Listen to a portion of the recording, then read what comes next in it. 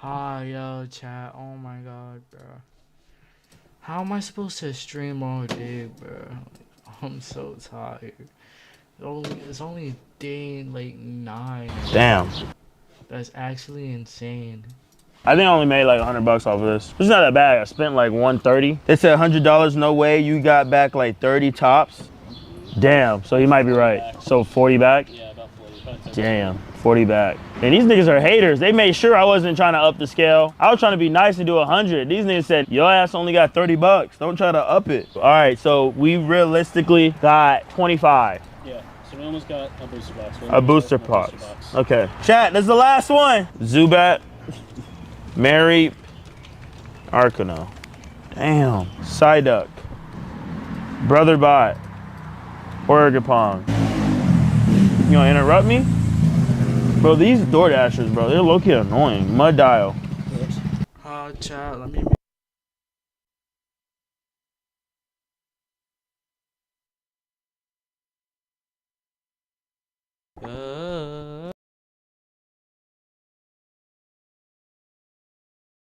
Well, folks, it's about that time, and Best Ever wants to know, who's not worth serving, Muzan or Aries? See, quite frankly, there's no two ways about it. They both ain't shit. But I'd say calling out to Aries is damn sure worse. But say Aries, for whatever reason, fulfills the request and answers the call. Off of one request, this guy just owns me now. I gotta do whatever the hell he tell me to do, no matter how messed up it is. And even then, he could just take my life because he felt like it. Then this is a god who wants to make sure you got no distractions, which means your family gotta go too. Then with the lengths you gotta go through to fight a god, I'd never escape this man. Then it doesn't help that you're just some pawn in his bigger scheme against the gods. At least with serving Muzan, he don't really give a damn about what you do unless you looking for that flower. All you gotta do is catch a Hashira lacking here and there. Then pray to God that nobody in your section is messing up so much to the point to where he has to clear the board. Then some of the demons you see didn't even have to meet Muzan. They got the blood from somebody else. Shit, there's some people who fail him and lose their rank and they're still living. Hell, there's people who supposed to be serving him actively rebelling against him. Most of these demons have their own territory and their own autonomy. Then Tamio did make a cure, so this doesn't have to be forever. I pick him over Aries. Well, folks, it's about that time.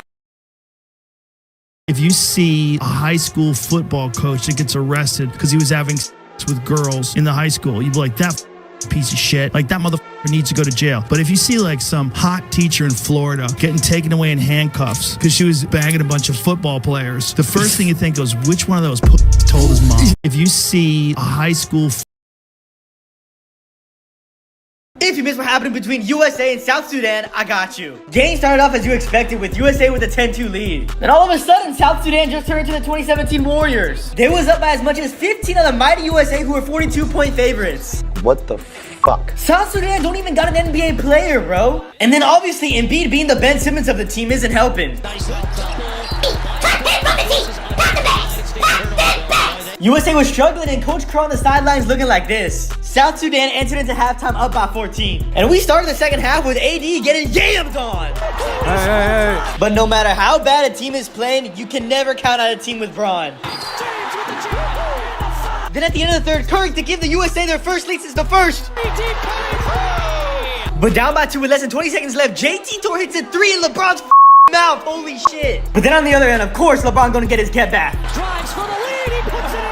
And then South Sudan with a chance to win the game. On the drive for the lead. No. If you missed what happened between USA and South Sudan, I got you. Game started off as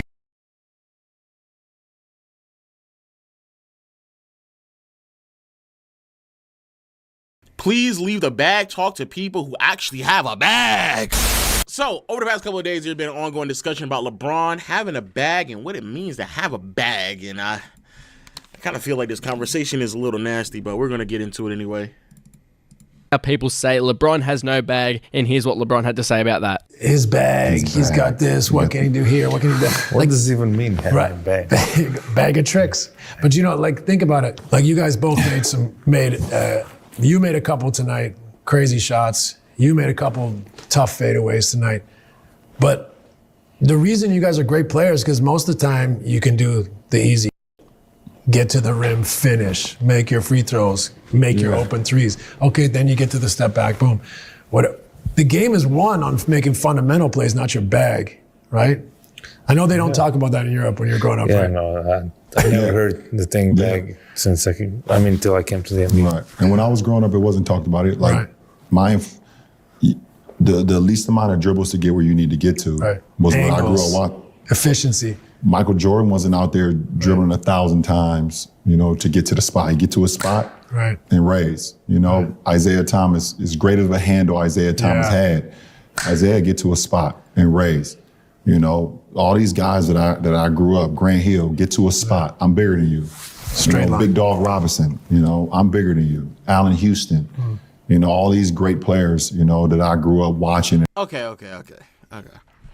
One thing I would say this. One thing I don't like mind the game anymore because it's like not enough X and O's anymore. Like I don't know. I feel like NBA players don't lean more into like what they do best, and that's like storytelling or like breaking down what's happening on the floor, because those are things in which like their expertise is just something that other people can't duplicate. But when they're having like social media dialogue like they're doing right now, it kind of does like lose a little bit of the allure. But let's going back to this conversation, bag talk, because I am also in the group of people who feel like, bro, people who talk about bag talk, this is like some of the most disingenuous and quite frankly overrated aspect to a lot of dialogue that we've had in the last like 5 to 7 years, where players are starting to get, discredit because they're not skilled enough. So when it comes to bag talk, because I've seen a lot of people misconstrue what exactly it means. Effectively, when you have a bag, it just means how many counters and options do you have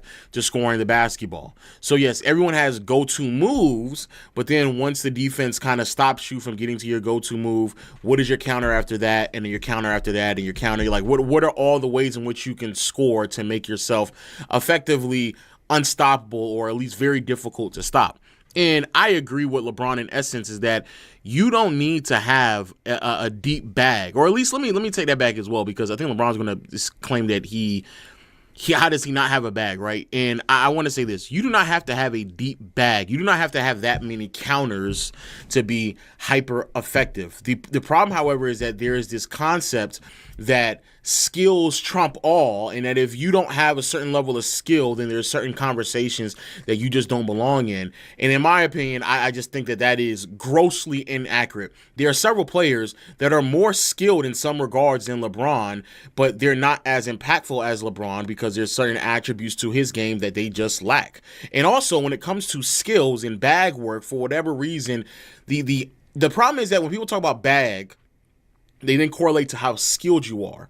But then when they talk about skills, the concept of like passing and what you do on the defensive side of the floor, that doesn't fall under the umbrella of skills. It's all just ball handling, footwork, how well you can shoot the ball. Like that's where the skill talk tend to stop and start, or start and stop, and that's where kind of like the bag talk comes from. And again, it's okay. I mean, I guess if you want to sit here and talk about that, that's fine. I understand why it exists, but a lot of people don't have to have endless amount of moves to be effective when putting the ball in the basket. And at the end of the day, that's the main objective, to put the ball in the basket.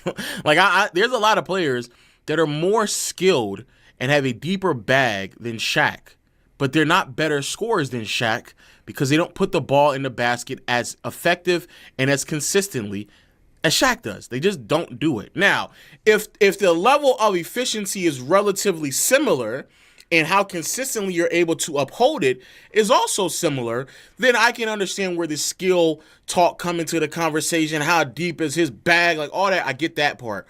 But way too many times do we throw people in conversations that are just nowhere near as consistent as putting the ball in the basket as someone else, and now all of a sudden we're throwing them in a conversation because they have all this bag talk. This bag. Like, calm down. And I want to be clear. A bag is very, very important, especially with someone like Giannis, but LeBron does not fall under that umbrella at all. He just doesn't. And Amir and Penny Hardaway, yes, they could dribble the basketball, but it's no Tracy McGrady. Even as great as Tracy's handle was, it was, I'm bigger than you. I'm going to get to the spot in the least amount of dribbles. Kevin Garnett. Mm-hmm. It's good footwork, get up over good footwork, get over the top. If I'm a bigger than you and I get you on my shoulder, I get you on my hip, I'm going to use my size. Mm-hmm. I see it all the time. It's like, I'll be on social media, it's like LeBron has no bag. It's like, I'm sitting over here with what is that? LeBron has no bag, and I'm sitting like I have 50 billion points. Right. Leading scorer all time in the NBA, no bag. That proves the point. Yes, just play the game the right way. And I hope that our generation, our younger generation, don't get, swamped by saying, okay, I need a bag, I need a bag, I need a bag. Like, work on your game, know what you're going to be good at in order to help the team and prove the next year to be a better player. Right. If you come in as a guy as my offensive game is not developed, come in, you defend, you get extra possessions, you get extra rebounders for the guys. Okay, and then next year you work on your game in the offseason. It's only one or two, if you want to, 3 guys maximum. That's going to be handling the fucking ball anyways. Right. We don't. And that right there, and to me, that's the bigger part of the puzzle that a lot of people tend to forget. Bro, the conversation of bag talk to me is so overdone by certain aspects of the community that, the truth be told, I just feel like, bro, there's so many other attributes and aspects of the game that we should be talking about instead of bag talk, especially when people who have all the footwork, all the handling, and somehow all the shooting in the world, but still can't put the ball in the basket as consistently as someone else. And I continue to ask this question over and over again when it comes to the hooper, tween, hezzy, tween. I like to call them the tween, hezzy, tween Twitter. Like, I ask those people all the time, like, what is your main objective when it comes to looking at a basketball player? Is it how aesthetically pleasing it is, or is it the end result? And I think that too many people get caught up in the skill aspects without acknowledging that both of these players can be putting the ball in the basket just as effective as one another, and so that doesn't really take anything away from them. And then add on top of the fact, and LeBron has talked about this several times, and this has been an ongoing conversation again about skill and what exactly does it mean, because passing and playmaking somehow gets out of the equation. You can be you have a deeper bag than LeBron, but if you don't have the ability to pass, play make, you don't have the IQ to read the defense accordingly, it doesn't matter how skilled you are, because guess what, dog? This isn't a one-on-one game. This is 5v5. Double teams will get sent to you. And instead of you sitting there complaining about, oh my God, I can't believe they're sending a double, well, use all that skill that you claim to have to make the right reads and make the proper passes. But LeBron can do that, but that somehow doesn't fall under the attributes of a bag work, right? And I understand why it's not, but at the end of the day, if LeBron is able, or really anyone is able to get to where they need to put the ball in the basket, and he's able to do it effectively enough to shift the defense, which then counters by making the proper pass to an open player, bro, that is insurmountably more impactful than you saying that you have all this bag work. You have all these counters on how you can score, but you don't have the ability to improve your teammates, capitalize on your ability to draw multiple defenders and make the right reads. That's the reason why. And to be fair also, LeBron doesn't really have that deep of a bag. He just doesn't. And I think that we shouldn't be in denial about that. LeBron's bag isn't as deep as a Kyrie or a KD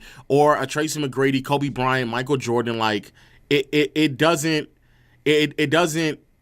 change who he is as a player because his bag work isn't as deep as theirs, because he's able to fulfill his role in other ways by passing and playmaking. But, I mean, we can also be honest with ourselves and say his bag work isn't that deep. He's still able to score that much. Giannis, Shaq, like, you can have physical specimens that have the ability to overwhelm themselves with their height, size, and just God-given ability, in contrast to when it comes to what they provide in terms of a ball handling and shooting aspects. But the other aspect that I don't understand in this conversation is, like, when did we get to this point when we just expect and anticipate players who are 6'8", 6'9", 7 feet tall to have the same skill or bag as guards? Like this is again where we get to this point where we're just complaining for the sake of complaining, right? Like, y'all are sitting here talking about how LeBron doesn't have a bag, and y'all are comparing him majority of the time to guards. Why would LeBron develop a bag or skill sets that would look similar to a guard when he's bigger than those guards? And then even if he did, y'all would then sit there and complain about, oh, he's too big to be shooting and hanging around the three-point line. Like, there's no winning in this. There's no winning in this conversation. If you are big and you shoot threes, people are going to complain about the fact that you're doing all this. You're so big. You're making the game more complicated than it needs to be. You just need to get an easy bucket. But then if you're big and you utilize your height and size to your advantage, then all of a sudden you don't have a bag. You're not skilled enough. It's like, bro, y'all niggas are complaining for the sake of complaining. That's a fact. And the reason I don't need you to have And the reason why I say that is because of like what happens. So I think on this video it shows like Giannis's response to this as well, because he's someone else who gets a lot of like flack for not having a bag, even though he's 7 feet tall, like and mad muscular. Like why the fuck would he need a bag? A bag. Right. Yeah. It's only going to be, we have the luxury of having 3 guys, Right. Us 2 and AR, but not many teams have 3 guys that's going to be handling the ball like that anyways. You can make $200 million in the NBA if you defend and shoot a corner 3-pointer. That's it. You're gonna play. And even Giannis chimed in on it on Twitter, saying if there are people out there that believe that one of the greatest players to ever be on earth has no bag, man, I've seen it all, and a facepalm emoji. And speaking of Giannis, he's overseas. So yeah, Giannis has something to say about it. And in response, instead of just like acknowledging how silly this conversation is, because I think a lot of people, when they speak about Giannis in particular, they think that like LeBron and Giannis are like in the same stratosphere of bag work, as if like who LeBron was in 2007 is the same nigga he is right now, as if like he hasn't worked on his counters, as if like he hasn't become a better shooter, as if like his ability to kind of create on his own off the dribble has not substantially improved over the course of his 20+ year career. Like people who say shit like that is so dumb to me. But then like this is the shit I be sitting here saying about like how dumb can you be? So Jacob the Clipper, this nigga, hey Giannis, please leave the bag talk to people who actually have a bag. Niggas is weird. Harden said it best about you, and it applies to Bron too. I wish I could just run with 7 feet and run and just dunk. Like that takes no skill at all. I actually had to go learn how to play basketball and have to have skill. I'll take that. Let me read that again. I wish I could just run with 7 feet and run and dunk. I wish I could just run. I could just play it. Like that takes, but I wish I could just run and with 7 feet and run and just dunk. Like that takes no skill at all. I gotta actually learn how to play basketball and how to have skill, I take that any, but I wish I could just.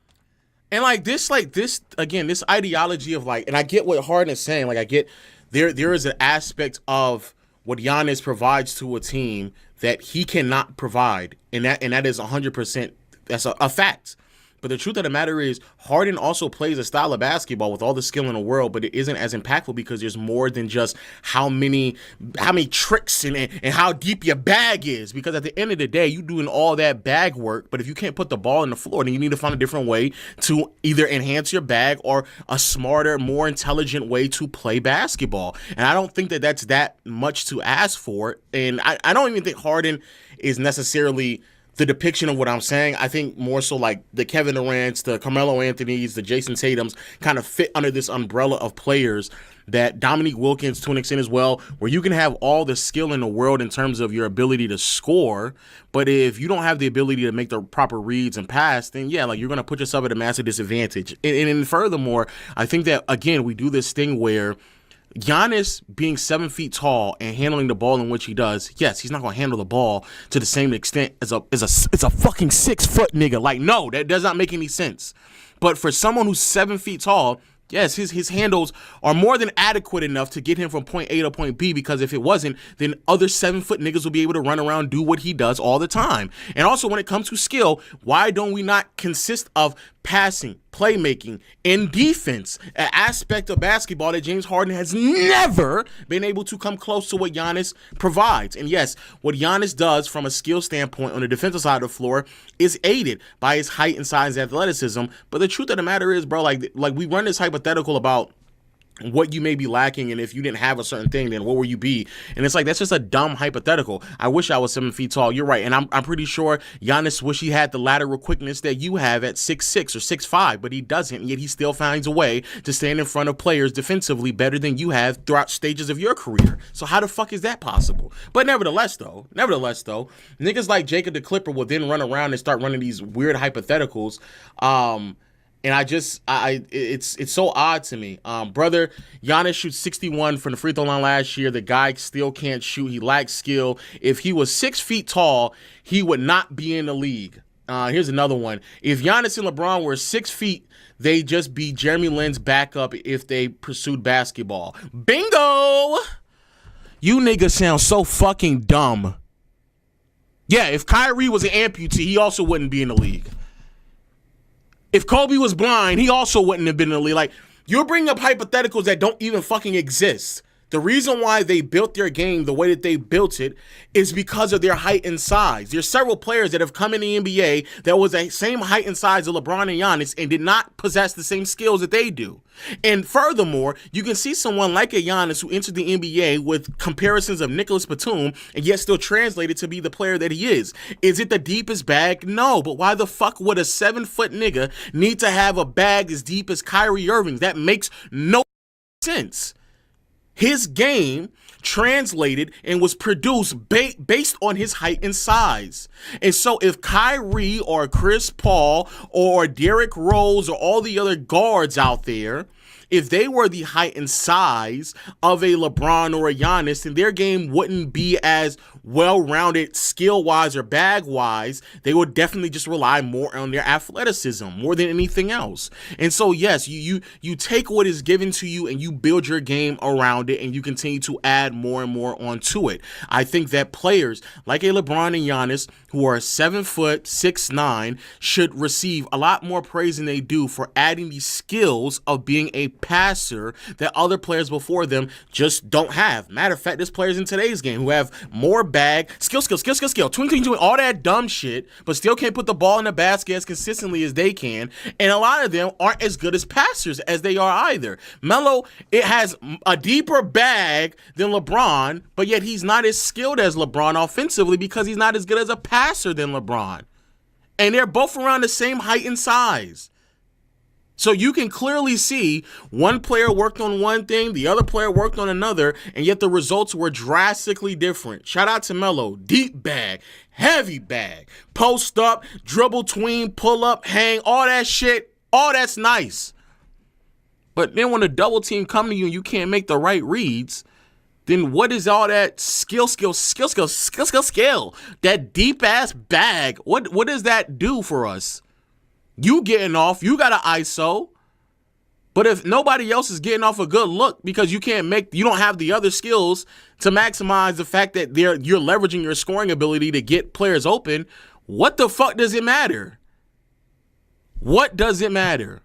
But sitting here saying like, oh man, if Giannis and LeBron were 6 feet tall, they wouldn't be in the league. If Kyrie was an amputee, if Kevin Durant was blind, them niggas wouldn't be there either. What the fuck are we talking about? But everything is built off of who you are as a player. And never once in my lifetime, up until the last 10 years, did we get to this point where we were criticizing niggas who are power forward and center size for not having guard-like skills. You know how fucking stupid that sounds? The fuck? Man, if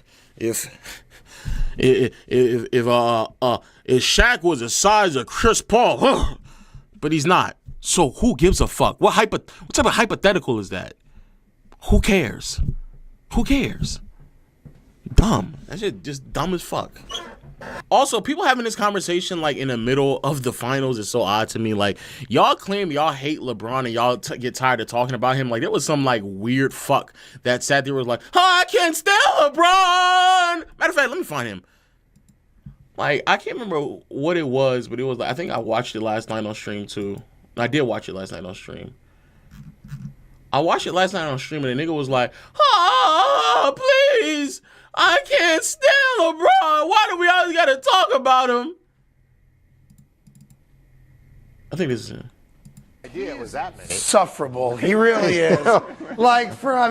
He's a billionaire. He's earned everything that's come his way. He's a great God-given talent, and he obviously busts his ass to stay in shape and all that stuff. But we're complaining about anonymous dudes in their basements that are trolling you, and that really bothers you. And you're asking Steve Nash to agree with you, and Fat Luca to be like, "You're the best. You have 50 billion points. You're the crush." That's why. He's just insufferable. And even his highly paid media members who cover for him every week for 52 weeks a year, as long as he's on the planet, eat that crap up. It's disgusting to me. And that's why he'll never be Michael Jordan. Ugh, okay. I see it all the time on social media. LeBron doesn't have a bag. Like, who the fuck is, like, genuinely speaking, who the fuck is this? Yo, FS1, you niggas are running out of ideas. You're telling me you have, I don't know who the fuck these people are, but you're telling me that this is a representation of what you all want on your platform. Like, be fucking serious, bro. And maybe I'm giving too much light to a legit nobody in the space who has nothing constructive to add to what we're talking about in the dialogue. But I'm sitting here watching someone complaining about things on the internet while complaining about the thing that he also saw on the internet. Like, do you fucking hear yourself, nigga? Do you hear yourself? It's the finals, and that was one of the talking points that you ran with this last week, because you're a fucking uncreative fucking loser who cannot do anything outside of just shit talk people and without actually giving some legit criticism towards it.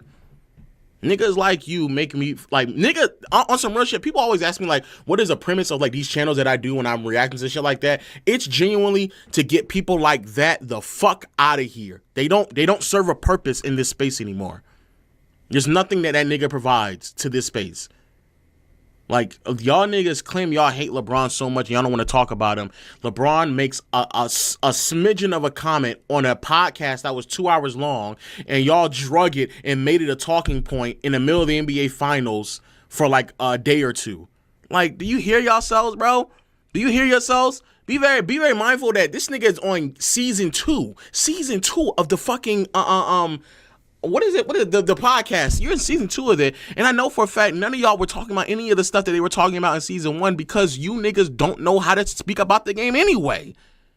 Know nothing about the sets, the sets, the out of bounds plays, any type of like organization of offense and defense, how to make counters, how to actually run a play. None of that shit was intriguing enough for you to get that shit off. But as soon as LeBron made something, you claim you hate him, but here you are making another segment about him again, even though he's not in the playoffs right now. I genuinely want to know. Because in all honesty, this isn't really a talking point. I genuinely want to know, though, what's going to happen when it's all said and done, when you niggas have to start coming up with topics and ideas when LeBron is no longer around. I really want to know.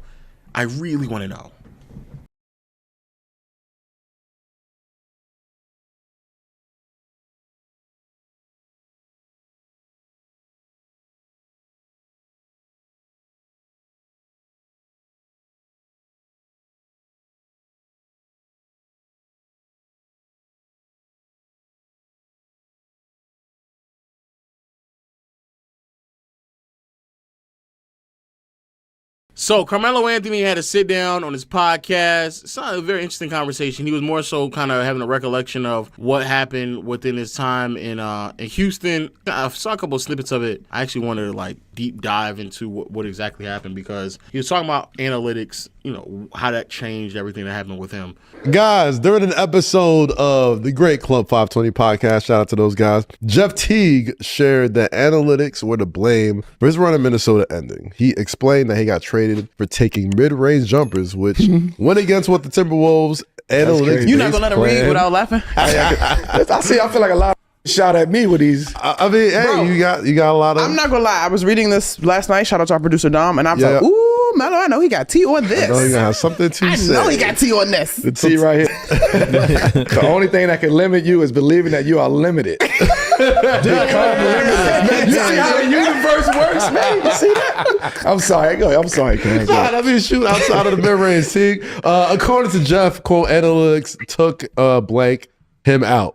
Melo, Rudy, do you guys have any stories from the analytics pushing you out of the game, or have you seen firsthand on teams you've been on? Catch it live, champ. Well, you know, I'm a mid-range guy myself, so you know, I've gone to situations where that wasn't, you know, allowed. But don't be vague. Yeah, like, come on, bring us in. Bring us in. Talking about when how does this go? And how does this go? Because y'all are obviously the dude all your careers, right, and suddenly somebody's like, "Hey, don't take that shot no more." I mean, how they told you? That's not a good shot. That's crazy. If I make it, it's a good shot. You know what I mean? Okay. So, I mean, yeah. I mean, okay, we'll be real. Spurs didn't like it. Spurs didn't like it, and Utah didn't like it either. But, you know, we was in the middle of that, like, you know, that whole sway of, like, what's a good shot, what's a bad shot. Right. You know what I mean? So. The currification of basketball. All right, just in case, I know now Real Talk is saying, he was. Fuck. So let me not act dense. Yes, Rudy Gay was the guy. The irony of it all is that was actually part of the problem, that he was the guy and his mid-range shooting wasn't efficient and he wasn't as good as he probably about to make himself out to be. Because when he was in, part of the reason why his time in Toronto was so short-lived and why they transitioned so quickly is because he was taking a lot of mid-range shots and it was not translating to efficient basketball. Like, that was a massive part of what went wrong with him, especially right before he got traded. So, you know, and as what you call it, they actually got somebody who was far better at mid-range shooting than DeMar DeRozan. Yeah, it wasn't easy for me to be like, yo, I'm a word. Yeah, that was dope. Stuff. It wasn't even easy for me to be like, yo, something I've been doing my whole life, I gotta stop doing it. No, this is what got me here, and that's where, you know, the tension, you know, with certain situations got for me. But I mean, I understand how you feel, but especially he's a point guard, right? Being a point guard, that's the only shot you got. The only shot you got. Then they took out the floater too. Remember? Yeah, it was like, so, you know, it limits some people and it opens some people up. I think it made the game more, you know, less competitive. Ooh. So as a player, it made the game less competitive. Respectfully to Rudy Gay, the Memphis Grizzlies became more competitive as a team as soon as they got rid of you. And so did Toronto, actually. That's actually ironic. So I guess if you're saying that because there's only like 2 places on the floor that people really have to defend you at, sure. But you effectively in Toronto got replaced by a man who was doing nothing but mid-range shooting in DeMar DeRozan. He just did it far better than you. And even like Kyle Lowry and Valanciunas at the time, like, you got replaced by people who actually did exist in the mid-range. They became a better team. They became a more competitive team without you on the floor. Matter of fact, even in Memphis, like, you got replaced, not replaced, but they definitely shifted their focus to running the offense through both Marc Gasol and Zach Randolph at a point in time. This is before Mark was shooting threes. So they shifted their focus to players that were just more efficient in a mid-range area. The truth of the matter is you just weren't that good of a mid-range scorer to justify focusing the offense through you. That's just the reality. When they told you that, right? Yes, and this was year what in the league? Yes. Keep going. It's like year 11, 12. Okay, so you've been doing it. Yeah, 11, 12. You've been doing it. Yeah. But now you come back from being injured. All right, you coming back from being injured. Okay, so hold up. But is your mindset, because this is for players, was your mindset like, I gotta get to my spots because I gotta get to where I'm comfortable at. I gotta work on this. Not fuck what everything is, but I know they want corner threes and I know they want this, but in order for me to feel good personally, this is my bread and butter. But you know how it is when you're in the game. You got to get to your spot. You got to get to where you. That's why I asked right? That. See, the year prior, before I tore my Achilles, I had George Carl. He was the same way. Yeah, I just didn't give a fuck. I was gonna do what I was gonna do. You know what I'm saying? So like, I'm gonna get to me. But, you know, going to a different situation, coming off injury, and then having to fit into a different kind of system and culture. That was the tough part. That was the tough part. That was the tough part. In their mind, they like, we can make him do it. He's older. He's more inclined to doing what we want him to do. Right. Without us even forcing it on him, right? It's just Rudy, like, we don't want those. We want, you know what I mean? Because you've been in the game and you're a vet, you're supposed to automatically. That's what they're bringing you in for. Yeah. If you're not a high draft pick, I'm just going to go. I ain't shoot a corner three in 5 years. A standstill corner three. But you want me to go do that? I'm going to try to do that. Okay. Now, if it's uncomfortable, don't force me to do it. Yeah. Right. And I think that's the disconnect in this situation. Like, at his point, they told him that's not a good shot. Right. In my situation, No. For real? Huh? It's a clip. Preseason, Houston. I remember that. This is when they first told me. Okay. That's crazy. Wait. If we had that, No, clip, listen, can we please? It's funny now. Can you break this down now? I'm going to break it down to you. Yeah, okay. So I get to Houston. Okay. And it's not always about me. Sometimes I say random shit. I get to Houston. The talk is you the missing piece, right? Okay. CP, James, Tuck, Capella. You is to that piece. I think Eric Gordon was there. A couple other pieces. Now, when we get there, that clip is actually hilarious because I vividly remember when they told him no in the preseason game to shoot a midi when he started pulling up for one. we have like a little mini camp. We go to the Bahamas and have a mini camp. Sounds good. Right? But we serious in the mini camp in the Bahamas because we know I'm coming here to win. Like, I'm coming here to win. Y'all just had an opportunity. This is why we're here. So we locked in mini camp. In mini camp, shit is happening. Get to preseason now. I think we like in Alabama. We about to play Memphis in like Alabama. Some shit like that. In my mind, I'm like, it's preseason. It's first preseason game. Man. I just want to get Let me find the rhythm. Like, let me get my legs up. Get Let my me shoot. feet Let me wet. shoot a Yeah. fade away. Let me turn around. You know what I mean? Oh, you thought. Oh, I thought. But because in minicamp, this is what was going on. And now it looks like, oh, this is good. Like, oh, shit, we getting this? Ah, okay. Now we working. We get to preseason. And I just feel so good about, like, coming into this season and, like, I'm ready. I'm ready to go play for a championship. Man, I get it. Shot fake, 1-2 dribble, pull up, bang. I'm like, oh, okay. Like now I'm ready to play. I'm ready to go this season. They like, no. No, that's actually absurd. Anthony with the pump fake and one dribble inside to the long two, and he makes it. That's been his game his whole career. But look at him smiling. He goes, my bad. he tells the bench, my bad. He knows that they're right. I ain't gonna lie. I'm gonna be honest with y'all, chat. I'm so serious when I say that has to be like the most difficult, and I mean by far most difficult thing to try to adjust mid-career. You go from one style of play that you've always done in your entire career to having to shift, especially when you've been as ball dominant or scoring dominant as Carmelo. And I think in a general sense, just trying to adapt to a different role in and of itself has to be very, very difficult. And Melo, and you can be fair, Melo and Rudy Gay, I keep saying Rudy Gobert, Rudy Gay, they took like very, and I do mean very immediate changes in their careers. Like Rudy Gay went from someone who was featured heavily in an offense in Memphis and in Toronto to then trying to like fit into this third wheel with him, Isaiah Thomas and Boogie out in Sacramento, to then him going from that to effectively being a catch and shoot guy, sitting in a corner, trying to figure things out, removing all his mid-range touches when he was in San Antonio and then Utah. And then similar things with Melo. Bro, Melo went from like a player who was not just ball dominant, like some of the highest clip of shooting we've ever seen from like a scorer we've ever seen like NBA history, to immediately having to fit in as a third option with OKC. So I think that adjustment in and of itself was like going to be scary for them. But I always tell people, when it comes to like these players as they get older, their ability to adapt and play alongside other players is more and more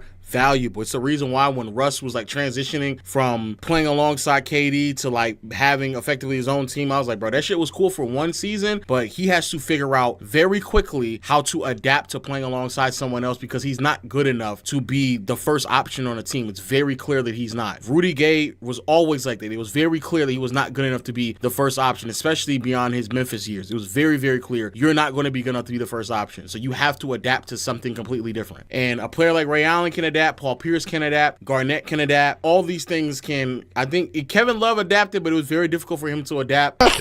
It's a clip of me laughing, running back down the court, like, yo, my bad. And I caught myself. I had to catch myself. And this is where like the ego comes into play, because I'm like, you want me to take away everything that I built my career off of, my game. This is why people know me. This is why people would want me on a team to bring this right here. Especially with this team. This is what is missing. You missing a post-up guy. You missing somebody who can draw double teams. You missing somebody who can score 4 or 5 different levels, along with James and CP and Capella. Like, it was a hell of a situation. Yeah. So for me to come back and practice that week, and they put something on the board that says mid-range shots. They break it down. Or shots per game. Certain amount of threes, say 40, 50, 40 threes. Boom. If we have 90 possessions in the game, 40 to 50 threes. Yeah. Right? Yeah. Free throws. That's insane. Right? That's fast average breaks. now. Right? All of this is like broken down. Like what we should score on fast breaks per game, what we should score on free throws per game. How we get into these mid-range? I'm gonna be honest with y'all. I did not know it was to this degree. I didn't know they were like micromanaging shot attempts to this degree. I think this is actually worse than what I thought it was. That's actually kind of crazy. That's actually crazy. Yeah, this is Houston. This is 2019 Houston. This is OD. 12 or less. Out of 90? Listen, just use 80. Just say 80. Crazy. Say 70. Yeah. I just use 90 because niggas is shooting 80 times. 90 times a day. But Say 60 games. I mean 60 possessions. This is the problem. Hold on, let me finish. Hold on, Rudy. Okay, hold on. hold And that this is thought. hold on. No, he not even lying. That year they shot 87 field goal attempts, so it probably was 90. You're not even counting the free throw attempts. You're not even counting the 13 turnovers on a game-to-game basis. They were getting about 100 possessions. Yeah, so he's not even lying. So out of 90 shot attempts, 45 threes. He's actually on point with it. He not even like lying about his shit. Like that year, Houston was way ahead of the time, at least with this. 45 3-point attempts, 45 threes out of less than 90 shot attempts. So he not even like gassing it. No, because this is the part that people don't understand. Okay. Right? And they say mid-range shots, 2-pointers, 12 or less. So now I'm sitting there, okay, they break down the mid-range. Who gets to shoot mid-range? Okay, if it's 12 mid-range shots a game, James don't shoot twos. Nah. Right? CP and me is the only one who do mid-range on that team. Tuck don't, Eric Gordon don't, Capella shoot layup. Me and CP play the middle game. So is this 6-6? I'm thinking, all right, cool. You gonna say CP, you got 6. Melo, you got 6. Nah. We want CP shooting majority of because he's really effective and efficient. I say, duh. Duh, we want him to get to his right hand. Like, let's get him to his right hand over here. Like, get him to his bread and butter. But what's up with me? Melo, we gonna throw you 1 or 2 down there. Throw me what? Ooh, and see, this right here is the part of the problem, and this is like something I'm learning as well when it comes to like managing people. And I'm not saying that I'm perfect at this because I'm still really, really bad at this aspect. Sometimes you just gotta be direct with people. The one thing I've learned about Melo when he's telling a lot of these stories, it comes across as people just weren't direct with him. And this is like even beyond Melo. Like I think the same thing when it comes to even Jimmy Butler kind of hints at this a lot. When Ben Simmons recollects a couple of things, I'm like, somebody should just be more direct with y'all and be open and honest. So when he's sitting here saying, oh, we want CP to take most of the middies because he's effective with it, Melo in his mind, like, yeah, that makes sense because he Chris Paul, like, yeah, but what about me? Somebody should just immediately follow up and say, you're not that effective. That's why. Matter of fact, you're so ineffective on your middies at this point in your career. Even if you're having a bad 3-point shooting season, shooting 33-32% from 3, it would actually just be better off if we got that out of you rather than you going down there and doing a couple of pull-up middies here and there. That's how inefficient you are on your middies at this point in your career. That's what they should just say. Because now when he's getting offended because it's like, damn, what you mean throwing me 1 or 2? Because the truth of the matter is, where I do 100% agree with Melo is that if that's how y'all going to treat me, don't come to me in the off season and putting me, like, gassing me up. Don't do that. Because then in my mind, how I'm thinking things are going to translate is, well, I'm the type of guy y'all need because I have the in-between game. I can create on my own. You don't have to rely on me to just sit in the corner, catch and shoot. That's how he's interpreting why they need him. They're interpreting it as, hey, we have a 3-point shooter, because not like Melo is a horrible 3-point shooter. We have someone who is 6'9", can shoot threes, and is much more dynamic in his offensive game than a Eric Gordon or a PJ Tucker. So if things get a little shaky, if we need him to kind of create for 2 or 3 possessions, then we can we'll live with that rather than PJ Tucker or Eric Gordon put the ball on the floor, or Harden and Chris Paul may not be having it. So he can kind of get a couple of things off for a few possessions, but not him believing that we'll ever throw the ball to him in the post, because we'll never fucking do that. But the problem is that too many times people are coming up to him and presenting this information as if like you're the piece, you're the final puzzle, without explaining what his role looks like on this team. And that's where I do feel sorry for Melo and a couple of these other players who were star caliber players, who were the first options and were successful at doing it as well, which would justify the ego that comes along with them and their role on a team. So I believe all those things. But to be fair, I also believe that after that season in OKC finished the way that it did, I think at some point, though, self-awareness has to kick in. Because at 33, the year that he had in OKC, it should have kicked in to where coming off of the bench should have been openly accepted for him. And so then he has to like fill this void and it fit awkwardly on these other teams because he may not want to accept whatever role they may have for him. But to be fair, they got to tell him the role that it is. And so, talking about ego now, I had to really check my ego. I didn't argue it. I accepted it. They told me I was coming off the bench the day of the game.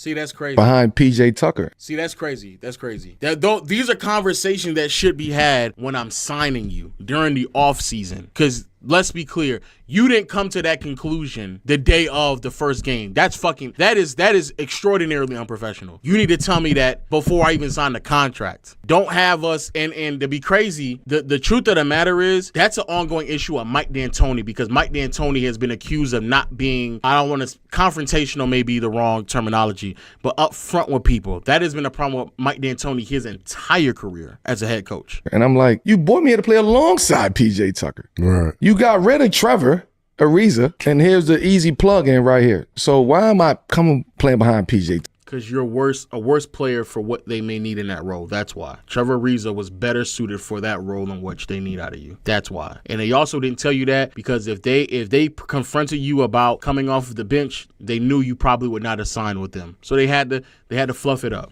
That's why. And that's fucked up. That's really fucked up. You really feel that way about me. No shun to PJ, but I come here to play alongside these guys. I never had an idea of coming off the bench. And so, yeah, that's when that ego kick in. Because now this nigga saying, I'm coming behind who? Who?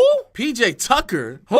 And then that's when shit just, shit fall apart from day one. Because that's what happens. That's what happens. Because now you playing with me. Y'all out there running 3-guard lineups with Eric Gordon, Chris Paul, and James Harden. Instead of playing me, y'all, matter of fact, about to go give Austin Rivers, Daniel House, even more guards, more playing time over me? It's behind these guys. And that, they didn't know how to react to that in Houston. They thought I was going to flip the house up. I was about to say, I came in every single day, smiling, joking with the team, playing, working out before practice, after practice. My workout became before and after. So think about the mental aspect of that. You brought me here to win a championship for what I bring to the table. And then you tell me, don't bring what you bring to the table.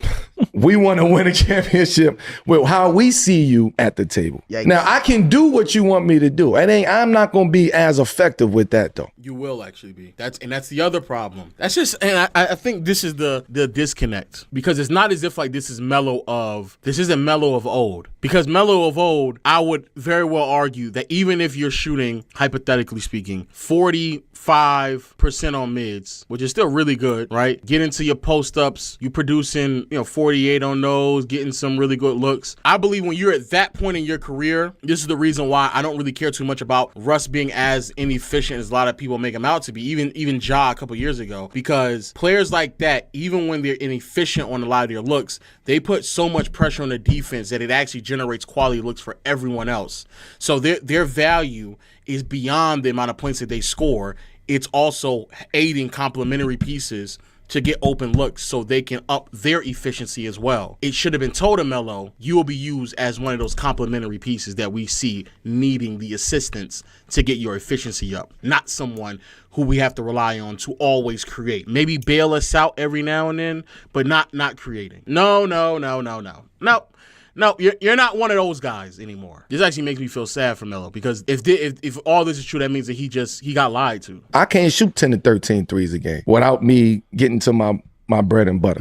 The mental aspect of that, of what you had to battle and deal with that, as somebody who was in my position at that point in time, that's when the shit get fucked up. No, that's actually kind of fucked up. That's fucked up. And just in case everybody may be wondering what Melo was shooting at that time, because I thought about this as well, because I actually don't know what Melo was shooting at that time. Ooh, boy, it's a lot of 30s. Fuck. The year before was a bunch of 30s. Nah, Melo, actually. You might have been worse than I thought. Oh, fuck. Hold on, Melo. Hold on. 2017 shooting. Come on. This is when he was with the Knicks, too. This is the last year when he was with the Knicks. So I'm going to try to gauge it from when he actually was that guy to when it was slowly dissipating. 45. All right, right on the dot. Right on the dot. Damn, I'm good at this shit, boy. So, yeah, it makes sense for you to do it at that point because, again, they'll put a lot of pressure on you. 54 in the restricted is fucking nuts. You got to get that shit up, boy. Jesus Christ. And then good on the three. So, yeah, in this type of role and responsibility, sure. And to be honest with you, you could very well argue, that's why I want to look on his post-ups. Fadeaways, 58 on the fades. 58 on the fades is crazy. Nah, that fucking fadeaway is absurd. Fadeaway jump shot is absurd. In these type of environments, it makes sense. Like, it makes sense to let you cook up. It makes sense for you to do that. But then, if we get into this new role here, 2018, and this is where you can definitely argue, you got me so out of my comfort zone that I'm not effective anymore. So then, here you go. This is your first year. This your year in OKC. It drops all the way down to 39%. At that point, it's done.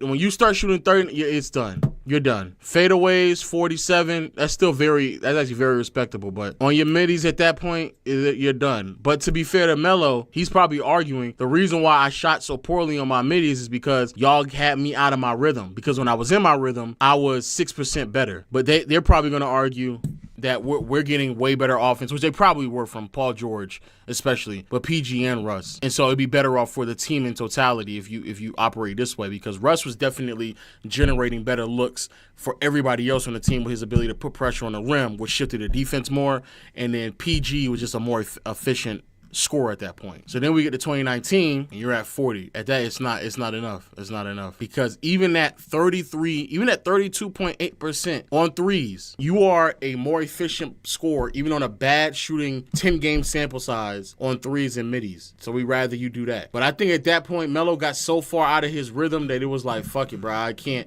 even function no more. He probably saw out of his rhythm that it's not I'm so beyond what I'm supposed to do. It's kind of crazy. And I want to see what happened in Portland. So then you go after that. 2020 in the bubble, you go to Portland. Damn, you was still under.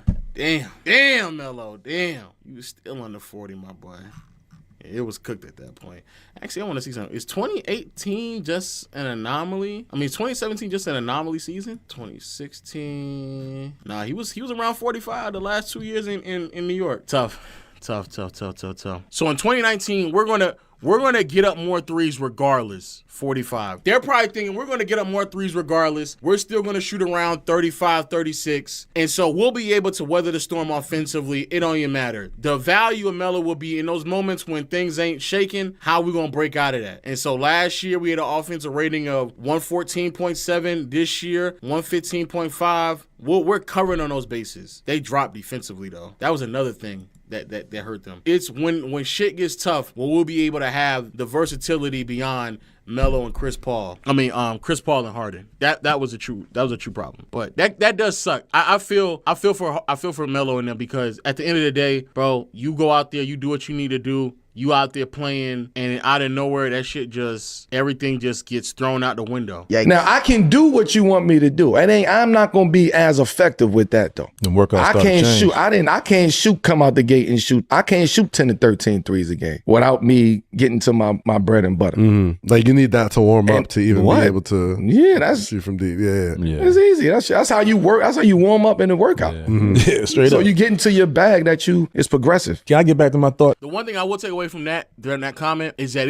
that means that it's an actual skill. Niggas like JJ Redick, Steve Kerr, Steve Novak, Kyle Korver, it is a skill to just go out there and just shoot threes with not warming up at all. They used to take Robert Horry off the bench. That nigga ain't really touched the floor whatsoever and still rely on him to make the biggest shots of the game. That shit is crazy. To hear one of the greatest scorers of all time telling you that even for him, it would take a couple of middies here and there for him to kind of get in rhythm to start knocking down those threes, that's actually absurd that they would pull people off the bench. That is a crazy skill you have to respect. The mental aspect of that, of what you had to battle and deal with that, as somebody who was in my position at that point in time. See, this is the problem. That's when the shit get fucked up. If you can sit there and jot down how many people getting shots and where, that's not good. Mm-hmm. No knock on any coach or whatever. That's just, it's a bunch of different coaches that can do that. But the reason we got here is off of feel. Mm-hmm.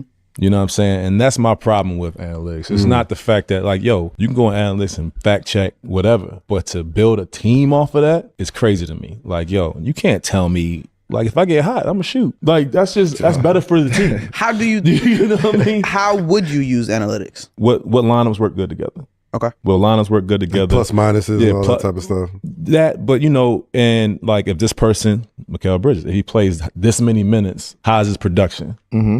You know what I'm saying? Not about, what we should do and all that stuff. Because at the end of the day, in playoffs, all that shit is out the window. It's whoever makes shots and whatever. I don't care if it's a 2 or a 3. It's who can, because we already know your plays. Of course. We know what you about to do. It's what player you get the ball to, they supposed to be able to get the shots off and get the ball to the right person. That's what playoff basketball is about. That's why they're not scoring 130 points. They're scoring 90, 100, and maybe 110 in the playoffs if it's a blowout. You know what I'm saying? That's why all that shit gets cut down. I have another. But see, and what Rudy Gay is saying, 1,000%. It's just that respectfully, these two brothers are not the ones that can rely on playoff production to back up their point. Because when shit gets tough in the postseason, especially Rudy Gay, respectfully, y'all not producing enough to justify any of that either. And so the feel of it, 1,000% is correct. Now even getting wind of this, if a coach telling you on fire, you on a good run, and then they trying to dictate how your shot attempts go, and I can only imagine as a player when you having a feel for everything that's going on, and then in the back of your mind, you have to constantly tell yourself like, oh shit, I took too many minis, I gotta get to the 3, and I gotta do this. Like, bro, I think that is a bit excessive. And I think micromanaging shot attempts to the degree in which we writing it down on a chalkboard, I think that's also fucking crazy. Especially when people already know their role and responsibility anyway. Rudy, brother, I ain't gonna hold you, Rudy. You're not one of the ones that can tell me to feel. If I'm a coach, first of all, this is what your playoff resume looked like.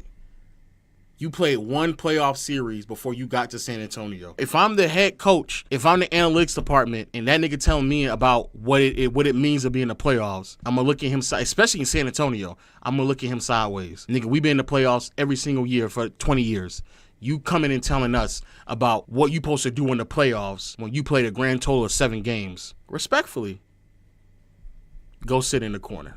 You shot 22% from 3, 2018. You shot 21% from 3, 2012, brother. You did the same thing for us, dog. Like, you did the same thing. The accuracy didn't change too much. So again, to people like Rudy Gay's, where they were at in their careers, I just don't think Rudy Gay he wasn't a Melo, where Melo could justify saying, give me the ball in the post because I'm going to force a double team and I'm going to get us quality looks based off of the type of attention I normally get. Rudy Gay was even at his best, was barely that type of player, because even when he was in Toronto, bro, they were just letting him do whatever he wanted to do. Because of that, when it comes to the actual analytics of the game, they missing a feel for the game, right? It's missing a feel. The way you use analytics, is to his point, is load management. And I know it's a negative connotation around load management, but you use that for load management. You use that to say, yo, Mikal, you're low, you know what I mean? You at your peak when it comes to your load management. Like, we got to start dumbing it down. We got to figure out how we going to bring your numbers back down. Those are analytics. Analytics on guys who, you talk about the middle of the draft, right? The middle of the pack guys, and not talent-wise, but just it's a lot more people in the middle of the pack than it is up top. So the middle. I agree with what Melo's trying to say. I agree.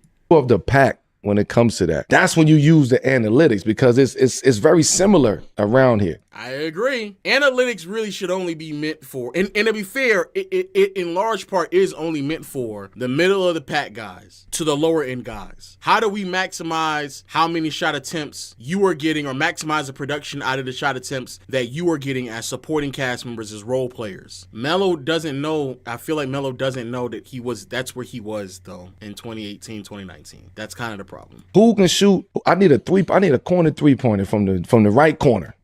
Who is that guy within these analytics that I can go to that has the best percentage of shooting from the right corner? That's how you use the analytics. A lot of times you can't use analytics with guys who have 75, 80, 85% of control of the basketball. Yeah. Right? When you Melo is spitting. Melo right now is spitting. You shooting 20-something times, you can't use analytics. No. Because you can't garner what is effective and what's not effective unless you actually saw the game. Yeah. It's taking the creativity. Yeah. Absolutely. So if I score 40 points in the game and it looks 2-4 or 6-4, whatever, at the end of the day, you wasn't there to tell me how the flow of the game was happening. Was you double team?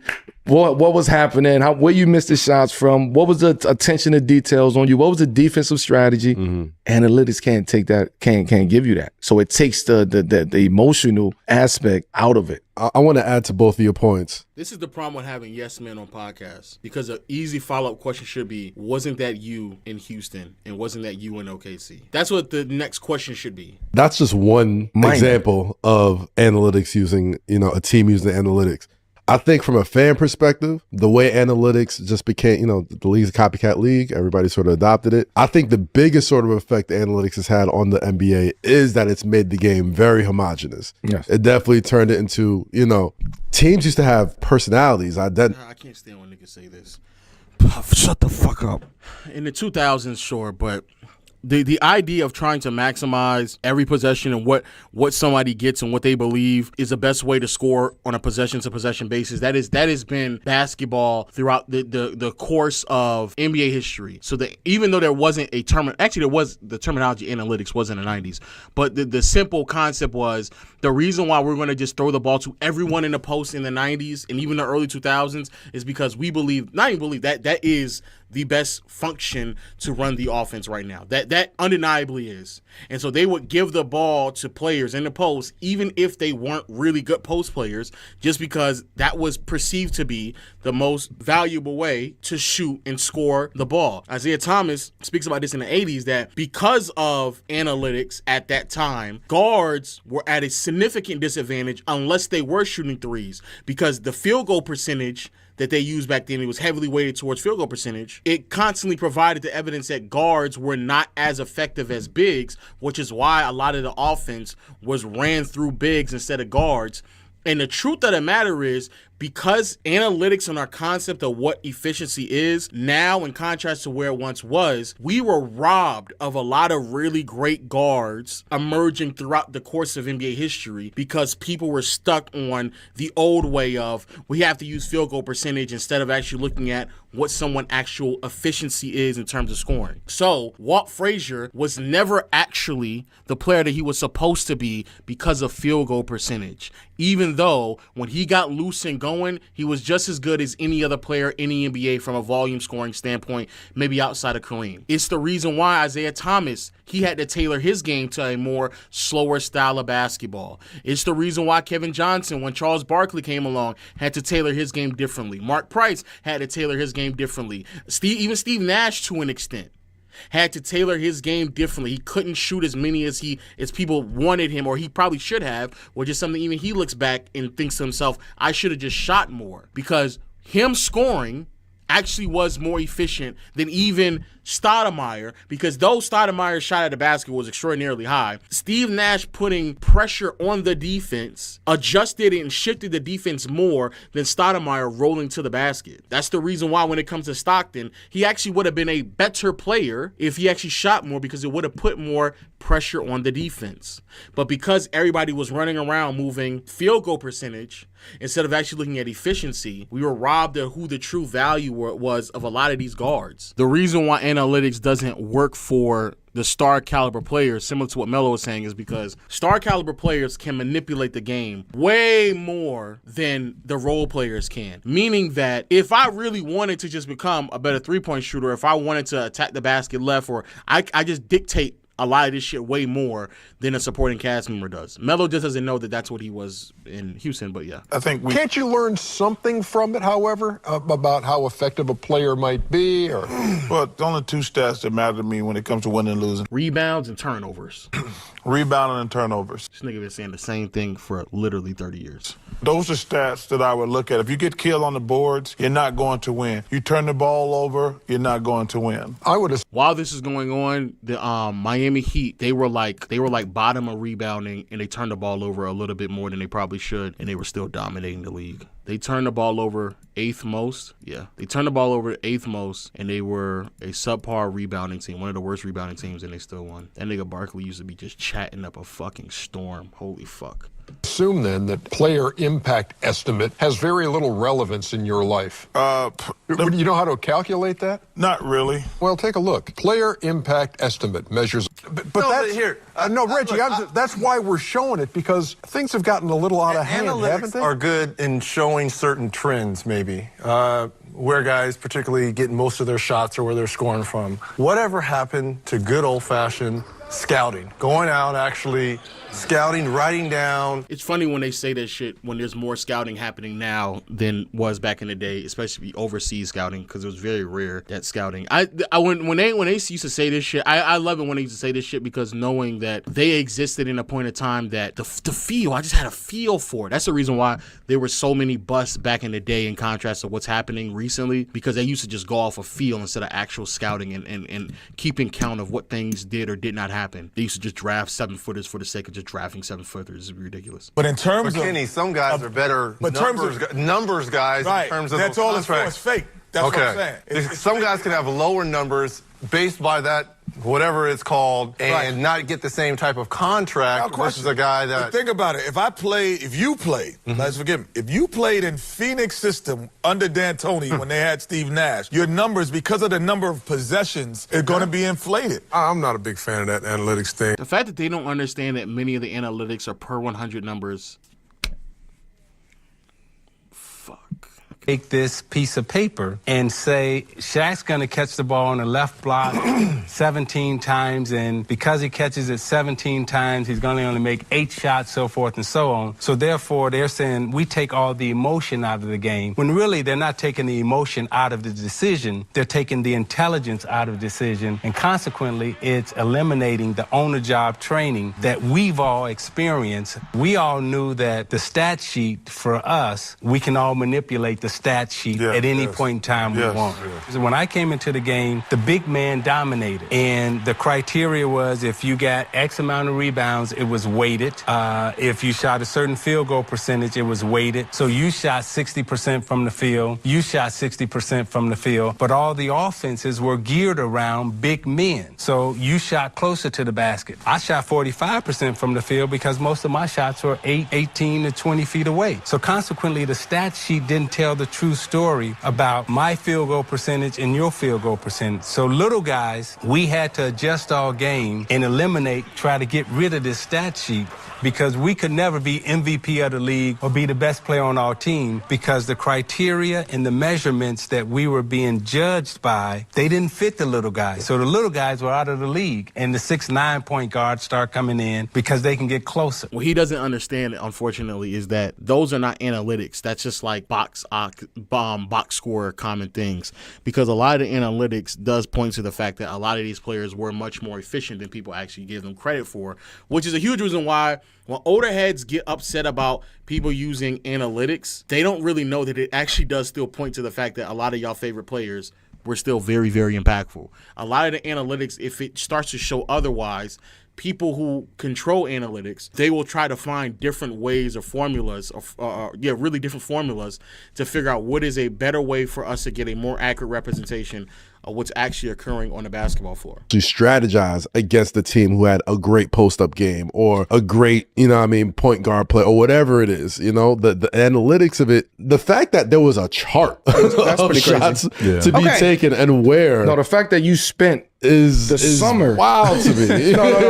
The fact that you took these analytics from last year and saw what worked and what didn't work from a numbers standpoint, and you brought that into this year, which is why you were able to see the graph and say, but you have the whole summer to come up with ways on how we actually going to do this. I think what is our system? I think about it the way baseball players think about it, right? Analytics is super beneficial for baseball players. You still need that old dude who can pick up the grass and taste it and be like, so this we need a left-hander right there. This then becomes the segue question. Do y'all think it'll swing back? Because if we look at Boston, currently the reigning champs, they play the numbers games when it comes to their threes. Yes. But the idea that every team looks very similar, true. The creativity is has been minimized in the game, true. Nobody wants to play in the mid-range, although I think about DeMar. The level of creativity was at an all-time low when Melo came into the league. An all-time low. The late 90s or early 2000s, creativity was absent. Creativity in basketball didn't really start to come back into the late 2000s, when a lot of people were just forced to start playing other ways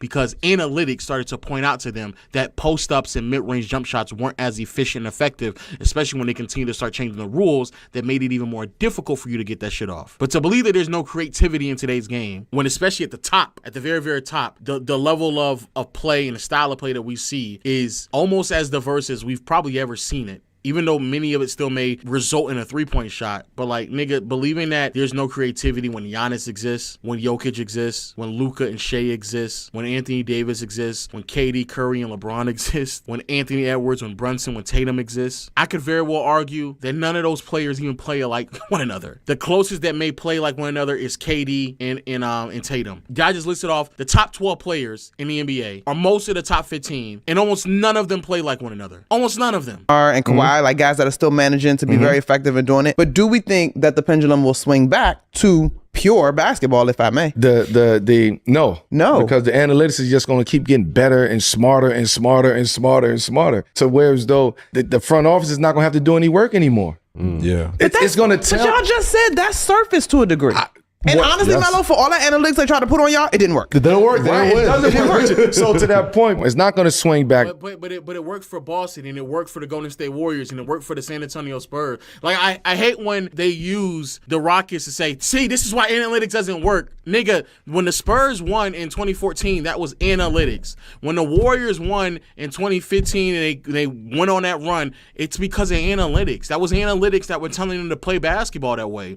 The Boston Celtics just won because of analytics. So there's been more teams that have been heavily based in analytics over the course of the last 10 years, let's just say, than it has been the opposite. I would argue like the Lakers and the Nuggets are probably the last two teams that have had like a very pure feel of basketball, and allowing that and some of their overall IQ and advantages in other ways allowed them to propel themselves over a championship rather than being heavily based in analytics. Because of just analytics, and the more smarter it gets, the more people is going to get smarter to utilize it. Okay. Right? So it's still going to get the connectivity, the connection, the human connection is going to continue to be further and further away when it comes to the game and the feel of basketball. It sounds now, terrible. what that does is it does come back on the flip side. It does come back. That's why in the playoffs, the game is what? Slowed down. Okay. What happens in the playoffs? Take the best shot that they give you. It ain't so much emphasis on shooting 40, 50 threes. Like, if that's what you do, that's what you do. But at the end of the day, you got to have somebody in there to get to those spots that nobody could get to. And there's not a lot of people who can actually navigate in those little small spots,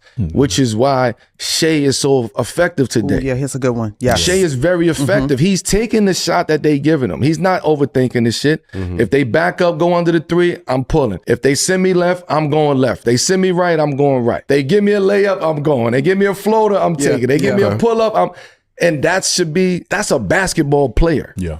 But and I want to be clear, what you said earlier is how a lot of people, like, analytics don't really dictate the best players on these teams. Analytics, they don't really dictate Curry. Because fucking 30% of shots that Curry take, nobody should be fucking taking them. Analytics would never tell anybody to do the shit that Curry doing. At all. Analytics would never tell you to play the way that KD playing because of what KD does in the mid-range area. No.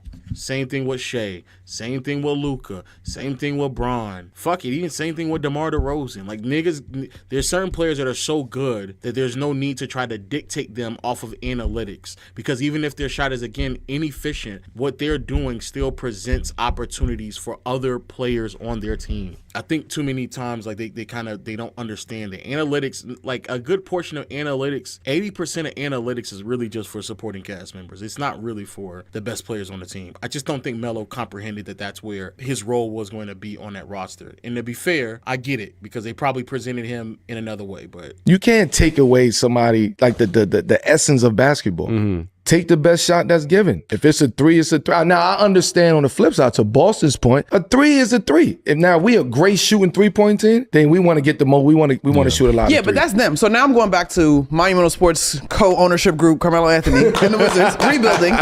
You coming into your meeting with your organization and saying, yeah, all right, analytics team, show me what you got. Yes. What are you going to do with that paper? This is effective or this is not effective? I'm going to observe it. I'm going to analyze it and see what I want out of there to be effective, what I want to utilize that's effective out of there, that's going to enhance my situation. Yeah. All right. I feel like analytics should not be in a conversation unless you are a team that's competing. Because other than that, we are building your basketball culture as a pro. that is a terrible, that is a terrible take. Oh, That's a good point. Yeah. No, it's Because the Wizards, you agree. need to rip up them analytics. The Wizards, we ain't bringing Analytics. I ain't bringing analytics in. That is all I test. I got to trust who I put in those seats to put this team together to say, look, we have to go build the best team that we can possibly build with our salary cap, with our assets and what we can do. This is all eye test and feel. This ain't no analytics shit, right? Analytics got you where you at right now. Bingo. Honestly, this is real No, it's not. Oh my God. Stop. Analytics is what got you up. Bro, the fucking Wizards team is built with a bunch of young niggas that are just trying to figure it out, dog. I don't know what the fuck y'all niggas is talking about. I somewhat understand what they're saying, but the truth of the matter is the quicker that many of those people out in Washington, out in Charlotte, out in Utah come to the comprehension that they're not that guy and they're going to have to conform to analytics to make sure they can stay in the league, the better. The quicker that some of those players understand, hey, the only way that I'm going to be able to stay in the NBA is if I work on my corner threes, the better. The quicker they find out, hey, man, me believing I got the feel and I'm about to do this pull-up midi that ain't going nowhere, the better. A lot of these people that are on this roster, they're going to be, if they were to transition to and it's part of this Kyle Kuzma actually the perfect example. Kyle Kuzma been balling off of vibes ever since he left LA.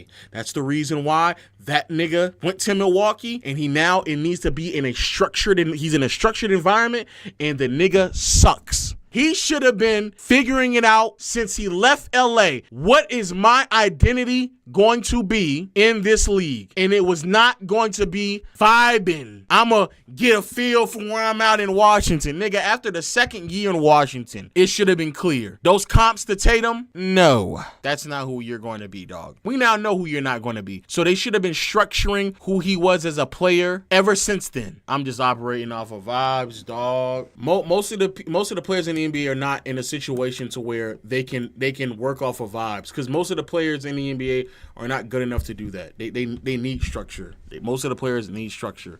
So when you finally start to make that transition from being one team to the next, it'll work out for you. And that's, in my opinion, that's actually probably the best way. That's probably the biggest reason. That's the biggest difference for Detroit. Last year, they figured out what was going to go on. Cade was going to be that guy, and then they operate off of analytics, what we need to surround Cade with. That's what we need to do. We need to figure out what we need to surround. So we're going to go get a Mike Beasley because he needs floor spacing. We're going to make sure we get rid of that menace Killian Hayes and allow Jaden Ivey to be his running mate. Obviously, Ivey got hurt, and Tim Hardaway trying to do his best, his best impersonation of what he needs to provide. But then Jalen Duren and Isaiah Stewart, y'all do the things in which y'all need to do. I don't even think, what's his name? Is it Stewart? I think it's Stewart don't shoot no more threes anymore. Yeah, Stewart, I think last year was shooting a little bit. Yeah, Stewart was shooting threes. They were like, yeah, we can cut that shit. Hey, man, You're better looks off don't matter. down here. You just got to be Matter of confident, fact, have a now good we're gonna cut that out. personality, We're going to and the cut girls some of will your come your minutes way. because I hear you, we'd man. rather have Asar out there as well, because they already understood how to properly assess and structure what needed to be done. They can make the leap from where they were at last year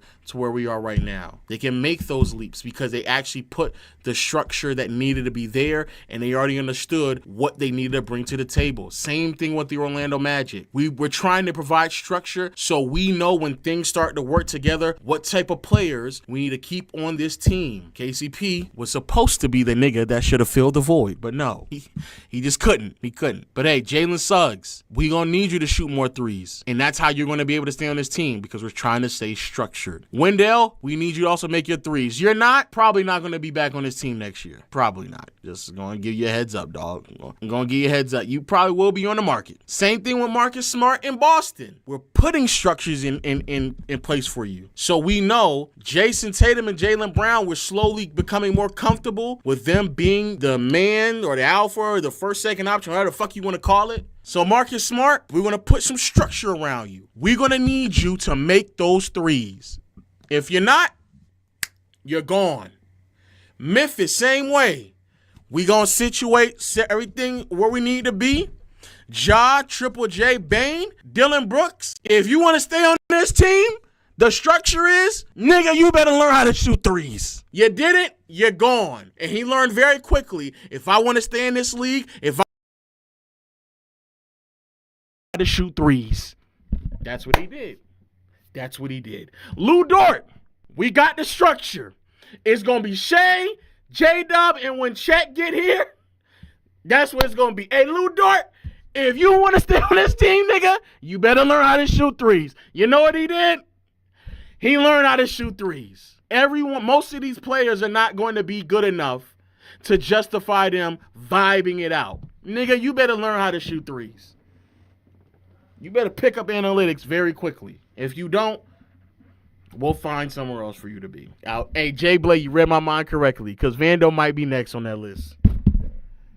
That's why Vando in that corner shooting threes. Hey, Rui, we need you to figure out a way to start shooting them threes, my boy.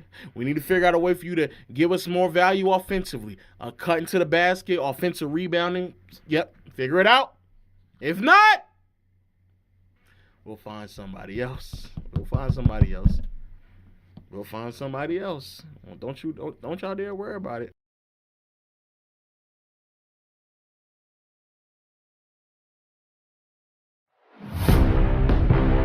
Time though, like, well, you ain't going to class to score. Set. Albury, in and out dribble. Welcome to another episode of the Reset Podcast, big dog. As you can see, I ain't got to say nothing. You see who won the part, right? Yeah. You know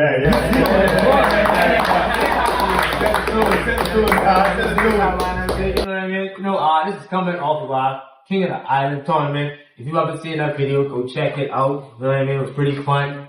Somewhere $500. Some nice little hoops, you know what I mean? Some cats we could jump. Tyler, I don't see no vibes. But before we get into it, I am your host, Johan. We are back again with a Reset Podcast, bro. And before we get into Mr. Aubrey and this whole journey, how everybody doing? How many days was your week for that? Chilling, working, enjoying all season. I say back, I don't know. Driving truck. Not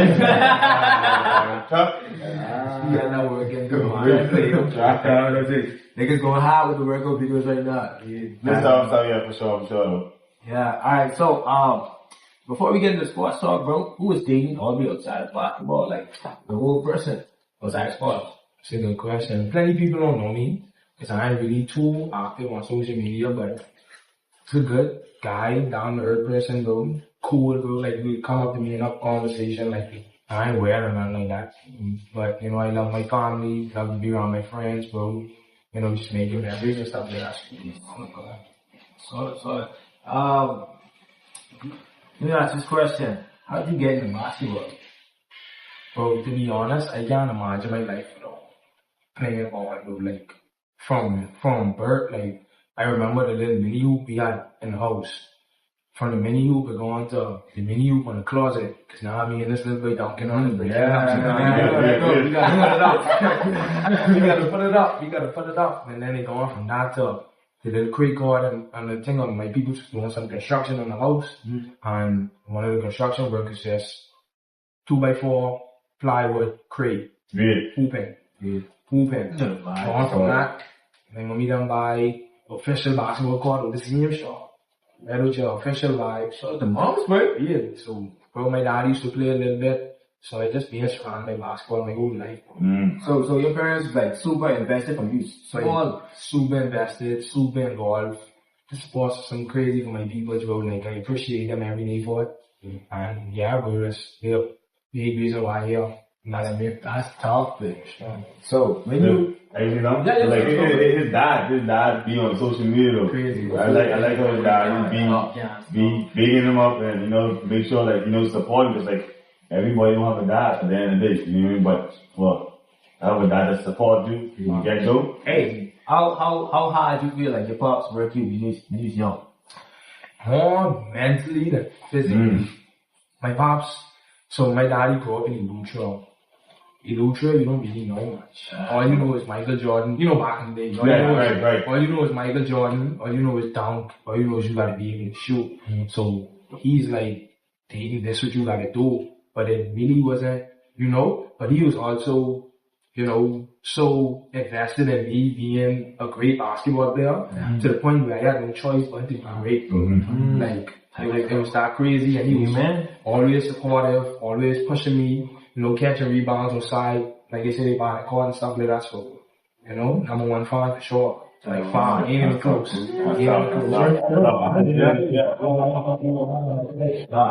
see, but that's why I can't have a son, bro. If I have a son, bro, like, bro. You make bro.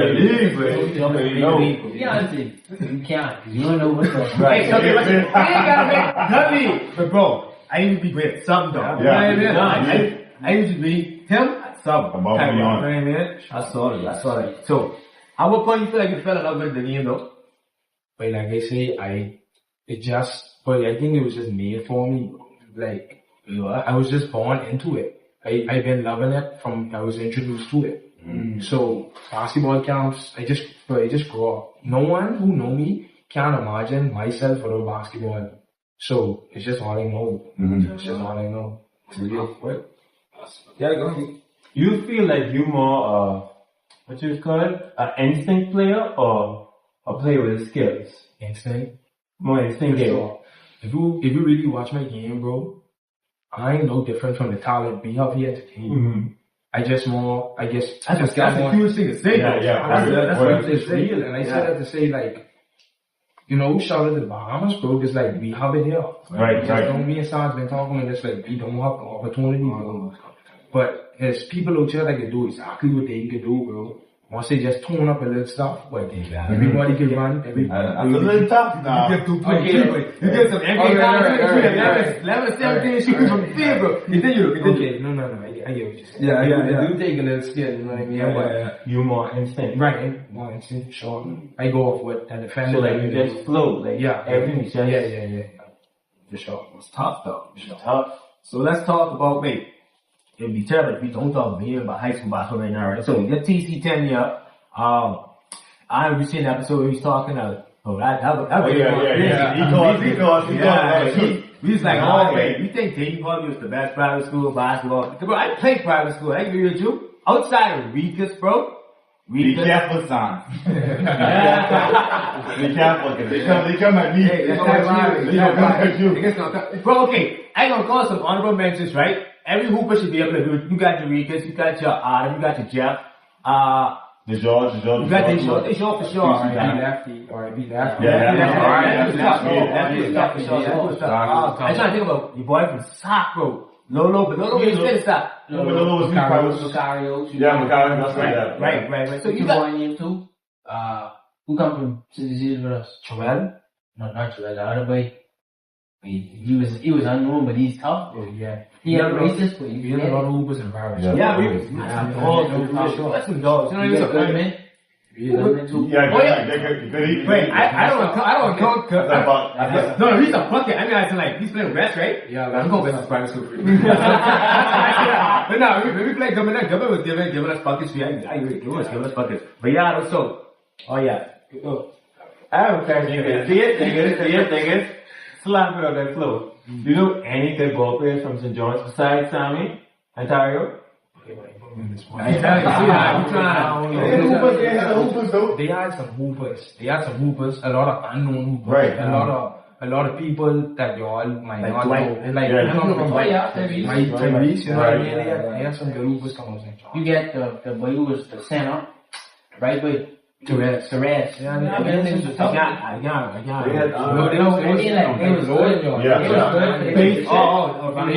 Yeah, Torres, yeah. Who's playing next league now? Yeah, like if you look at it, it was just. Yeah. He's a head fielder. So question though, you get off topic. That's sort of most memorable moment playing at TC. That's the first part of this question. Most memorable moment. Undefeated season 2016. Oh, that's tough. Undefeated. PAISS champions. 20 boys? 20 boys. That's tough. Crazy team. More the kid, fan support, the environment, everything was just memorable. So you're going undefeated? You know the season was short. But we do it. What? We do it. That's crazy. So what would be your most memorable season? Not season, most memorable senior boys moment. But I would say my whole grade 11, yeah. Coming out of junior, it was questions all when they me when the 2 years do that. My grade 10 year wasn't as, I was playing under a lot of people. Well, I was still starting, but you know how that is. Right. But that grade 11 year, bro, I just gone and seen the whole year. And that's 2019 was when I make my name for myself, bro. That same year, you count me in scoring. Okay. Make it 5 BASS. We gonna do some crop against QC5 over time. So you grant that to this team. Freeze where we should have had that one though, like, yeah, in the past. But yeah, bro, that year, bro, was just my point to put my name on the map. National team, gone crazy, bronze medal. Right. Team is scoring. NBA basketball without borders. All these stuff, bro. 2019 was just a special year for me. So that was you 17? You 17. Oh, you 17? I ain't gonna lie. I didn't even know he was a basketball across, because I know about basketball across, but a lot of people don't know. I saw Kai let's no disrespect Kai, but I saw Kai when he really was in, basketball across borders with Nato. I guys working in the gym. Sam, I was working in the gym, but after them and thinking like, bro, I didn't even know who Kai was. And it's like, oh, but this is a behemoth dude. He was like 6'5" at the time or something like that. And bro, like, he barely could have, do anything. And to see how he comes, it's like, I saw a lot of dudes now who probably like 6'4" or so, and still like 14, but they ain't too big for you, bro. Kai wasn't there yet. Like legit, bro. So, you would have said no for real, bro. That's tough. So, second part of that question would be, you feel like it's the best play you played against in high school, him in high school? Yeah. That's tough. Good question. That's a good question. That's tough. Okay, Best player. Oh, you feel like it's I feel like you might be too much. Because I was in team in high school, right? So the best behavior player who you play against was Dominic Breakwater. Okay, right. Now don't guess me young though. This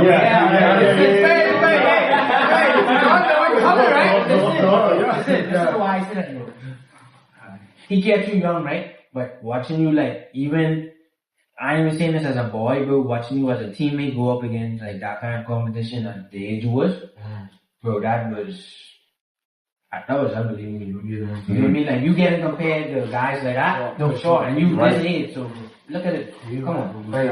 God versus God, that was the competition. I swear. So we go now. Right. Hey, listen, we talk about that in the part of what our first episode was like. Because I saw, when I saw that on Facebook, I thought, wait, Canada, right? In Canada, and I see Dayton versus Nato, and I'm like, 10 years, seniors trying to. Right. And I'm like, mind you, I ain't heard about you yet, right? Because I played against Nato. Because like the first time he's gonna play Nato, my coach was like, oh, but you got Nato. And I was like, who the hell is Nato? Like, I don't care who's but he proved it to me that night. Tough. Super tough. So yeah, for you to say that, bro. No, that's a good one. I know it's not. So no other name come to mind. I'd say a couple of them, but I'm just saying like that. But you gotta think about this way. Nato senior year, bro. They were all that year. It was him and Nato. He was young though. Yeah, that's true. So he was young and Nato was still seasoned. Nato was still seasoned. I know I got that experience. Yeah. So more around their age range. But the thing is, bro, I played so much basketball after that. And I played so much other nice people after that. To where I kind of like blind to back in the day. Kind of blind. So now, if that's a question, I have to sit down and probably watch all games and all take back. Like, I really can't understand this.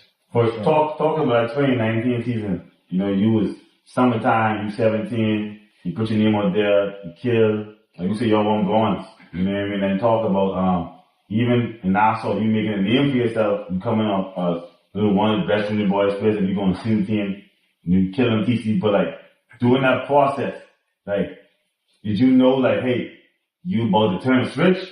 Or it's like, okay, step by step, I gradually gonna get there. You know what I mean? If I being real, I have that mentality, bro, to where I think I the best player in the world. I did not that from young. Right. So, I saying, bro, like, regardless, the switch can get turned on. It was already turned on for me. Yeah. But for other people to see, bro, sons, I was everywhere playing ball, being time, H3, the Grove. Everywhere, bro. Yeah, I like tournament, that. Right? Anywhere, they was there. My people just right there behind me. Little bro was right there with me, bro. So, it was just, bro, just playing. I was just playing basketball and I was just always good. So, at some point, that light just can turn on me and I just take full advantage of the opportunity. Right. Shout out to the Beavers, bro. Yo, Beavers, shout out to my parents, bro. Every step. Shout out to my parents. Bro, yeah, you need that support, bro. I talk about it been raining, bro. No, it don't matter. Every practice, bro. Every tournament, every game, bro. It's like that. That's what parents don't understand. Parents will come in the store and be like, oh, I gotta spend money on this. No, boy, please. You know what the money do. Just worry about that, bro. Let me say something real quick, bro. No, you should go on, Parents, bro. listen. You never know what your child's future look like. You never know. If that boy likes soccer, buy that boy soccer, everything. Make him up on the best stuff and support. Even if you come late, just show your face. Because you never know what that child can turn out to be. You never know. You need that support for true. What you thought? Solid. Alright, so let's talk about the transition from Bahamian basketball to American basketball. First part of the topic. Okay, so I was in the Oval Tournament 2019, end of the season. Sunrise football coach was in the gym. He had some like friends or whatever in the bar that he was staying. So he in the gym and I was playing tournament, we went a tournament, boom. Me and him had a conversation. He was like, he just like my athletic abilities and stuff. And a lot of people don't know this, but I go on a Sunrise on football scholarship. No, dog. No way. No, dog. That's crazy. Football, wait. Wow. Football scholarship, bro. I go on a Sunrise on football scholarship. I was playing football and I talked to, I didn't play on the elite team, or on the NBA. Right. I play on the select team under that. Right. So I just getting now, hooping with these boys, like ones, open gym. So I was obviously a hooper, coaches around and get cool with all the coaches. Everybody know I was nice. Right. So I had a shot to play on the select team with more of like international guys and stuff like that. And straight after football season was over, straight to basketball. Just like that. Playing. And yeah, I was Sunrise was really showed us Sunrise, we gotta put on film, man. They got us, bro. And they love us, bro. They love us. That's crazy. You just get us foot in the door. That's all they needed. That's all they needed. All they needed. You just be humble. Like, you just need to put the door, yo, and then you can figure it out from there. You know what I mean? Alright, so what was the hardest part on the court transitioning though? From Bahamian basketball to I would say learning to play more on the half court. You know, Bahamians be up and down, Right. Press. We don't slow down. Right. So actually, all of the bounds, getting it, walking out, calling the play, that, and actually fixing my mind to know more complex players, because in the Bahamas we don't really run that. Coach don't run that. No, we don't. Yeah, we don't. I lost Coach drawing up these stuff. I go, hold on, Coach, slow down. Just let me know what I gotta do. Just let me know what I gotta do. Work with me. So I say that's the hardest part. But you feel like pace control was something you had to like learn to over there? You know what I mean? Like with ball in your hand? Bro, still learning, bro. Still learning pace, bro. Still learning pace. Yeah, I feel like.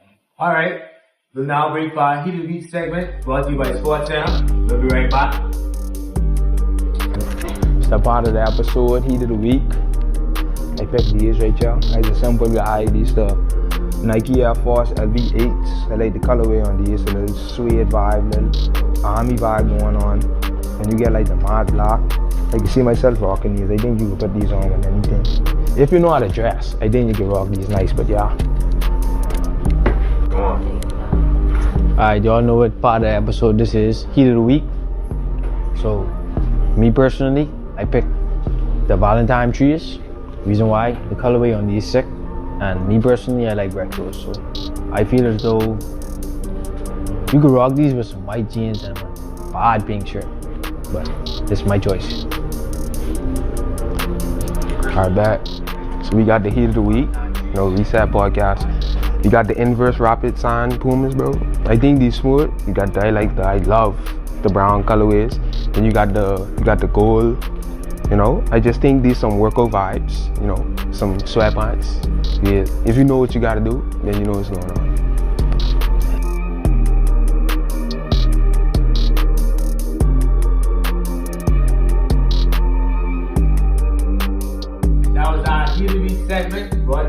what, Santa? All right, let's get back to it. Chipola College. Just going to be running to in Florida. How was your stint there? Even though you didn't go straight into Division 1, you had to take a step of JUCO. But let's talk about the JUCO days a bit. So probably the most humbling days of my life.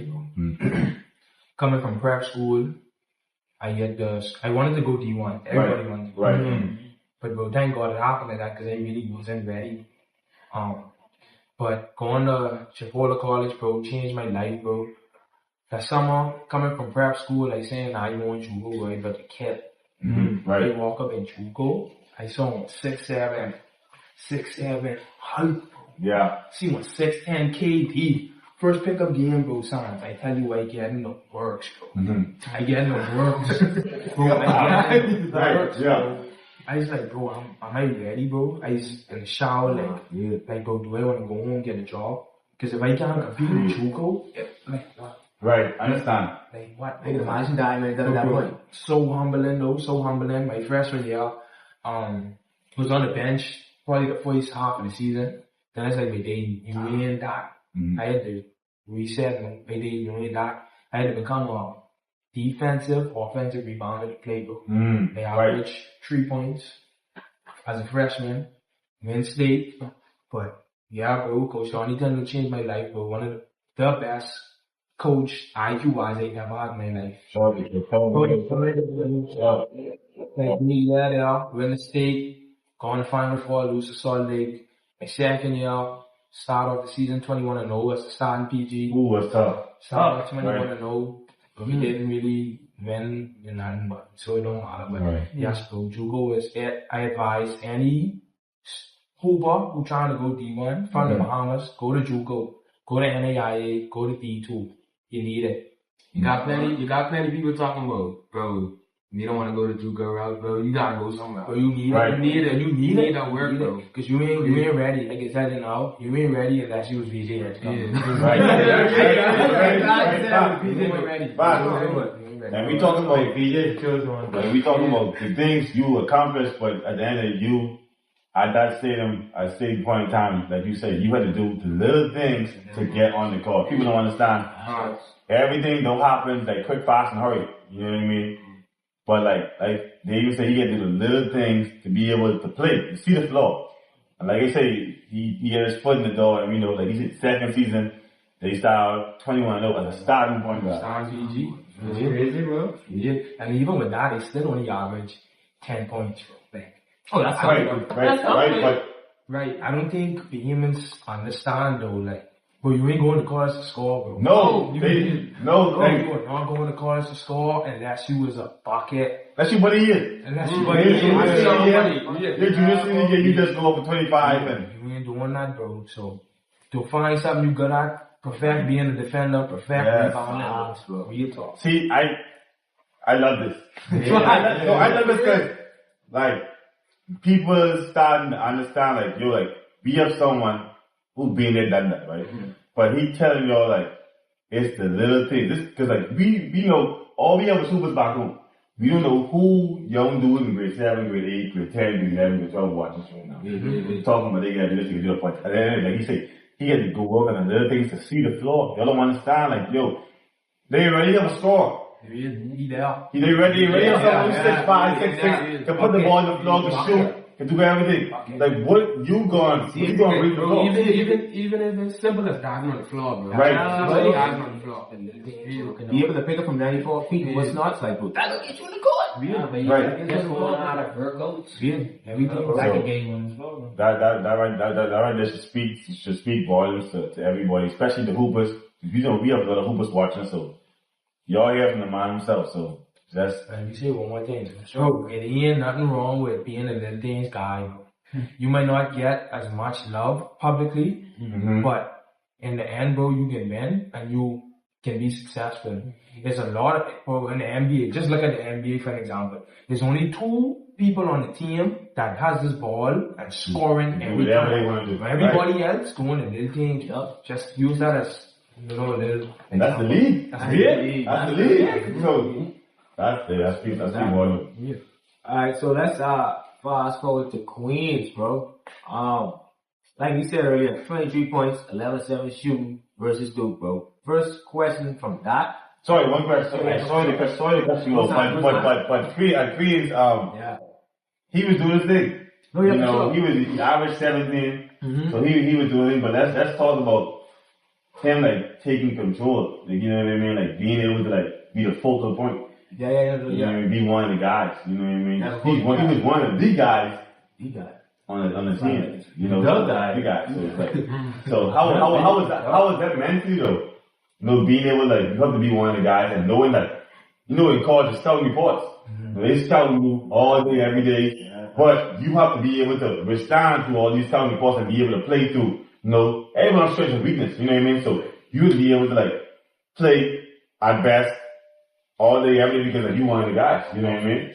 So how was that mentally, like, like, especially you playing? So I would mental approach. I mean, let me just start off and talk. Like, I walk into Queens. I have big dreams myself. I know I wanted to be at a big school, pretty campus, nice facilities, and Queens wasn't that. But Queens gave me the opportunity to chase that, bro. So from my walk of Queens campus, I say Dayton, wanted that. I already know about the transport and everything. So I was like, bro, either you kill now or kill never. So I come in there, bro. I ain't worried about nothing. You say about taking control. I already had that mindset from day one, right? Bro, I come in there, you know? Right. I know, no disrespect, and none of my old teammates, like, they don't already know that. From my energy, from what I bring, from how I play in the practice and stuff like that. But yeah, bro, with all the scouting report stuff, it was hard, bro. We go off games, we getting blitz, all type different balls. All the big one, thank you. Flipping, we getting box and one, stuff like that. But that's still all mentality, bro. At the end of the day, you still have to guard me. When I have this ball, you still have to guard me. I can go left or right, so you send me either way, which way you want to go. And I get into that rim, you either got to find me or I can make it layup. I shoot high percentage, bro. Yeah, or take me to the line, something. But I get myself to the game. And that was my mindset. And anyone who in front of me, can have to deal with that. And that was just my mindset, but I thought I was LeBron James. Yeah, you gotta have that kind of confidence on the court, bro. As a hooper, you can't go, your mental gotta be right, bro. As a hooper, your mental gotta be right. I mean, as a athlete in general, but like, when you go on the court, bro, you have to have the mindset, it's like, but I'm going to do this, but I'm going to get to my spot. I'm going to play defense, and whatever it is, bro, like, you gotta have that mindset in the court, bro. But, like Sam said, with the scouts, when you drop the 23 on Duke, did that, like, get any more traction just in, like, the NCAA community? From scouts, from people like fans, everywhere. I had agents in my phone, and I had agents, NBA agents in my phone on this game. I get text from basketball Duke alumni. Game. I get in, my Twitter blowing up. I had fans cheering for me in Duke. Crazy experience. And see, y'all know the camera. For those who watch basketball, like, y'all know. I don't want to talk about it. No, it's crazy. Because y'all gotta understand. Y'all gotta really understand the level of this, yo. Different. Like, it ain't about, like, that's what I asked you, bro. Doing it, bro. They sit there, right? I get there, but I see him way I do it on the camera, bro. Blood know if I come on me, bro. Because I was gonna ask you, bro, like, how did it feel? Bro, I agree. I know the moment where I feel like I was on one, right? Like, Sans was 3 minutes on one, but like, I didn't give Arm like 30. You know Trilly now? Yeah. That's what right, bro, Trilly's my dog. Right. But I think Trilly's like, you was on one night. I didn't give like Arden like 30, but we lose. That's the thing. That's the thing. Maybe. But the point is, how do you feel in the moment, bro? Yeah. Like how do you feel, bro? All the body experience, bro. You know the 2K takeover? I had that, but it wasn't me controlling. Someone was literally controlling me, bro. Like, I was wilding, bro. And just that environment, crazy, bro. Packed out gym, like, bro, y'all playing Queens. Why all these people here, bro? Like, who cares? Y'all playing Queens, bro. Duke was crazy. Crazy. And then, like, the history of Duke itself, You know, the great players like Kyrie come from there, Lucien, but all these great players come from there. Everybody comes. Everyone comes from there. Even the buses like Carl Singler. Yeah, you know what I mean? Those are like but be able to play there. Yeah, that's dope. Different. In that game, right, against Duke, you feel like if you played them like at a different time, like not at a different time, but like if you play them again right now, like more experience it. Do you feel like you could still do what you did in that game? Yes, I do. You do? Yes. The Duke game last year, I feel like I could do it. That's just my confidence level. I feel like I could do it to anybody. Right. I could go on an NBA team. I feel like I can do the same thing. That's just me though. And no one can tell me I can't. You can't tell me I can't do it because I know I can do it. Mindset. Confident. Jordan, understand all the mentality, the confidence. It comes with work though. Yeah.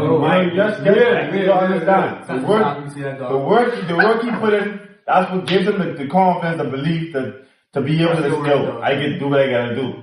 So you put the work in. Don't just think this just show up and don't matter what. Unless you're hard. Right. Unless you're hard. And then he's from Nassau, so you better have hard. What? You gotta have hard. You gotta have hard. Nah, I get it. You gotta have it. Wait, you got a men's national team that you would active? Yeah. Oh, okay. But ask me what it now. No. Even like, he was a part of the team that was one game away from the Olympics, and that was, we never qualified for the Olympics though, but to be able to be a part of that team, to be able to be around the guys, like, what did you take from it? Even the senior guys, like Buddy Lee, January, Tum Tum, Keno, being able to be around those, like, type of leaders, type of players, like, what did you get from them, like, especially, like, mentally wise, and being able to, like, your approach to the game, Right. It's a good question. Yeah. But firstly, I would say leadership. I learned a lot. Every one of them pros, bro, was so vocal. Every practice, leading and practicing hard. They didn't care. Day before a game, you know what I mean? But they was going hard, bro, being vocal with everybody and everything they do. Another thing I learned was the way they take care of their bodies is insane, bro. They in the training room before, during, and after. Crazy like that. So they taking care of their bodies, they leading, and using everything that you can see.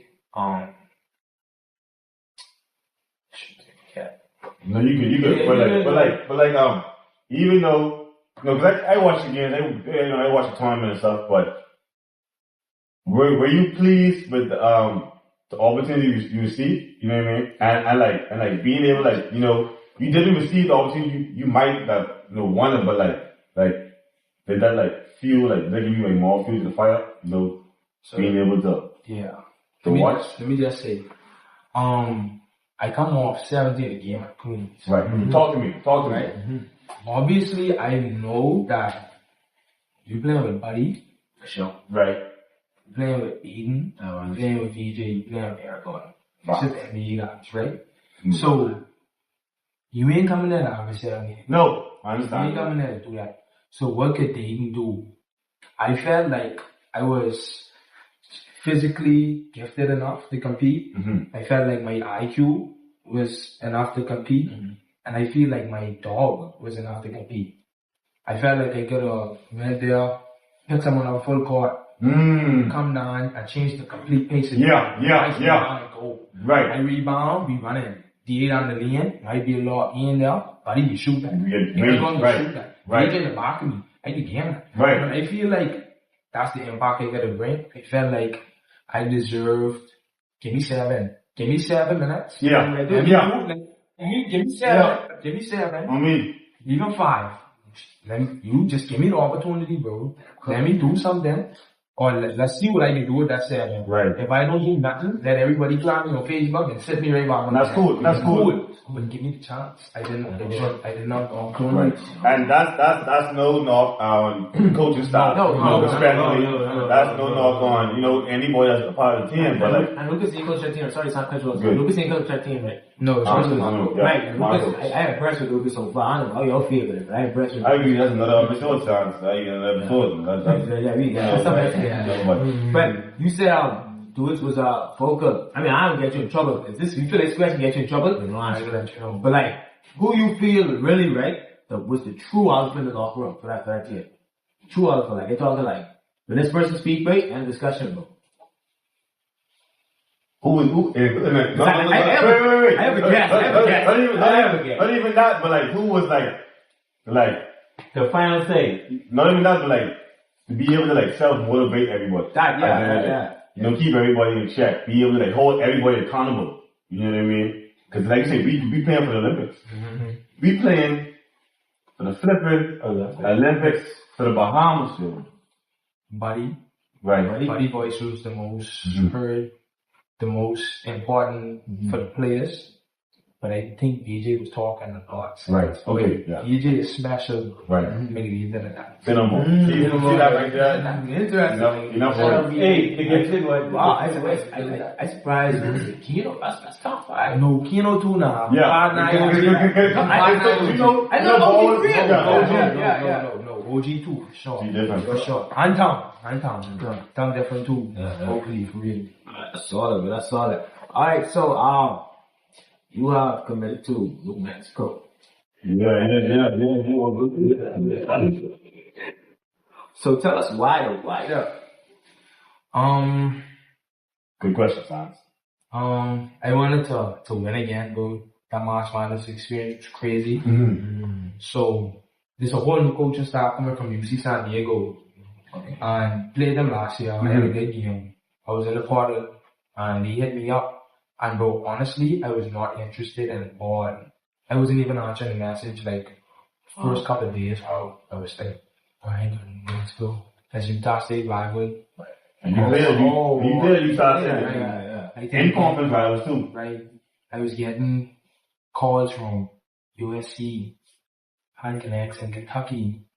My mind all over the place. They thinking, wait, go big, go boom, this large, right? Right. But Coach fly out to Utah, bro. Oh, he locked up. Oh, come on. He's sitting down, we breaking this film down. Be like, Dayton, you average 7 points, shoot 5 from the field, but your usage was low, very low. So what happens if we up that usage? Like what happens? And keep in mind, when my usage was crazy, I was at Queens, I was 17. Right. And bro, at 17, it was my first year at D1. So very little experience. And I come from JUCO, bro. Right. Fresh from JUCO. So I do the Queens year, I do the Utah State year. I'm ready. The coaches is trying to play fast. I mean, that's it.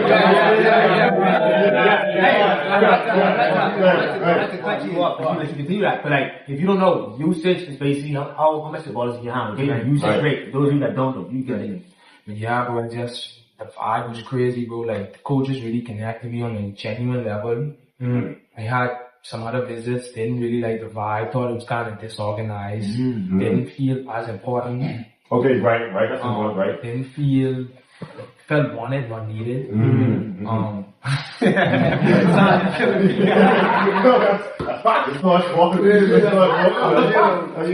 But bro, New Mexico just give me that vibe, bro. And I was like, mommy, daddy, then bro, you know, Utah State, the dad, appreciate the opportunity they give me.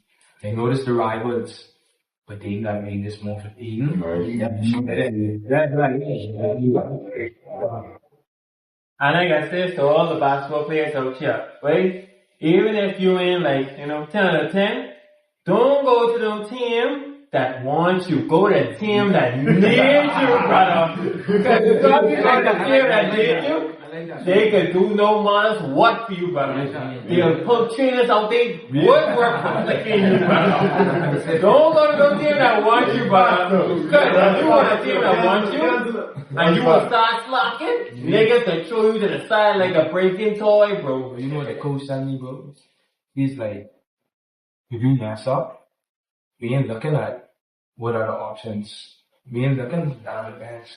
She said, you mess up, we in that film and we try to come up. That's what I'm telling you, bro. That's what I'm telling you. Come on, bro. It was a no-brainer. Thank you very much. No-brainer, bro. Hey, always remember that. Don't go where you want it. Go where you flicking. Yeah. You have a question before I get to the last question. Yeah, for sure. We want, okay, we get Mikey is little brother, so you see in the adversity your brother had to go through. You know what I mean? Talking about just being able to, just being able to play, just being able to get his foot in the door, just being able to get minutes, even going through the JUCO days. He's talking about like, he was kind of second guessing, you know what I mean?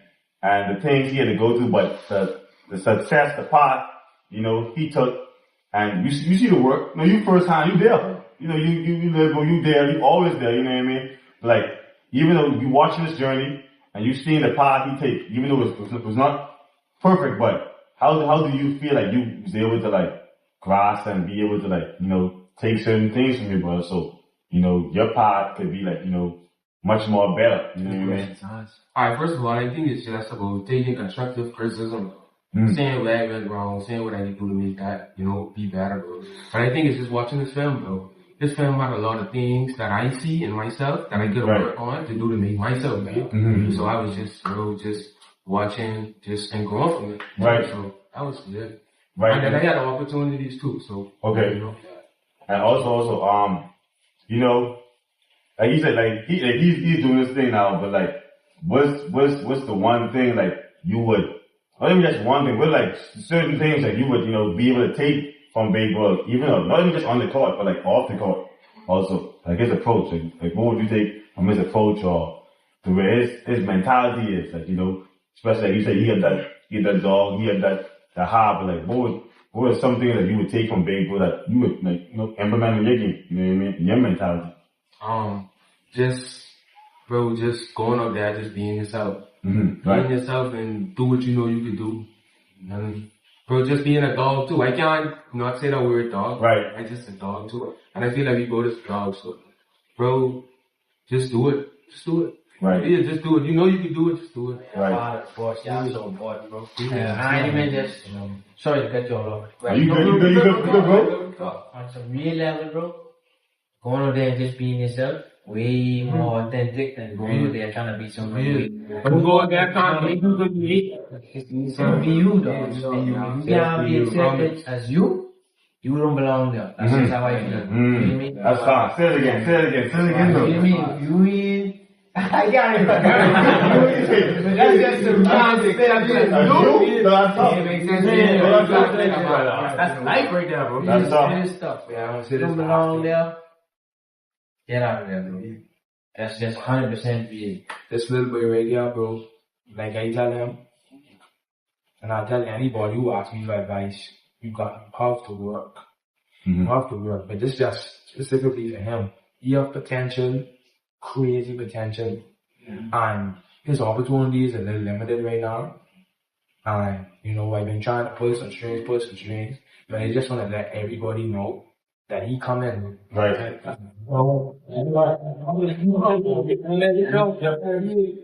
Very different.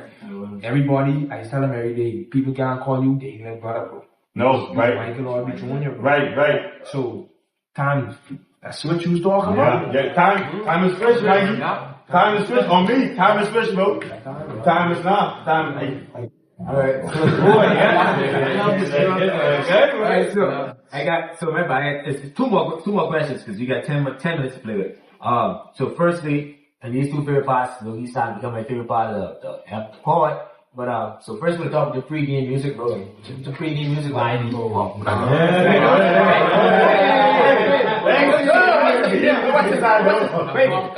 I like B-Roy, you know what, bro? We had a football player at D1, Corey Moss, bro. This is a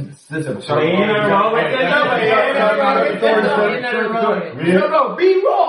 People don't know. You think they're listening to rock. But bro, I grew up culture. Right, yeah. You got a bounce I got a bounce in my got to. They listening to that Movado, that popcorn. Yeah. That vibes, you know? And I ended with a little young boy. No, time to get yeah, that's me, bro. I know that good. Alright, so, and now our last question, right? Story time. What is the most memorable moment you had abroad? We had some crazy stories coming to the sport. Like, I'm talking like Sid got in an accident before she went a whole tournament, like car accident. I talking like Corey going cow tipping, the night they went state. We had some crazy. So what's been the craziest story for you playing basketball abroad? Bro? Not really on the court, but off the court. Off the court, craziest story.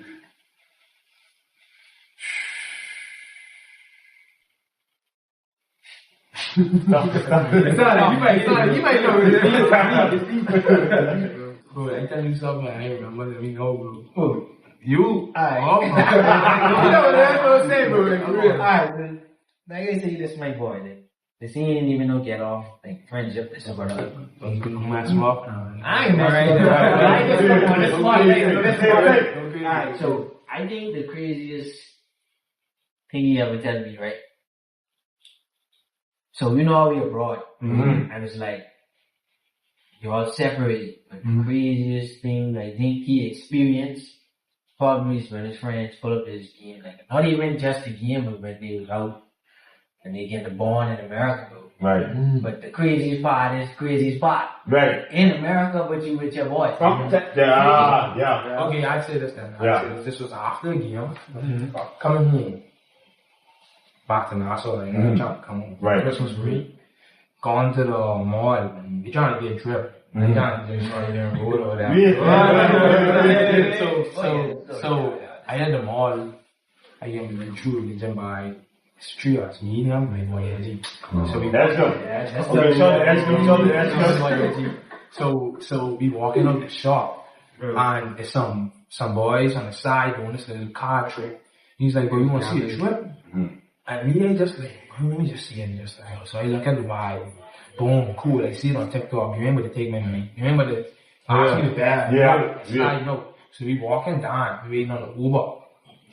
And we sitting down on the sidewalk. And I see the Goober boys, they walk in. And they come in towards us. I jump in front of me. And they looking at us, bro. Yeah. Bro, I have a private school, bro, but I grew up ghetto. Great. My family is, you know what I mean? Right. So I get this, I street smart at the same time, bro. So I say, nah, we like, we look like they on something crazy, bro. So we get up and we walk around the building, and then we go on, like, sit there. Everybody was right. So we sit in the Chipotle outdoor dining area. Right. And we chilling, we waiting on the Uber. See a car come, 5 deep in a small car. Everyone ski masks. Everybody. I the ball. No way. Bro, boy walk out. He had a pouch. He had a ski pouch. He walking like this. We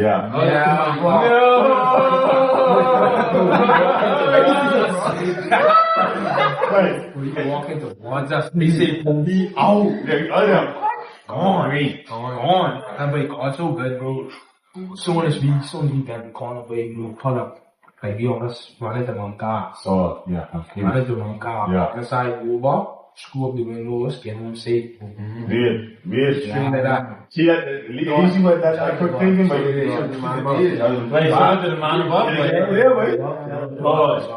ain't like God said. Everyone in there should have And the thing is, bro, my boy, as he tell me, say, we dating. That's right. You don't gotta see no trip. You ain't you want to see trip for. He said, well, let's go. That's a sign from God. But you know what? He's humans. I want to see the trip. I like mine. You feel me? So God just show him like, you should have listened to me. But next time you aware, you know. But I feel like that. The third plan was for me to back, like pull on my wallet. Yeah. Strap you on, and then I strap, and right there, right in the little corner. Up. Feel me? Take everything we got. Cause we used to play, we had a lot of vibes. We had a lot of vibes. We was loaded, bro. I know you gotta get them road fits. Got to. That's good. No sidewalk. No sidewalk.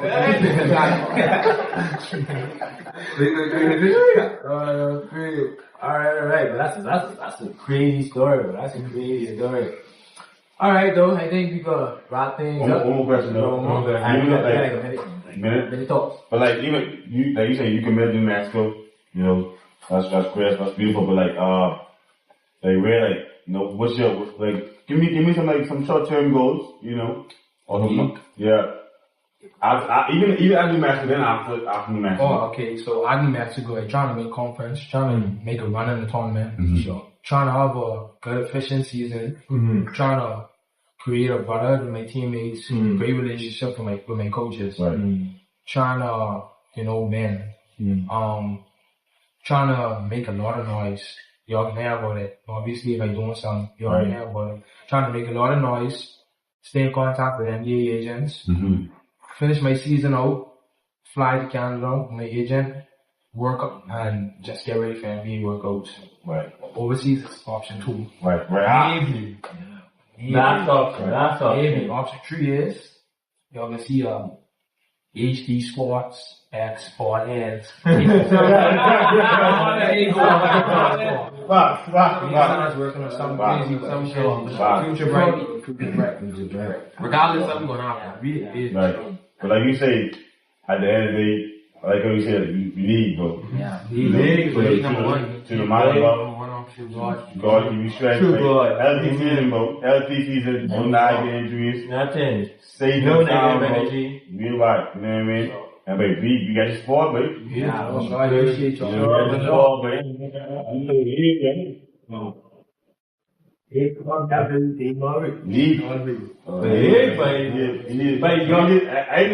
I need someone like, who I don't know them like that. I don't know buddy like that. You know what I mean? Yeah. It's like I say, hey, I have a conversation. You know what I mean? So, guys, I gotta have my waffle before the end of the episode, right? So guys, my team is the Denver Nuggets. If he gets drafted to Denver Nuggets, I promise you from the bottom of my heart, the Bahamas are crazy. I ain't gonna lie. I like to see dog pick a puppy your bitch. Really?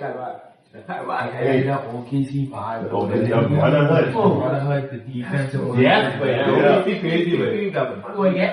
Defenders, bro. The defenders, the youngs, the boys who trying to work on defense. We can shut you down, and we so fast, we run and we dunk it. We're shining dirty. I'm challenging for you to see. No, great show, bro. You get my Bro, I got OKC. I like your mindset. The real question is, anybody feel like, Indiana gonna win a game or two? Yeah, probably 1 or 2. But I don't like Indiana, baby. I get Indiana. But I can be so real, like, we didn't even expect that against Knicks. No, for real. Right. You feel me? These are the Cavs. That's a young versus young. Yeah. There's so many offense. You're right. Really, I'd say who really right now, who got that dog, who won that, who really won that chip, bro? Bro, Indiana, you ain't see no defense like who? No, they ain't see that. You're surprised. I'm surprised. I've been telling you, I talking bunch of 5. And then for Halliburton, I don't think he's seeing this a bunch of boys from Go Island. No. Yeah. Right? Like, bro. Sorry, son. Like I said in Pops, bro. His Pops is like, he disappointed in Aunt. I was like, wait, Pops, every time Aunt penetrates, he got like 6, 8 guns. He want to judge you. No, I'm just saying, like, but Aunt first take is to drive, bro. Like, he first instinct is to drive. He might pull up. But I'm talking about first instinct. My thing is, I like you said, but my thing is with Ant, right, as he get older, like, he gotta be able to get easy buckets. Yeah. Especially you gotta be able to post up, get at least 2-3 dribbles, and you be able to get a half of the shovel. Because that's breaking down, especially when you go against the defenders, like how obvious you are, do that and break against them. Right, you gonna get frustrated, and then you gonna get a little fatigued. But you still gotta defend on the other end. So it's like you have to get easy buckets. But like I feel like the coach gotta be able to like. I hear you say something about free throw merchant, shy, bro.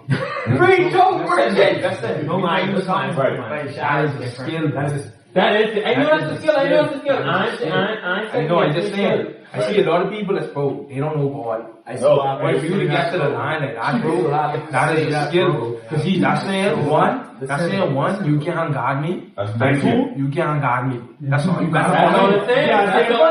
You scared for me to score. Right. I don't like computer. I'm saying, for real, bro. Like, I said this, but the breakdown. See, bro, we always on the front, and this is like something like dogs in a group, right? I went out and the dudes, he speaks, but Josh in here, he's gonna put his pounders too, he in the group, so he know. Bro, I feel like Katie's looking at that sponsor last few times, right? And people don't understand why he's short the fonts. Because like, you don't know, you don't understand. Like, you don't understand going the way Katie. And I don't even like Katie for real, bro. I don't, but the reality is, we don't know more like that, bro. I ain't lying, Katie fan, that's the wrong fan. Katie game. I don't like any game. I like Katie game. I don't like the move. Golden State is crazy though. I don't. Golden State is crazy though. Who's the go? Okay, who's the go? Okay, beautiful. That's beautiful. You're ready to ladies. I ain't saying Shaq is no joker. I don't like him because he be joker. That's all it is, guys. But anyways, the goal of the league is joker. That's it. That's all. When you start watching more, come on. Everything no shy. Everything no shy. Let's wrap it up. Like joker's the best thing in the league, but. Sorry, but we want to give it, look how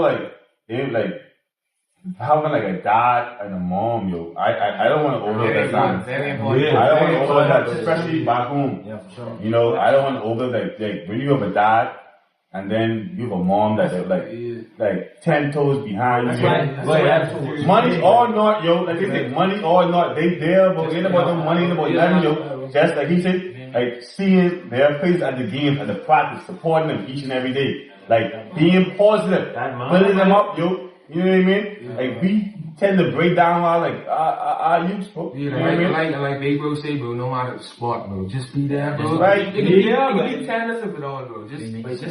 Just show up. You can be on your block. Bro, once that little bit get to say, bro, my people's is there. Right. And one more thing, I feel very bad, but I want to shout out God too, because there's only him. But this is where I at. You know, haven't been, too caught up on, with my religion and stuff, but I know there's only one God and He's the reason why I've been so successful.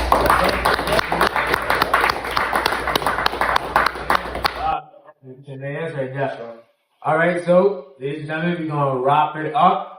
Once again, thanks for coming on the squad, bro. Thank you, bro. Thank you for coming, bro. Let's one, man. I want you guys to like cut it now. Hey, this is fun. I can go all night, though, but of course, we gonna have to have back on. Of course. Even on what I call again? What I call David episode. David episode. We talk about hey, when he go off. When he go off. We're gonna get into that. But once again, I'm gonna thank you for watching this episode. One prayer they keeps the haters away. Right. One love, one motion. Hey, so we start too, get it. That's feeling right. My fire on all these niggas, Mike.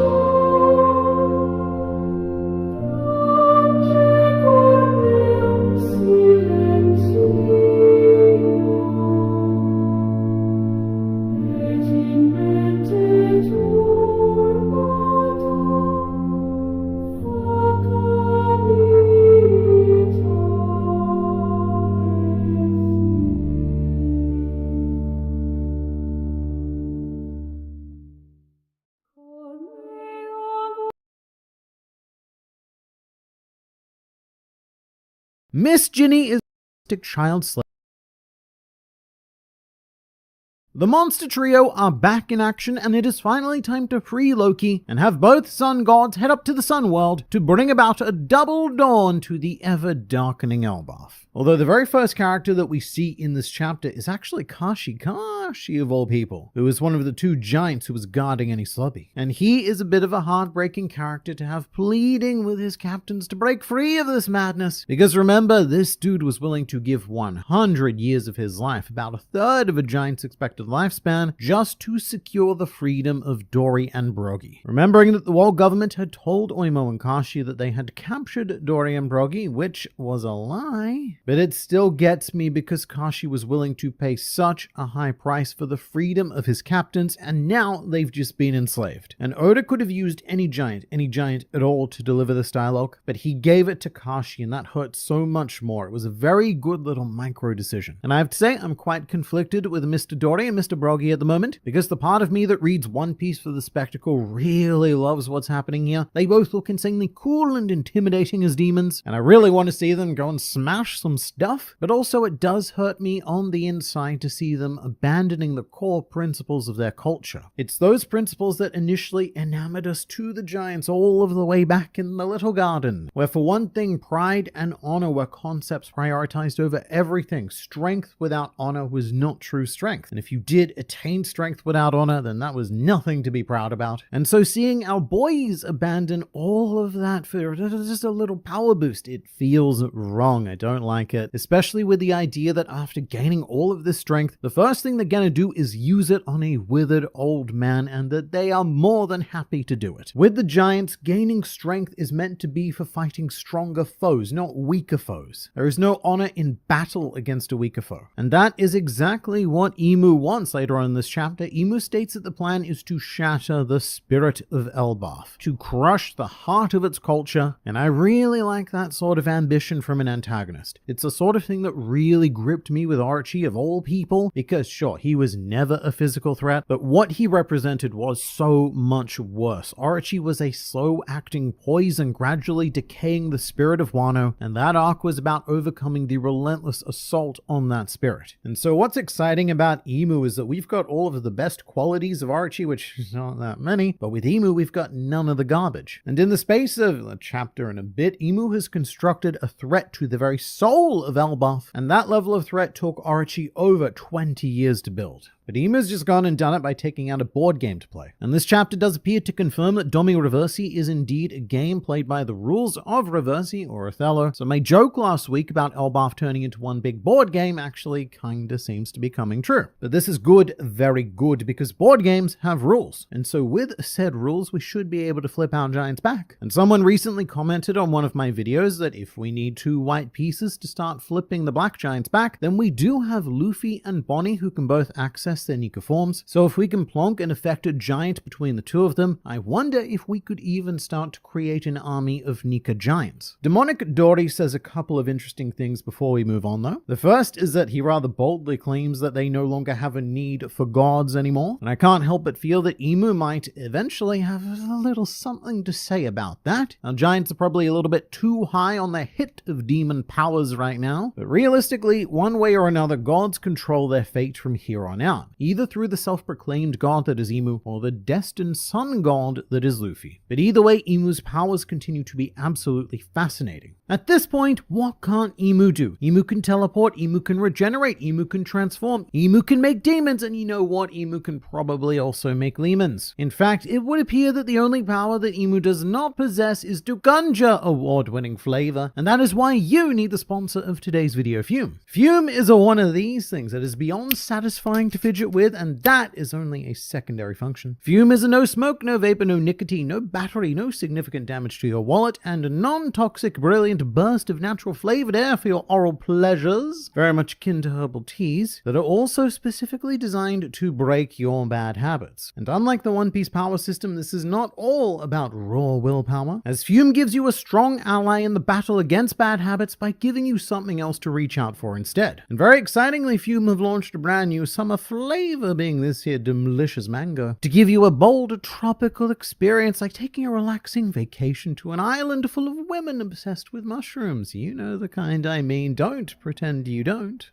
But it is a very specific flavor. You must try it. And over 500,000 people have already made the switch to fume as part of their habit-changing journey. So if you're ready to try it for yourself, then now is the time. And for a limited time, if you order the Journey Pack using my promo code GrandLineReview, you will get a free fume topper. A very awesome accessory to level up your experience. Just head to tryfume.com/GrandLineReview or scan the QR code on screen to get yours today. And thank you so much to Fume, because it's their sponsorship that allows us to bring you the best fictional pirate content possible as often as possible. Definitely give it a go. For now, it's back to you, me. Something that might get overlooked in this chapter is that Dory also says that it's time to call forth a new era of war. And this is actually a reference to something that we were told in chapter 1137, when it was said that King Harold ripped out his horns because ancient giants reminded him of the era of war. And part of that scene was this mental image of a demonic giant that looks a lot like what we're having to deal with right now, just without the wings. But also something that I initially did not notice about that panel is that the ancient giant appears to be standing over what looks to be a fairly advanced city. And in that same chapter, Shamrock states that the quote, vicious warriors of Elbaf actually conquered the New World long ago, which I believe is referring to the era of war, where the giants just set out and took the entirety of the New World for themselves. So what Dory is saying in this chapter is that, yes, it is time for something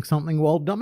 And I really want Oda to dive into this a lot more, but there is a small section where we see Usopp's reaction to Dory and Broggy having been transformed, and he is completely distraught and even tearing up at what the two people he admires most in the world have become. And having said everything I did about Luffy and Bonnie potentially being the rules of the game to flip the giants, I do wonder if this might even actually be a job for Usopp, because he is rather traditionally the man who makes the alliances with giants on behalf of the Straw Hats. Usopp admires the giants so much that he's always able to speak their language and earn their respect. He's the one who got Oimo and Kashi on side, and he also got Harudin to praise him as a god. So we could be in for a rather touching moment where Usopp is able to break through to Dory and Broggy even briefly with the profound spirit of Elbaf that has all but been erased in these demonic forms. And the more and more giants that get converted into demons, the one person on this island who most embodies the true spirit of Elbaf may end up being Usopp, and it may be up to him to rescue this spirit. And I really hope that Oda has something planned in that general direction, because there has never been a better opportunity to display the inner strength and spirit of Usopp than right here and right now, with the giants being forced to abandon everything that he admired about them. Although not all giants, because Bent's mother is also living up to that spirit in this chapter, having survived Imu's burst of Conqueror's Haki, and she is vowing to come and save her son. As is Ripley, she's now on the way to Colin, so we could also be seeing Elbaf's most terrifying hidden power rather soon, an army of mothers and housewives. But rather crazily, this chapter also grants us our first glimpse at human Saint Gillingham. I guess more accurately, this is his hybrid form. He's a centaur now, and I know that this is extremely unlikely to happen, but given his newfound centaurosity, I think that this is now a very appropriate time to see a post-time skip Frankie centaur. Yes, take Killingham on with that. But this reveal has completely changed my impression of St. Killingham. It's like we're not even seeing the same character anymore. Before, I wasn't sure if Killingham was really living up to what it was to have the title of a saint and take on the qualities of a world noble, because in his, I guess we'll call it full beast mode, he seemed to be such a lovely, derpy, kind of good guy who was just caught up with a bad crowd and being used for bad things. Which firstly, I had assumed that that was his hybrid form, but that being the full beast form makes a lot more sense because the Kirin, it is a very kind creature. It's said that a Kirin takes great care never to tread on living things and even manages to walk on blades of grass without trampling them. So in the full beast mode, St. Killingham does appear to be this quite likable and rather gentle guy despite doing all of the things it is that he's doing. But mate, his actual body could not be more different. He has instantly flipped into a sadistic bloodthirsty, and if it wasn't for the more literal demons currently on Elbaf, I would also be tempted to describe Killingham as a demon as well. Having the sharp teeth definitely doesn't help with that impression. And you know, usually in this situation, I would start suspecting as to whether or not Killingham is a fishman or part fishman. Oftentimes, these these spiky teeth do lead us to very underwater origins, like we had with Dellinger, Jack, and Sasaki, who were all at least part fishmen, but I just can't see the world nobles incorporating anyone, even part fishmen, into their society. The prejudice, it is just so strong. Killingham does look a lot like Madame Charlie, I would say, and there is a close-up panel of Killingham that may add to this idea. I think this is an illusion, but if you look at his neck on the right of the close-up, there are some lines that do look like they could potentially be gills, but that is the wonderful illusion of black and white. It's more likely that these are the fabric lines of his neck ruff, which is more obviously seen in the full body image. But I have also seen some others already point out that Killingham looks a bit similar to the female Holy Knight that we saw in Kuma's flashback during the God Valley incident, which I do agree with from the one image we have of her in the manga. That could be Killingham's mother or otherwise close relative. Due to the rather inbred nature of the world nobles, there's always a good case to be made that anyone is related to anyone. But also with Garling and Shamrock, it does appear that being a Holy Knight is something that may run in the family, and I do wonder if the 19 families that chose to settle on Marijois have each offered members to serve the Holy Knights. Although we actually recently saw this woman in the anime, and her color scheme has gone a bit wild. From having very clearly dark hair in the manga, the anime has gone and made her crazy blonde.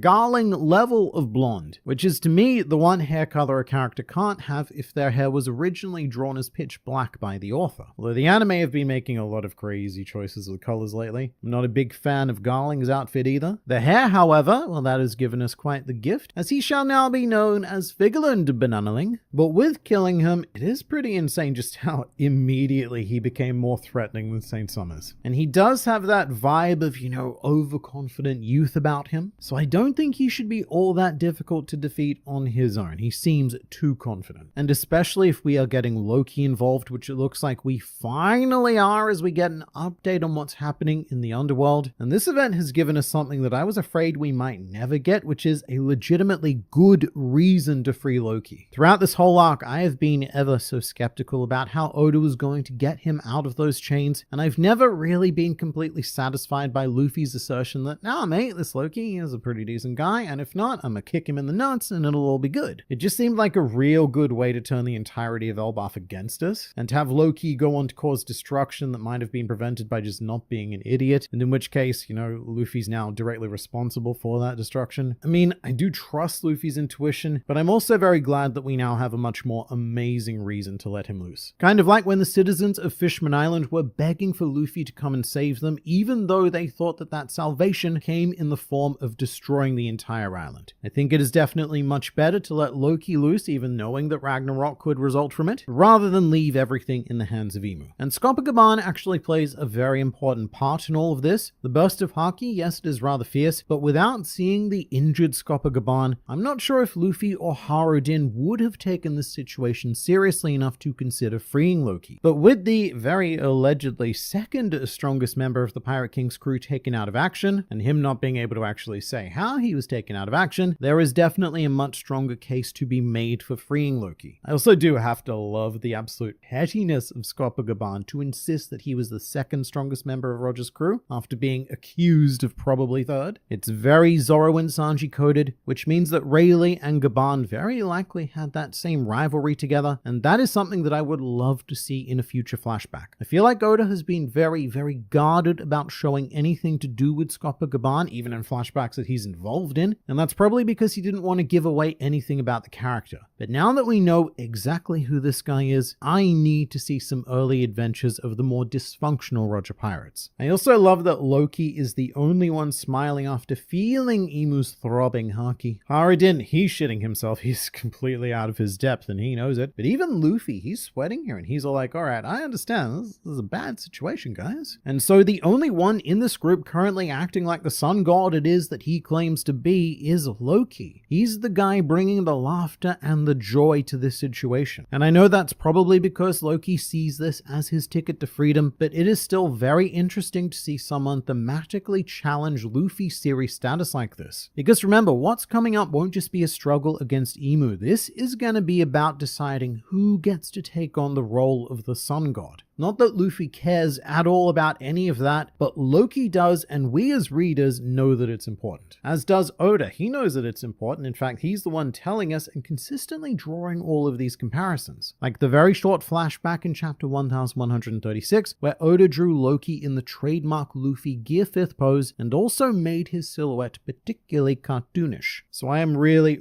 looking forward to seeing more of Loki's take on Nika, but also his devil fruit. I honestly keep forgetting that Loki even has devil fruit. We just never address it. But that may be part of Loki's confidence here as well, because we do have a logistical issue to solve, which is that the new giant warrior pirates came down to the underworld on their ship, the Great Eric, but they came crashing down because the island clouds that the Great Eric uses to sail apparently disappear in the underworld. So they can't get back up using that ship. They need another option. I don't know how many of those there are, so maybe Loki's legendary devil fruit is going to be the only solution that makes that work. But also some tragedy, because in this chapter we have another appearance, or I guess appearance is the wrong word, but Mossa pops back up into the story. And if you only read the Viz translation, then I'm referring to Shaggy, aka Loki's only friend who frequently speaks with him on the snail phone. And Mossa is essentially calling to say that yes, this is the end of their very strange phone snail based relationship, which means that Mossa is very potentially Jarl. That's always been the most reasonable answer right from the beginning, because whilst Mossa is translated as Shaggy in English, it's based on the Mossa Mossa onomatopoeia, which means to be hairy, or even more specifically, to be thickly bearded. We have to say that nobody does a beard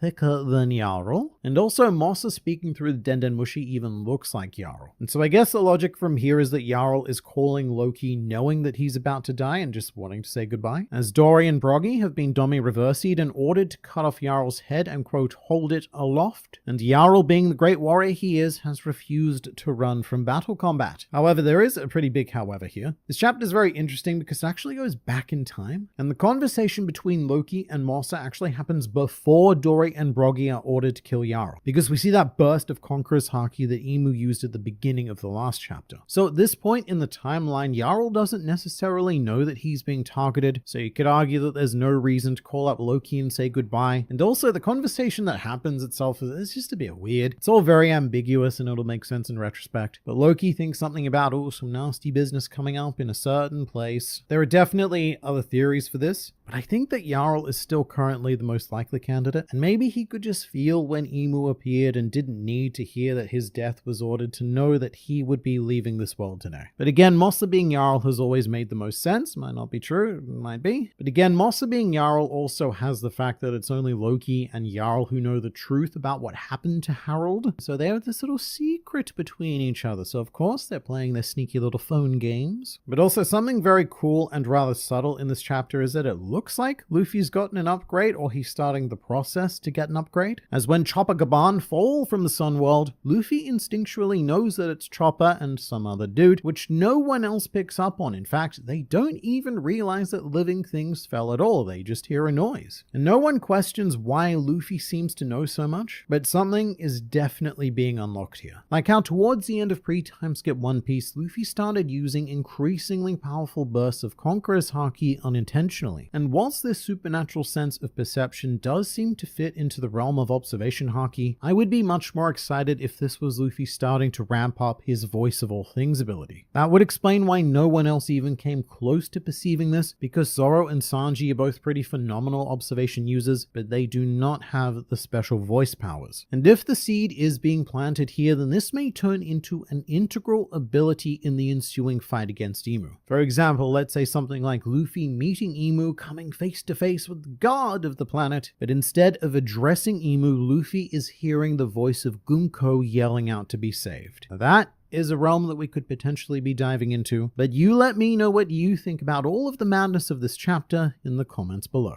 And thank you so much again to Fume for sponsoring this video. Definitely check them out through the link in the description.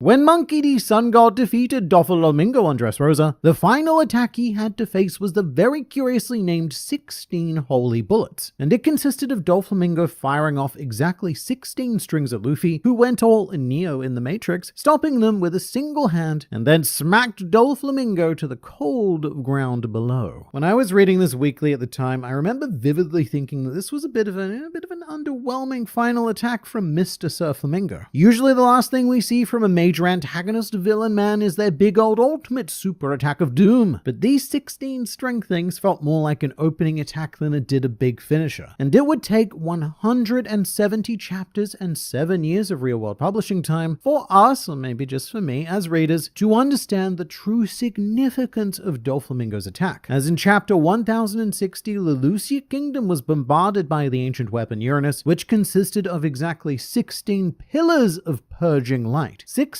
holy bullets, if you will. Bullets that were decreed from above and shot in the exact same way that Doflamingo's strings were. So we need to answer 3 questions. Firstly, what is the significance of the number 16? Has it appeared elsewhere in the series? And mate, let me tell you, this turned out to be a far deeper rabbit hole than I was initially prepared for. But secondly, why was Doflamingo replicating the attack of an ancient weapon, and how aware of Uranus is he? The answer to that one's going to make you feel a bit uncomfortable, because he is very aware of it. And finally, how much does Doflamingo know about Emu, and how was he planning to use Emu to attain his goal of something world domination? Lots to do, and I generally try not to dive too deeply into ideas that only have 1 or 2 points of evidence, because 2 is just a coincidence, especially in a series as long and as large as One Piece, but 3 is a pattern, and anything more than 3 is excessively beating you over the head to get your attention. So we have our 16 holy bullets of Doflamingo, the 16 shots of Uranus, but we also have Luffy ringing the ox bell at Marineford 16 times according to world government tradition, and even a civilian in chapter 763 stated that a world noble shot his sons a total of 16 times for the crime of walking across their path, which took place in Doflamingo's flashback, by the way. So that's already 4, and this next one, it's a bit of a stretch, but I thought I'd include it anyway for reasons that will shortly become clear. But when Mr. St. Charlos enters the human auction house on Sabri, he very conveniently does so with the announcement of entry number 16. You might think I'm crazy for bringing that one up, but mate, I am about to take you on a journey of belief, because even without that, there is a confirmed connection and meaning behind the number 16 in world noble culture. And whenever numbers become significant in One Piece, the first place to look for meaning is usually in Buddhism. Zoro tends to be a great example of this. Whenever he mentions a number like a 108-pound phoenix or 3,000 worlds, those numbers generally hold great meaning in Buddhist spirituality and cosmology. And Buddhism, I should say, is directly connected to Emu. Emu's name is written in the katakana E and Mu, which I will say can also be read as 1 and 6 thanks to Gorowase, very much in keeping with the 16 theming. But when the symbols of Emu's name are put together, they actually form this one very curious kanji, which has 2 meanings. The first and most recognized reading is Hotoke, meaning Buddha, so it makes sense to look to Buddhism initially to find the answer here. And one very curious concept is known as the 16 mental defilements, which are conditions of the mind that require purification, although I guess in the case of world nobles, these are the 16 principles by which they lead their lives, which include greed, malice, contempt, jealousy, hypocrisy, vanity, haughtiness, and a lot of other not so great things that come together to form 16. It really is quite interesting to look at the full list of these mental defilements and see that putting all of those together ends up crafting the perfect world noble. But 16 actually has a much greater significance. Remembering that the kanji that Emu's name constructs has 2 meanings, and now just stick with me here and remember that I, man on the internet, did not invent Japanese, and I don't know why what I'm about to say is a thing, but this kanji, which can be read as Buddha, can also be read as France, where 16 is a very significant number, with Louis XVI being the last king of France prior to the French Revolution, which is very much in keeping with Emu, as he is assumedly going to be the last king of the world government before the global One Piece world revolution. As a point of semantic order, I know that Louis XVI wasn't the last king, that's why I said the last one before the revolution, but there comes a certain point where I don't know how much of this is intentional and how much is coincidence. I just know that the how much is a lot. And I also know that Oda tends to pay very, very careful attention to puns. So I can see him taking this kanji and creating a character that inhabits both of its meanings. A wild wise, twisted Buddha-esque being that also involves something France. I actually shouldn't be so flippant about the French connection because there's quite a bit more to this. To go back to Louis XVI, one of the reasons why he was overthrown and executed was due to the starvation of his people, which occurred primarily due to a very severe winter, which decimated their food reserves. And that's very similar to the world nobles of Marie-Joie currently experiencing a famine thanks to the Revolutionary Army, the leader of which is something of a weather phenomenon himself. And in addition to that, Louis decided that one of the main solutions to this starvation problem would be to heavily increase taxes on the poorest people, in much the same way that the world government demands a heavenly tribute from all of its affiliated nations. And crazily enough, that didn't work out too well for Louis. And I have talked about world nobles being based specifically on French monarchs in other videos before, which I think holds up because Penguer Castle itself is modeled after Chateau de Chambord, which was built as a, what passed for the French definition of modest, hunting lodge, with hunting being a pretty large aspect of world noble culture, or at least it was up until the God Valley incident. And in chapter 1086, we had the introduction of Mr. St. Figel Garling, but whilst this was going on, the world nobles were complaining in the background about their food options, saying, "We have no food, no bread, only cake to eat," which is almost certainly a reference to Marie Antoinette's Let Them Eat Cake, with Marie Antoinette, of course, being the wife of King Louis XVI. So look, I'm usually pretty skeptical about this number stuff, but I genuinely think that there's something here. I feel that Oda is trying to portray Marie-Joie as the final days before the French Revolution, or at least heavily using it as inspiration. And if he keeps going in this direction, what we'll need is some sort of Napoleon to rise up, and if that were to happen, my eyes would be looking in the general direction of Figel and Garling. But that is an idea for another time. For now, I think that the number 16 is a combination of meaning. Spawned from Emu's name, which can be read as 1 in 6, but also Buddha and France, and so a world noble firing a 16 bullet attack and really holding this number 16 to great esteem means embracing the 16 mental defilements that characterize them, as well as represents the proliferation of a society on the brink of revolution. It could also be other things that we aren't yet aware of, such as perhaps Emu being the 16th king out of the 20 to form the original world government alliance. It could even be a reference to Imperial Japan, as their rising sun flag had 16 red rays of sun emerging from it, and it is seen as a symbol of war, which ties into the theorized depiction of Pluton on the moon during NL's cover story, as that sun had 16 points, and even the ancient weapon Poseidon, which was properly awakened by Shirahoshi when she was 16 years old. And to add to all of that, Uranus was first used in chapter 1060, and if you take away those pesky zeros, there is that nasty number 16 again. Lots of 16, lots of weapons, and lots of war, and so the meaning of the number 16 could just be all of the above. 16 is a bad number. And in fact, what I've really learned from making this video is that the number 16 is the only one in all of existence that could describe a world noble culture so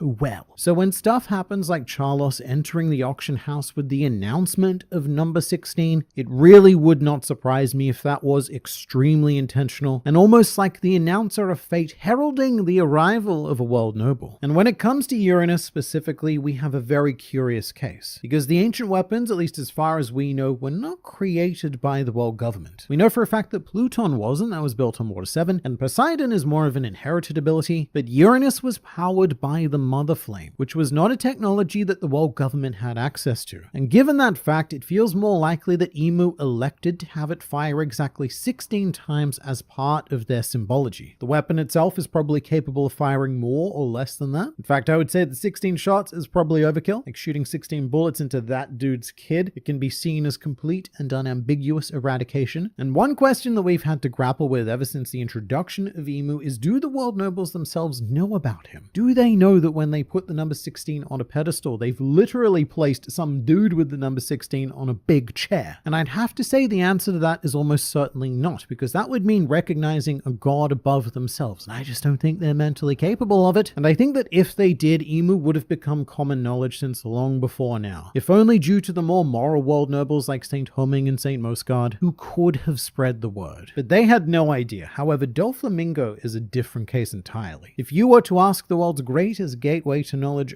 Google, if Doflamingo knows about Emu, then it answers the following: yes, the character of Doflamingo in One Piece knows about Emu, the leader of the world government. Doflamingo was even revealed to have been interacting with Emu directly. And I do feel it's very important that right below that, it has the disclaimer that AI responses may include mistakes. Good disclaimer because that's a pretty big mistake there. Doflamingo has never been shown interacting directly with Emu. However, it is heavily hinted that Doflamingo has seen Emu before, or at the very least knows about Emu. In chapter 906, we get to visit Doflamingo in Impel Down, who's having a surprisingly good time despite his conditions, and he spends a few panels musing about his incoming assassination. Why the solitary cell, huh? A guy could get lonely down here. Or is this meant to protect me, Magellan? Have they come for me, an assassin from above, to make sure that I don't go spilling the secrets of Marijoi's hidden treasure? A hired killer to silence me for good, eh? He. Just let the secret out. Power has such a short shelf life, it goes bad very quickly. And it's after this monologue that we cut to Marijois and we see Emu for the very first time, carrying Luffy's bounty and opening a very frosty vault containing the enigma that is the giant straw hat, which could imply by juxtaposition that Doflamingo was talking about Emu as the treasure. But this is not the first time that Doflamingo spoke about this hidden treasure. And very importantly, he always seems to have a different adjective to describe it. Here it was a hidden treasure, but previously he's also called it a crucial treasure and a national treasure. And the assumption has mostly been that Doflamingo was referring to an object, with the two leading ideas on that being either the massive straw hat or the ancient weapon Uranus itself. However, as stated before, I believe that Doflamingo may have been referring to Emu, and it's because he describes this treasure as follows. It's because I know about a crucial treasure that exists within sacred Marijois, and the very fact of its existence would shake the world to its foundations. And that's not something I believe that the giant straw hat could currently do, unless, say, it has a massive amount of Joy Boy hockey infused into it and basically acts as a giant global hockey bomb. But other than that, should it be revealed, not enough people really understand the significance of a straw hat for it to deal any damage. Not even we as readers truly understand what this hat means at this stage. And it really doesn't fit with the second part of Doflamingo's statement, which was about obtaining Trafalgar Law's Devil Fruit. At a currently unknown point in time, Doflamingo returned to the Holy Land of Marijois, which is where he discovered this treasure, and he was relentlessly hunted down as a result, but Doflamingo was able to slither his way out like a well-lubed otter, and he stated, "If only I'd had the power of the Op-Op fruit in my grasp on that specific day years ago, I would have been able to make use of that Marijois treasure to seize the world." That is how valuable and useful those powers are, not only for the personality switching surgery, but one ability even greater. So the straw hat doesn't really fit that criteria. If Doflamingo has Law's Devil Fruit powers, and I don't know, the hat, I guess it's stylish. And Doflamingo is a man known for making bold fashion choices. But I would say that the ancient weapon Uranus doesn't fit what he was talking about either. Even if Doflamingo managed to discover that the world government was in possession of Uranus, he has no way to power it without the Mother Flame, and having Trafalgar Law's Devil Fruit doesn't change that in any way. Although things do get slightly more complicated here because Doflamingo is implied to have some understanding of Uranus as well, not just because of his tribute attack that looks exactly how Uranus functions, but because after the rise of global sea levels, Doflamingo says to Magellan that most cities in this world would be wiped out with an extra 5 meters of water, and he then suggests that they should move to higher ground, almost as if he knew exactly what caused this rise in sea level. It wasn't a natural phenomena, and it was probably going to happen at least 5 more times. 5 meters is just 5 more shots. Somehow Doflamingo, he knows this, or he has a sense of this. But look, even if he did want Uranus, even if that was the main goal, there is a much easier way to get it, because Trafalgar Law's Devil Fruit would have given Doflamingo instant dominion over the entire planet if he'd been able to switch personalities with Emu. After that point, Uranus would have come under his domain by default, as well as the suspected immortality possessed by Emu's body. And having seen Emu is probably why Doflamingo is so confident that this surgery even works to begin with, because he has seen at least one example of an immortal being. And there's no doubt that Doflamingo seeks to sit on the empty throne, or at least create a new world with him in the equivalent position after purging the Otherworld nobles, because in chapter 782 we are given this panel of Doflamingo and his 4 executive officers bowing towards him, with Doflamingo standing atop a pile of rubble. And if you think this panel looks familiar, it's not just because you read it and you've seen it once, it's because Oda deliberately reused this composition for another much more iconic panel later on, which was chapter 908, where the 5 elders are bowing to Emu in the same position, replicated right down to the smallest, teeny tiniest of details, such as having 2 speech bubbles flanking Emu filled with dedicated words to serve as his wings, and even very minor things like the walking stick of Saint Saturn and and the sword of Ethan Baron Venus Duro being in the same position as Treble Staff and Diamante Sword in the original panel. What's happening here is not a coincidence. Oda drew Doflamingo and Emu very intentionally to parallel one another, and it's only in retrospect that we really understand how horrifyingly high Doflamingo's ambition was. If there was ever a point in history where Emu was a human rather than a dark silhouette creature, I could very much imagine him having an extremely similar personality and drive to Doflamingo. But there is also a common misconception with Doflamingo's motives that he was referring to the perpetual youth surgery and effective immortality as the mechanism to use in combination with the national treasure that would have allowed him to seize the world. However, Doflamingo never actually clarifies which aspect of Lord's Devil Fruit he had in mind for that specific day, and he does mention both the perpetual youth surgery and the personality switching, so it could be either. And the reason why this gets slightly confusing is because this is Doflamingo's hypothetical. If he had that power on that day, then this, but that's not necessarily his plan that he's working towards on Dressrosa. After discovering that Law had eaten the Op-Op fruit, Doflamingo stated that he'd need to make sure to raise Law to die for his sake, which implies performing the surgery, but not necessarily because all of the Don Quixote family are branded with this mentality, and in fact Doflamingo even made this exact request to both Virgo and Monet on Punk Hazard. He asked them to die for his sake. So it's frustratingly unclear, but look, the Occam's razor here, the simplest answer is that Doflamingo did want to use Law to attain the perpetual youth surgery, but also he's a complicated guy and his exact plan is never revealed. It's just something world domination. And I think the reason for that vagueness is because this plan involves Emu, a being that Doflamingo almost certainly knows about, and one that would be very problematic to overcome even if Doflamingo was to attain perpetual youth. Not aging is one thing, but the surgery of the Op-Op fruit would not grant Doflamingo the regenerative abilities that the Abyss does. So the easiest thing from my perspective would be to have a trusty subordinate consume the Op-Op fruit and use it to switch Doflamingo and Emu's bodies. And in that case, it would be entirely possible that the 5 elders, even if they knew about this, would be forced to serve Emu Flamingo because his abilities can kill them with a single snap of a silhouetted finger. And should Doflamingo ever be released from Impel Down, there is every chance that he would resume this nefarious plan.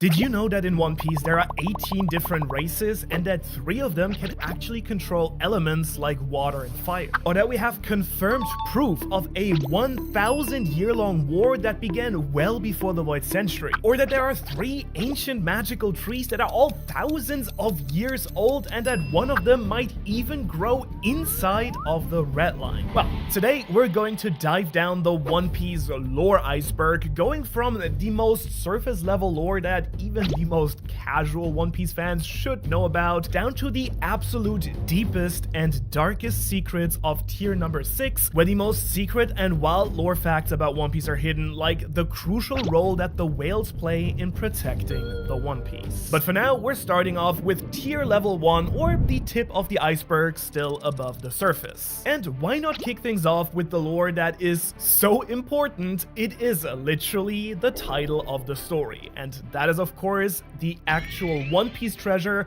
which inspired the Great Age of Piracy and sent pirates like Luffy to chase after this mythical treasure. Now, there are in fact many things that we do know about the One Piece. For example, we do know that it is supposed to be located on Laugh Tale, which is the final island of the Grand Line, and on top of that, the author has also told us that the actual One Piece treasure isn't just something cheesy like the friends we made along the way or something like that. No, it is something physical and real. In fact, the treasure is supposed to include something that was left behind by a legendary figure from the past, and it also includes all of the former Pirate King Goldie Roger's treasure as well. Plus, Roger and his crew are, so far as we know, the only people to have ever found this island Laugh Tale in over 800 years, so even though this iceberg contains tons of mind-blowing answers to One Piece's biggest secrets, this one mystery is one that is still unanswered even to this day. And if you've ever read or watched all of One Piece, then you should know about the poneglyphs as well, which are these giant unbreakable stones that tell the ancient history of the so-called Void Century. Now, Now, don't worry, we will be talking about the Void Century in a lot more detail in just a moment, but the most important poneglyphs out of these are the so-called 4 road poneglyphs, which contain the information that you need in order to find the island Laugh Tale. In fact, these 4 are so important that the strongest pirates in the world try to regularly find or steal them so that they can actually be the ones to finally find the One Piece and become the next pirate king. However, these red poneglyphs are far from the only versions of these stones, which were hidden all around the world by the so-called Ancient Kingdom. And without getting too deep into tier 2 iceberg territory quite yet, the Ancient Kingdom is a kingdom that basically ruled over the world before the current world government defeated them sometime between 8 and 900 years ago. Now, the reasons for why and how the world government might have defeated the Ancient Kingdoms are too spicy for just tier level 1, so we'll be saving that information for just a few more minutes down the iceberg. So for now, just know that the current world government somehow defeated this Ancient Kingdom and took over power. Now, the worst thing about this though is that the world government then decided that all history of that time period needed to be completely erased. As a result, this is why that period of time is now called the Void Century, because almost all information about it has been completely wiped from the history books. All texts about it were destroyed, important people who knew anything about it were killed, and even to this day, anyone who researches the Void Century, or the poneglyphs for that fact, is hunted down and killed by the world government, as we for example saw during Robin's flashback.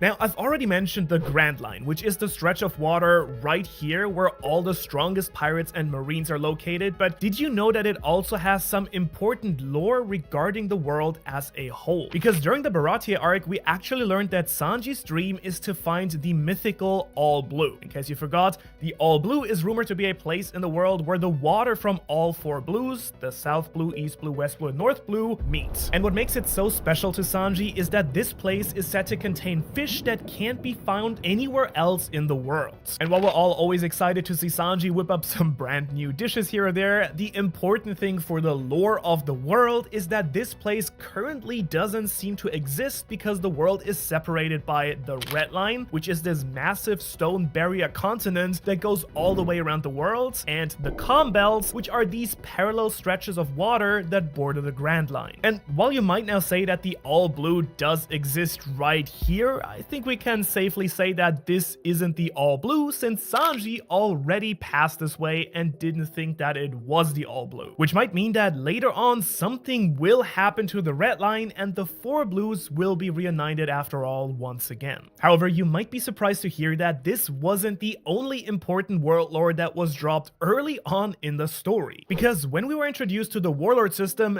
just before the Arlong Park arc back in the East Blue, we all of a sudden learned that there were people out there way stronger than anyone we had faced so far. Now, the important basics of the Warlord system are that the world government was basically inviting strong pirates to work with them. In exchange, these pirates get their bounties frozen and can essentially do whatever they want as long as they come when the world government calls them to fight. And for now, the only warlord that I want to mention in tier number 1 is Dracul Mihawk, who we learned is the strongest swordsman in the world and even used to duel with the Emperor Red Hair Shanks. And speaking of Shanks, it's time to drop some basic tier 1 lore about the entire Yonko or Emperor system of pirates as well. Basically, this system is essentially made up of the 4 strongest pirate crews who dominate the final part of the Grand Line, which is also called the New World. They are so powerful that even the world government struggle to defeat even one of these insanely powerful pirate crews. In fact, it did take the world government plus the combined strength of all the warlords to actually almost rival the Emperors, which altogether creates the 3 great powers of the One Piece world. And these Emperors of the Sea have been Luffy's main rivals during the second half of the story. However, you might be surprised to learn that the Emperor system itself hasn't been around forever, because as far as we know, it did not even exist before Roger became Pirate King, and the previous era of piracy might have only been ruled by 1 or 2 really strong pirate crews. But now, of course, we can't talk about the strongest pirates without mentioning the most well-known abilities in One Piece as well. I'm of course talking about Devil Fruits. And while the true origins of these powers still somewhat remain a mystery to this day, many legends consider these fruits to be kind of like pieces of the sea devil that take the form of a fruit. Which means that by eating that fruit, you actually take a a piece of a sea devil inside of you, although all of this is just legend, and there are some really strong theories about the real origins of devil fruits that we'll be getting into later on. However, once a person does take a bite of a fruit, they instantly gain the powers of that particular fruit for the rest of their life. The only real downside here is that they can no longer swim and will literally drown if they fall into water. Besides that though, it's pretty commonly known that there is only ever one of each devil fruit in the world at a time, so there can never be two people with the exact same powers. Oh yeah, and if you eat two devil fruits, then you'll explode. At least that's according to legend, but we've actually seen someone do this in the story and they were just fine, so more on this later. But one of the most interesting things about the One Piece lore is that there are many races in the One Piece world that have their own unique elemental abilities. For example, the animal mink tribe have natural electricity, the fishmen can control water, to some degree at least, and these angel-like creatures even have natural fire powers. And these are just some of the many races in One Piece though, because besides humans, there are also giants, dwarfs, long arm, leg, neck people, winged people,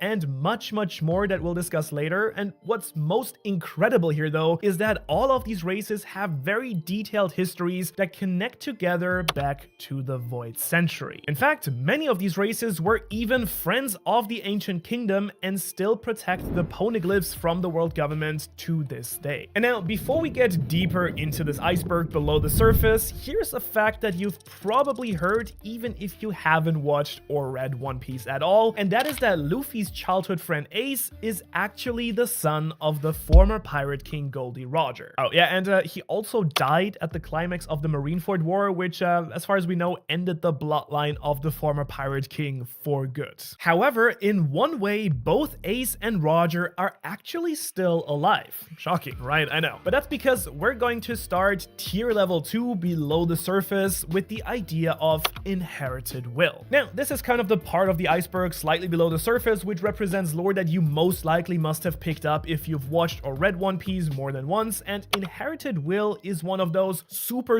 important concepts that you probably don't remember if you're a casual viewer only. And basically the idea behind inherited will is that if someone dies without fulfilling their dream or purpose, then someone else who comes after them can inherit their will and continue their dream for them, technically keeping them alive in some way or form. In fact, this can even apply to entire generations passing on their will to future generations, and this is probably best shown by Roger himself and the Emperor Whitebeard, who both weren't able to bring true peace to the world, but passed their dreams onto the next generation. And to explain that a little bit further, Roger found the One Piece, but actually, according to himself, was too early to use whatever information or power was left from the Void Century, and so because he ended up having an incurable disease and was about to die anyways, he turned himself into the Marines. This then gave him a huge public platform for his execution, which led him to inspire the entire next generation of pirates to go search for the One Piece. And pretty much the same thing can be said of Whitebeard as well, because with his dying breath, he confirmed that the One Piece was in fact real, which further inspired hope for the current generation like Luffy to actually go and continue searching for this legendary treasure. But this idea of inherited will, a central theme in the story, works on a much smaller level as well, as many of the Straw Hats have even inherited the will of their prior mentors as their own dreams. For example, Chopper wanting to become a great doctor like his first mentor, and Robin inheriting the will of the Scholars of Ohara to find out what happened during the Void Century. Now, before we move much further here though, let's dive in a little bit more about the actual One Piece and the Void Century here. Because I just said that Roger was too early to use what we left on Laugh Tale, which means that we need to ask exactly what this legendary treasure actually is. And well, there are a few possibilities, but to truly understand the possibilities, we first have to take a look at the people we actually know from the Void Century and what they could have possibly left behind. And the first and most important of these people is a legendary figure called Joy Boy. And the very first time that we hear about this character was actually during the Fishman Island arc after the time skip, when we learned that Joy Boy wrote a mysterious letter of apology to a former mermaid princess about a promise that he was not able to keep. Now, we don't know exactly what that promise specifically was, but we can guess that it probably involves the fishmen having to live at the bottom of the sea to escape oppression up on the surface, and Joy Boy helping them to get back to that surface. Which leads us to the probably most mysterious event and time period in all of One Piece, which is the war between the Ancient Kingdom and the 20 kingdoms who later founded the world government. And while we still don't know a ton about what exactly happened, we do know that somehow the 20 kingdoms won, the Ancient Kingdom was destroyed, and the poneglyphs were created by the Ancient Kingdom to keep the world government from completely erasing the Ancient Kingdom's history and keeping some hope for future generations. Now, interestingly enough, we do actually know that these unbreakable stones were created by the Kozuki clan from Wano, who are just one of the many confirmed allies of that former Ancient Kingdom. However, after this great war, the world government was then formed by the 20 kingdoms, and they have ruled the world together ever since. As for the Ancient Kingdom, we don't really know if they had an actual home island or home country somewhere in the world. It could have, of course, been Laugh Tale itself, or it could have been an island destroyed long ago, but we do know that all of the known allies of the Ancient Kingdom are not allies of the world government. For example, the samurais of Wano, the Sky People, the Fishmen, Minks, and we assume even the giants of Elbaf as well. Plus, as we learned during the Wano arc, there is also a legendary figure called Nika who was known as the Sun God. Now, we don't really know if Joy Boy and the Sun God were the same people. In theory, both of these could just be titles that many different people could have inherited throughout the centuries, but we do know that Luffy has now awakened his devil fruit called the Nika fruit and inherited both Nika's and Joy Boy's will to bring freedom to the world.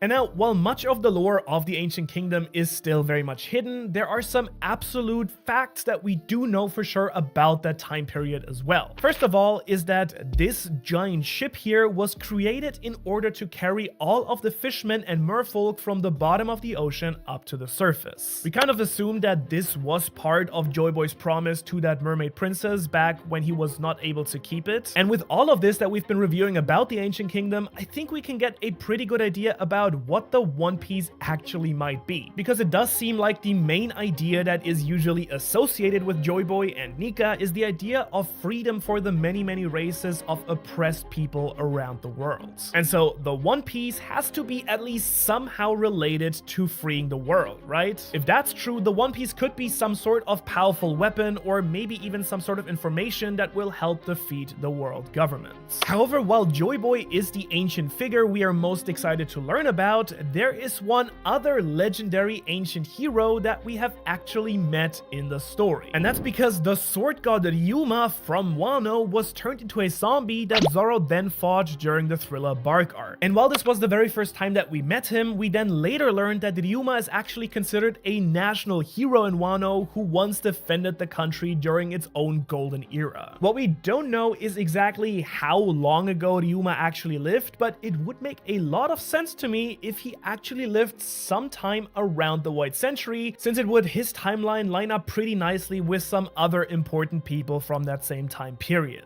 And in fact, sticking with the island of Wano, there's actually some very interesting lore regarding the actual geography of that country. Because while we've had a few maps showing the layout of this really oddly shaped country, there are a few mysteries surrounding the country's origins as well. That's because if you look at the map here, it really does look like Wano is kind of made up of many different islands that were kind of pulled together into one bigger one. And what's even weirder is that the weather patterns for each of these sections are completely different from each other. And so if you combine that knowledge with what we know about islands in the Grand Line all having their own weather patterns, then it makes a lot of sense that this island of Wano that exists above the water might have once actually been several different islands that were somehow smushed together to create this new bigger Wano country. And funnily enough, we even have a race of extra big giants who are literally called continent pullers. So that is just one more piece of evidence to support this potential lore right here. And now you might be wondering why Wano would be created like this in the first place. And one possible answer might come from the lore surrounding slavery in One Piece. Because even though slavery is technically outlawed by the world government, it very much clearly still exists, as we see with the slave auction house during the Sabaody arc, plus the fact that the Celestial Dragons themselves ride around on slaves and use slaves to operate their giant moving walkway. And this connects to Wano plus many of the other allies of the Ancient Kingdom, because there is some evidence to suggest that the world government and even people who ruled the world before them used to enslave many of the people and races from around the One Piece world. For example, about 1,000 years before the present storyline, the animal mink tribe moved their entire population to live on the back of this giant elephant. Why did they do that? Well, the most likely reason is to escape the oppression, just like the fishermen who moved to the bottom of the ocean. We also have a dwarf tribe that we met in Dressrosa, who once fled their kingdom and were later enslaved by the ruling family of Dressrosa. And these dwarfs were only freed once that ruling family actually moved to the top of the Red Line to become celestial dragons after the Void Century as part of the 20 kingdoms that founded it. In other words, clearly, slavery has been a really big deal for a very long time in One Piece, and to bring this all back to Wano, it is very possible that Wano itself was created as a sort of sanctuary to protect a group of humans and other races from the oppression of other humans or some other super powerful race. In fact, speaking of powerful races, there is none more powerful in One Piece than the Lunarians here, whose introduction near the end of the Wano arc absolutely blew everyone's minds. And that is because this race of angelic winged people once actually lived on top of the Red Line before they were almost completely wiped out. Not only that, in fact, they were once actually referred to as a tribe of literal gods, which does make me think that they probably once actually ruled over the world, similarly to how humans rule the One Piece world right now. And to explain what makes them so powerful, the Lunarians get their incredible powers from this magical flame on their back, which allows them to create fire and become nearly invincible while that flame is active. And now you might be wondering how they were defeated if they were so incredibly powerful, but that's a bit of lore too juicy for tier number 2, so we'll discuss it a lot further down this iceberg. And anyways, what is more important here though is that the current most individually powerful race is without a doubt the race of giants. Because come on, these people are simply massive, and their average warrior is easily worth at least 100 regular humans. And most giants come from the legendary island of Elbaf, but what you might not know is that giants actually live in many places around the world, as we learned during Robin's flashback as well. But honestly, if there's one island everyone's very excited to visit, it's definitely Elbaf, because it has some truly insane lore. First off, the entire island is basically based off of Norse mythology, and we can kind of see that based on the design of their architecture. The name of their ruler is Loki, who is the Norse god of trickery and mischief, or god of stories, and also the fact that there is this giant tree, sometimes shown in the background of Elbaf, which reminds me of the world tree Yggdrasil from Norse mythology. However, while it is likely inspired by that mythical tree, we most likely already know that this tree's real name in One Piece is the Treasure Tree Atom. Now, in case you forgot, we learned during the Water 7 arc that the wood from this atom tree is unbelievably strong, so much so that Frankie made the Straw Hat's new ship, the Thousand Sunny, out of that wood. Plus, we do know that this tree is located in a very war-torn country, which perfectly fits Elbaf. And actually, while we're talking about that Treasure Tree Atom, this is the perfect time to mention that there are actually some other super important trees in the One Piece world as well. The second is the Sunlight Tree Eve, which we first learned about during the Fishman Island arc. This truly incredible tree absorbs sunlight and then filters down light and oxygen to the roots of it that are located at the bottom of the ocean, right above Fishman Island. And what you may not realize here is that we don't actually know where the top of that tree actually is located. You might assume that it is directly above Fishman Island, since that is where its roots are, but that is never actually confirmed, and right above Fishman Island is actually actually the giant red line. So unless the sunlight tree is somehow part of the red line, inside of it or on top of it, then it could very well be located somewhere else entirely. And continuing with the theme of biblical references, there is also the Tree of Knowledge that was located on the island of O'Hara before it was then destroyed by the world government.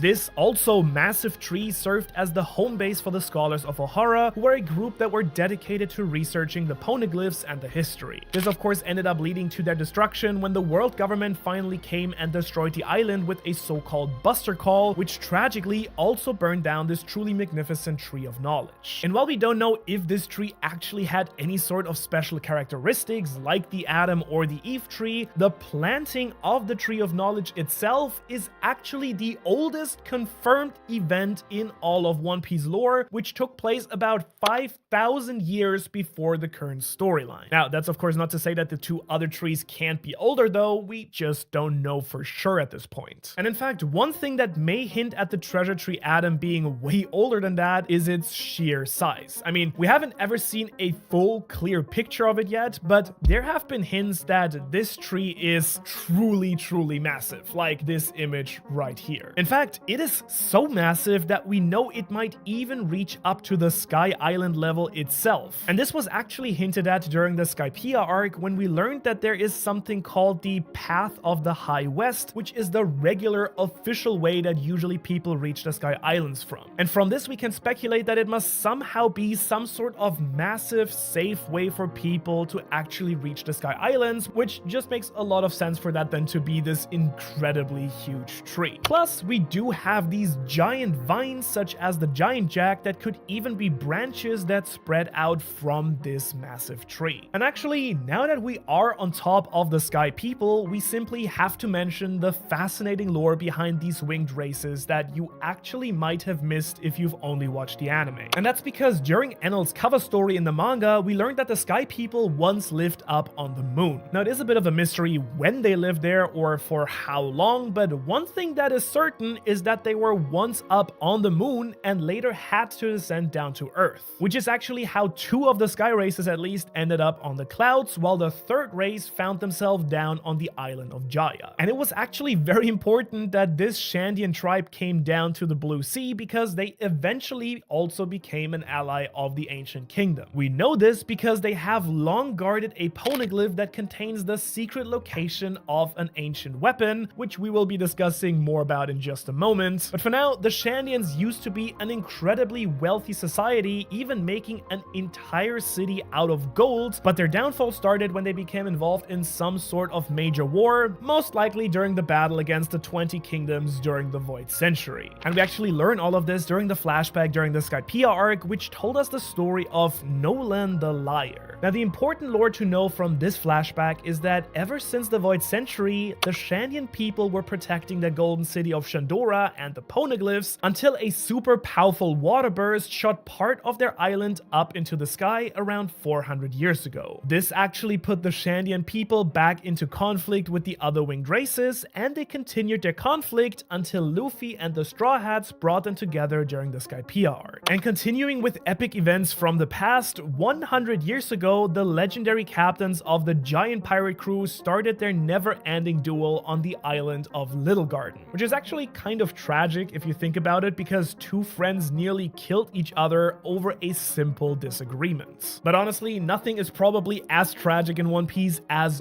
Brook's backstory, which contains a super important hint about the secrets of the One Piece. Because around 50 years ago, the crew befriended a baby whale named Laboon, who had been separated from its family pot. However, the crew had to leave Laboon behind once they actually entered the Grand Line, and they promised to return once they traveled around the world. Now, sadly, the crew never made it as they were wiped out completely by a deadly disease and poison, but the important part about all of this is that ever since that day, the music-loving Laboon was waiting for his crew to return. And while that never happened, his presence at the start of the Grand Line is just the start of some sort of secret lore regarding the One Piece that we will simply have to save for way down at the bottom of this iceberg, but keep it in mind. However, for the entire time that Laboon was waiting for his crew, there was actually this old man who was taking care of him, because this is Crocus, and man, when we first met him, I don't think anyone would have believed that he is one of the few people alive who actually knows what the One Piece treasure actually is. And that's because we later learned that he was once a member of Roger's crew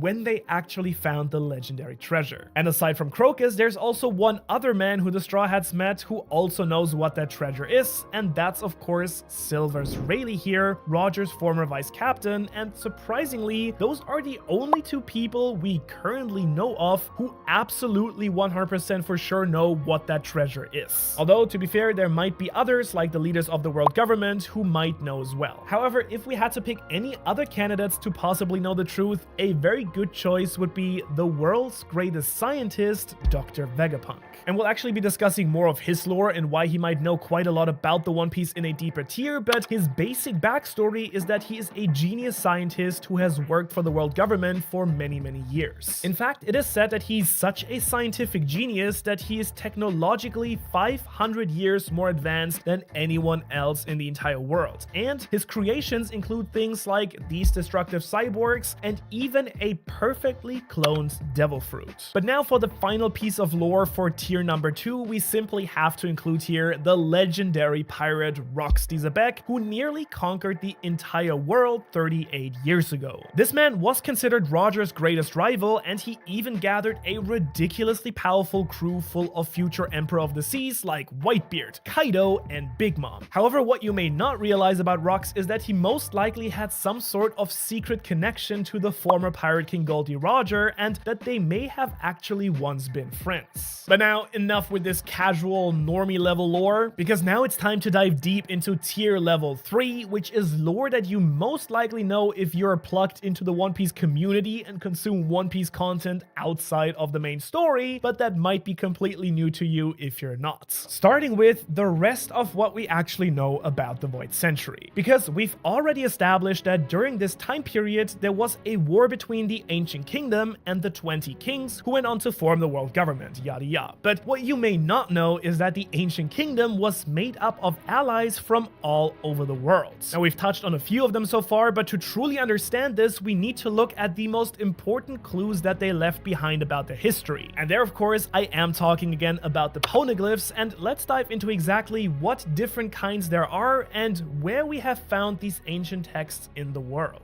So we've already discussed the 4 road poneglyphs, which point the way to Love Tale, but they're actually known to be 30 poneglyphs in total scattered all throughout the world. 9 of these are so-called Rio poneglyphs, which tell the story of the Ancient Kingdom itself, while the others contain messages from people or information about the location of other poneglyphs or secret weapons. And actually, the first time in a story that we learned about the poneglyphs was in Alabasta. In fact, this poneglyph was rumored to contain information about the ancient weapon Pluton that we will be explaining in more detail in just a minute. But first, since Alabasta protected a poneglyph for 800 years, that means that this desert kingdom was very likely an ally of the Ancient Kingdom in some way or form. And in fact, recently the story has been shedding a lot more light on this very complicated relationship, but we'll cover more of that deeper down this iceberg. We also found normal poneglyphs located in Skypiea underneath this golden bell, on the island of O'Hara, and also on Fishman Island we found this poneglyph describing Joy Boy's apology letter to the Mermaid Princess. Now, the next poneglyph we found, which finally opened up the true nature of these stones, was the road poneglyph on top of the giant elephant's zoo. And it was actually at this point that the Straw Hats and us, the audience, finally learned that in order to find the One Piece, you would need to gather all the road poneglyphs just like Roger had done. Fortunately for us, the next 2 road poneglyphs had already been found and were under the control of the Emperor's Big Mom and Kaido. And besides the road poneglyph, Big Mom also held a few others which were also copied when the Straw Hats broke in to steal them. Which actually leads us to Wano, and after defeating Kaido, Robin was able to read the road poneglyph kept hidden in the depth of Wano under the water surface. However, these weren't the only poneglyphs here, and it was during this final stretch of the Wano arc that we also learned that the ancient weapon Pluton that we learned about in Alabasta was indeed located in Wano, and Robin had known about it ever since the Alabasta arc.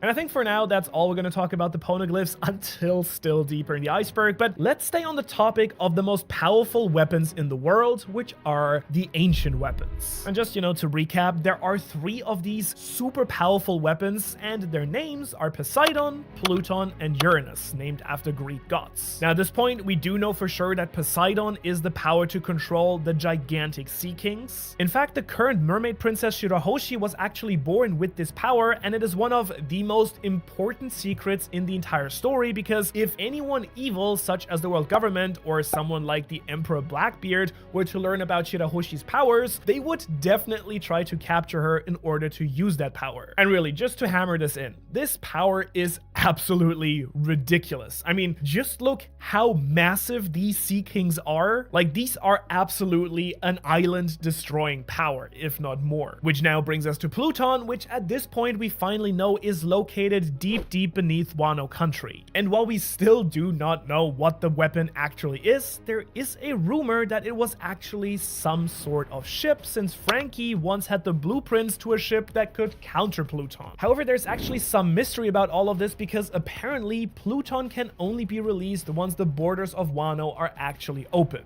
Now, what that exactly means, we actually aren't quite sure, but it very likely has to do with destroying the giant walls that keep the original Wano separated from the rest of the world. And now, since Poseidon is a power to rule under the seas, and Pluton is likely a ship to dominate the surface of the ocean, then it makes sense also name-wise that Uranus would be a power that rules the air. And there's a bit of a manga spoiler, but we actually got the clearest hint of Uranus's power back in chapter 1060 of the manga, when the world government's secret ruler unleashed this truly terrifying power that destroyed the entire kingdom of Lulusia. And I mean, this is literally an island-destroying power, literally, which is pretty strong evidence that this is an ancient weapon, or at least something that was based on one. And what's really scary here though is that this weapon seems to be in the hands of the world government, and it does make me wonder if it was this power that helped them defeat the ancient kingdom back during the Void Century in the first place. And now, if you've been paying attention throughout so far,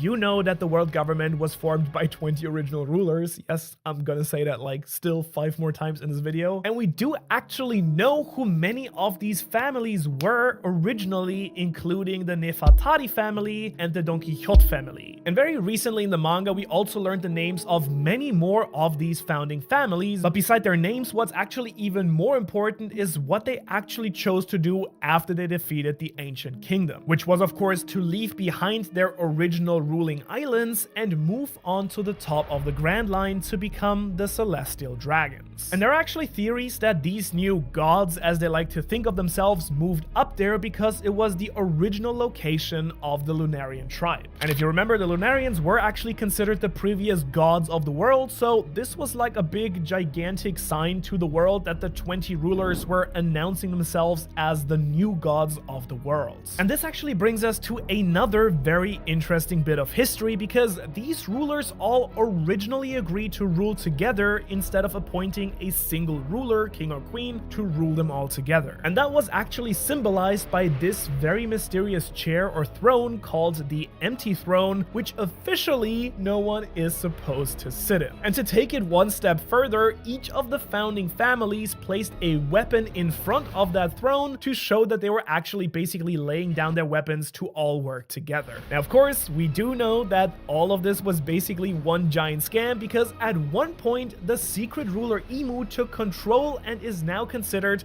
the supreme ruler of the world. However, we don't really know if this is how it was right from the start, or if Imu took power later on. In fact, what makes this even more mysterious in a lot of ways is that Imu is actually from one of these founding families.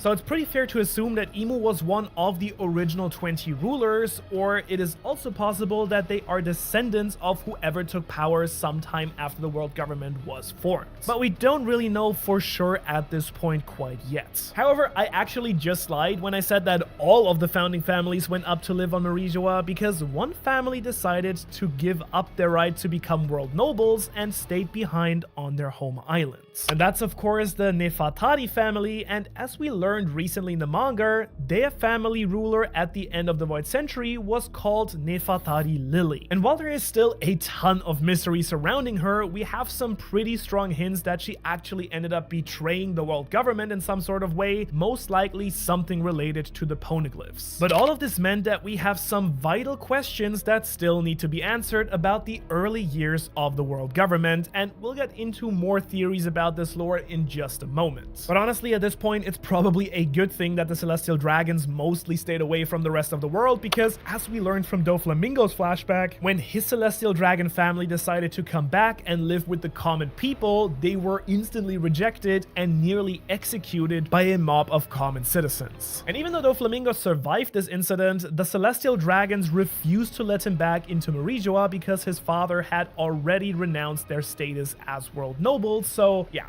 These nobles are both truly cruel and they also hold grudges. But they also have the absolute power in the world to enslave people, murder, and waste extraordinary amounts of money. And actually, one of the best examples of this is this random bridge where Robin was actually sent after Sabaody. This bridge is called Tequila Wolf, and its story is that sometime about 700 years ago, some world noble ordered that a bridge be built between two islands. And here they are, still building it all these years later. Now, we don't exactly know the purpose of all this. It could have just been a random wish that they had, but I do kind of wonder if the bridge actually ends up serving a greater purpose here. Because if you think about it, we do know that the seas, especially in the Grand Line, are ruled by people who can sail, like pirates and marines. But maybe the world government decided to make this bridge so they wouldn't need to rely on ships that could easily be attacked by pirates. Just a thought. And another piece of history that's really interesting is that Sanji's family, the Windsmokes, founded their kingdom around 250 years ago in the North Blue. And while they eventually ended up losing their rule of the North Blue itself, they recently played a really important role in the development of cloning technology. And if you ask me, this is just an insane development in the entire One Piece world. In particular, the Windsmokes specialize in mass-producing clones to fight in their mercenary armies. And believe me, there are even crazier clones coming up in tier level 4, but did you even know that some parts of the One Piece community once thought that Luffy might in fact be a clone as well? Crazy, right? But I mean, you never know. And in fact, Luffy's family lineage has always been a very big mystery. We do know that he has his grandfather Garp and his father Dragon, who is the leader of the Revolutionary Army, but we've never known about his mother, which does mean that now is the perfect time to throw in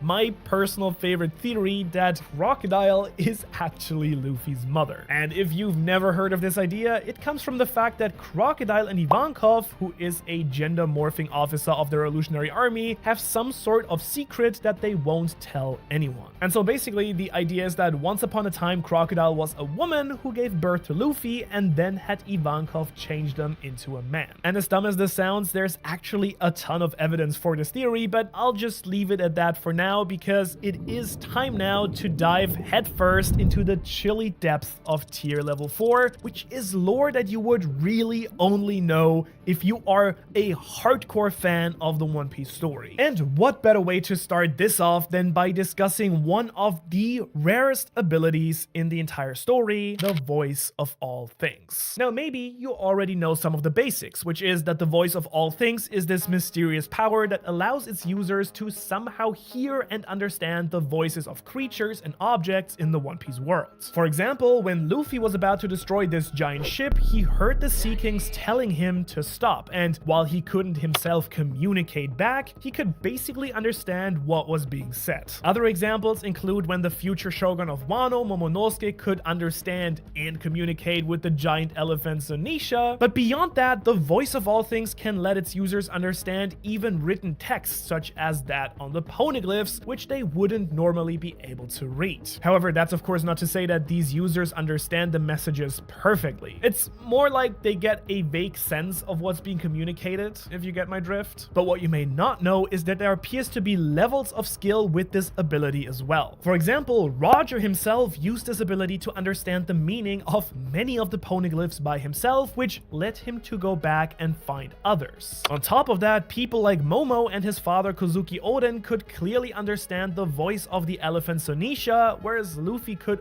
usually only hear a sort of unrecognizable voice. Now, to get to the lore side of this, there are theories that this ability is actually caused by a super strong observation haki, and other theories that this power is tied to certain descendants of the Ancient Kingdom genetically, but we really don't quite know yet for sure. But now, one crazy bit of lore that you may have never heard of is that the One Piece world might not always have been mostly covered in water. And while this hasn't been officially confirmed yet, there are some truly powerful hints that this is possible. For example, the original Wano country was lost underwater, as we saw at the end of the Wano arc. This happened because at one point walls were erected around Wano itself, and then rainwater eventually filled the space between the walls. Plus, in chapter 115, way back at the early stages of the story, we actually learned that dinosaurs once freely roamed around the world, but now they are isolated on this island. So it would make sense to me, at least, that the world used to have much more land exposed, and then some natural disaster or not so natural disaster happened that caused the world to flood. And so now you might be wondering, what kind of natural disaster could do that? But we actually have a clue from chapter 1089 of the manga. And fair warning that there will be manga spoilers for pretty much all of the remaining lore from here on out. So in chapter 1060, we did see that kingdom of Lulusia erased by this mysterious power, but what's even crazier is that in chapter 1089, we actually learned that this event somehow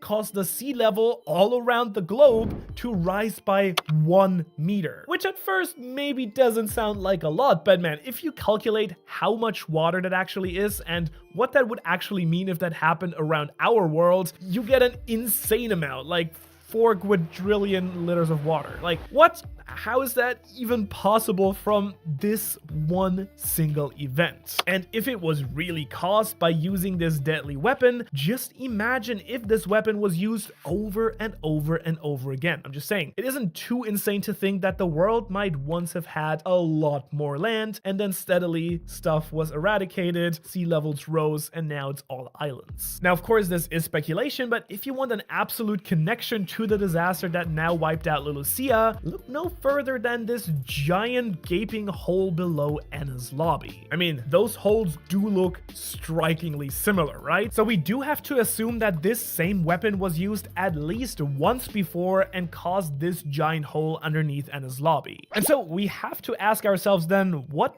was there that got wiped off the map? Well, for one, it could have been the actual home island of the Ancient Kingdom or some other very important location like maybe Love Tale. Just saying, it could make a lot of sense why no one has found it yet if the legendary island really is at the bottom of a giant hole surrounded by world government facilities. Now, if that was surprising to you, just wait until you hear this next bit of lore, because recently during the Egghead Island arc, we learned that the past civilization was way more technologically advanced than the current era. And even the genius scientist Dr. Vegapunk told us that he is barely catching up to the technology that actually used to exist in the distant past. Now, of course, we can assume that Vegapunk is talking here about the time before the Void Century and the founding of the world government, which, when you really think about what that means, is completely mind-blowing. But to take things even further, it is widely assumed that the world government were actually the ones who erased much of the technology from the world on purpose to begin with. And while this could certainly be possible, I would be very careful about assuming that the world government did this all for evil reasons. I mean,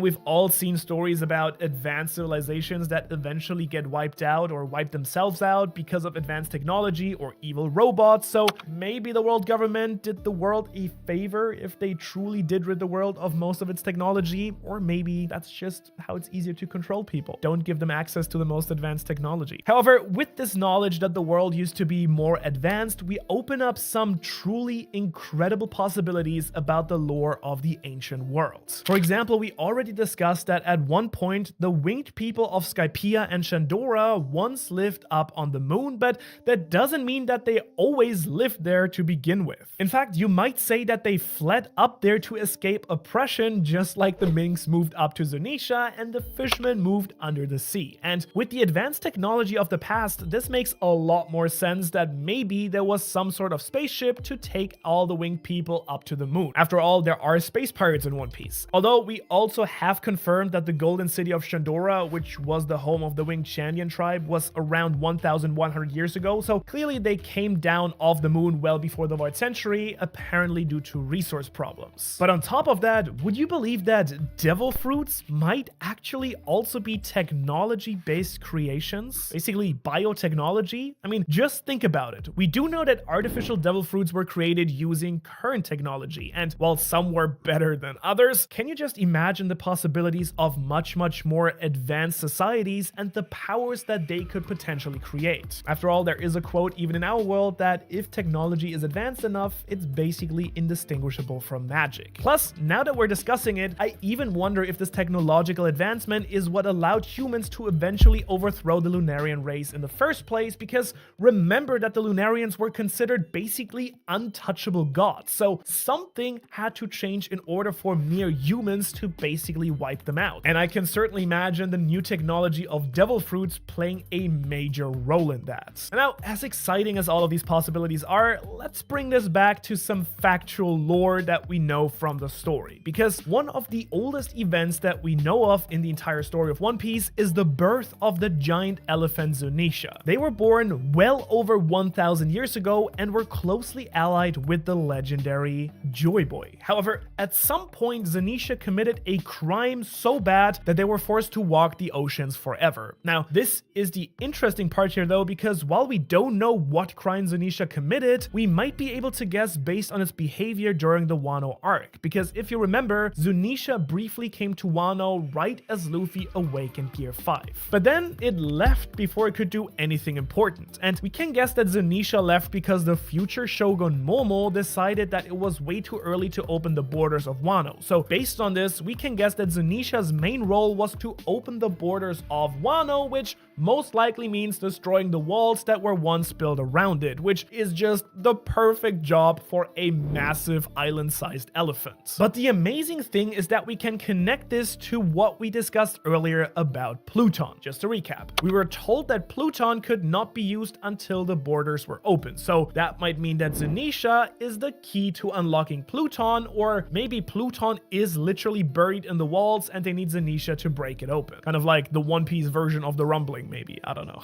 And so to tie this all back to Zunisha's crime, I can just imagine that Zunisha was once supposed to help the ancient kingdom by using or unlocking Pluton, but they failed to do so and were then forced to walk the earth as punishment. However, that is not all about this ancient elephant, because there are some crazy ties between the elephant and the One Piece treasure that are just too spicy for tier level 4, so we'll save them for the next tier. And in fact, what should also be hidden probably from history is that Dressrosa has a very dark past when it comes to racism. That's because the Don Quixote family that Doflamingo is part of actually ruled Dressrosa before the Void Century, and during that time, they enslaved the entire tribe of the Tontada dwarves and forced the dwarves to work as slaves for centuries. This really only ended once the Don Quixote family moved up to Merijua after the Void Century, and it was this time that the Riku family took over leadership of the island and ended up freeing those slaves, which led to 800 years of peace until the warlord Doflamingo, part of the Don Quixote family, came back and took back the throne. And now, speaking of special races in One Piece again, during the Whole Cake Island arc, we actually learned that Big Mom's dream was to make a paradise for all of the races of the world, and she almost succeeded because members of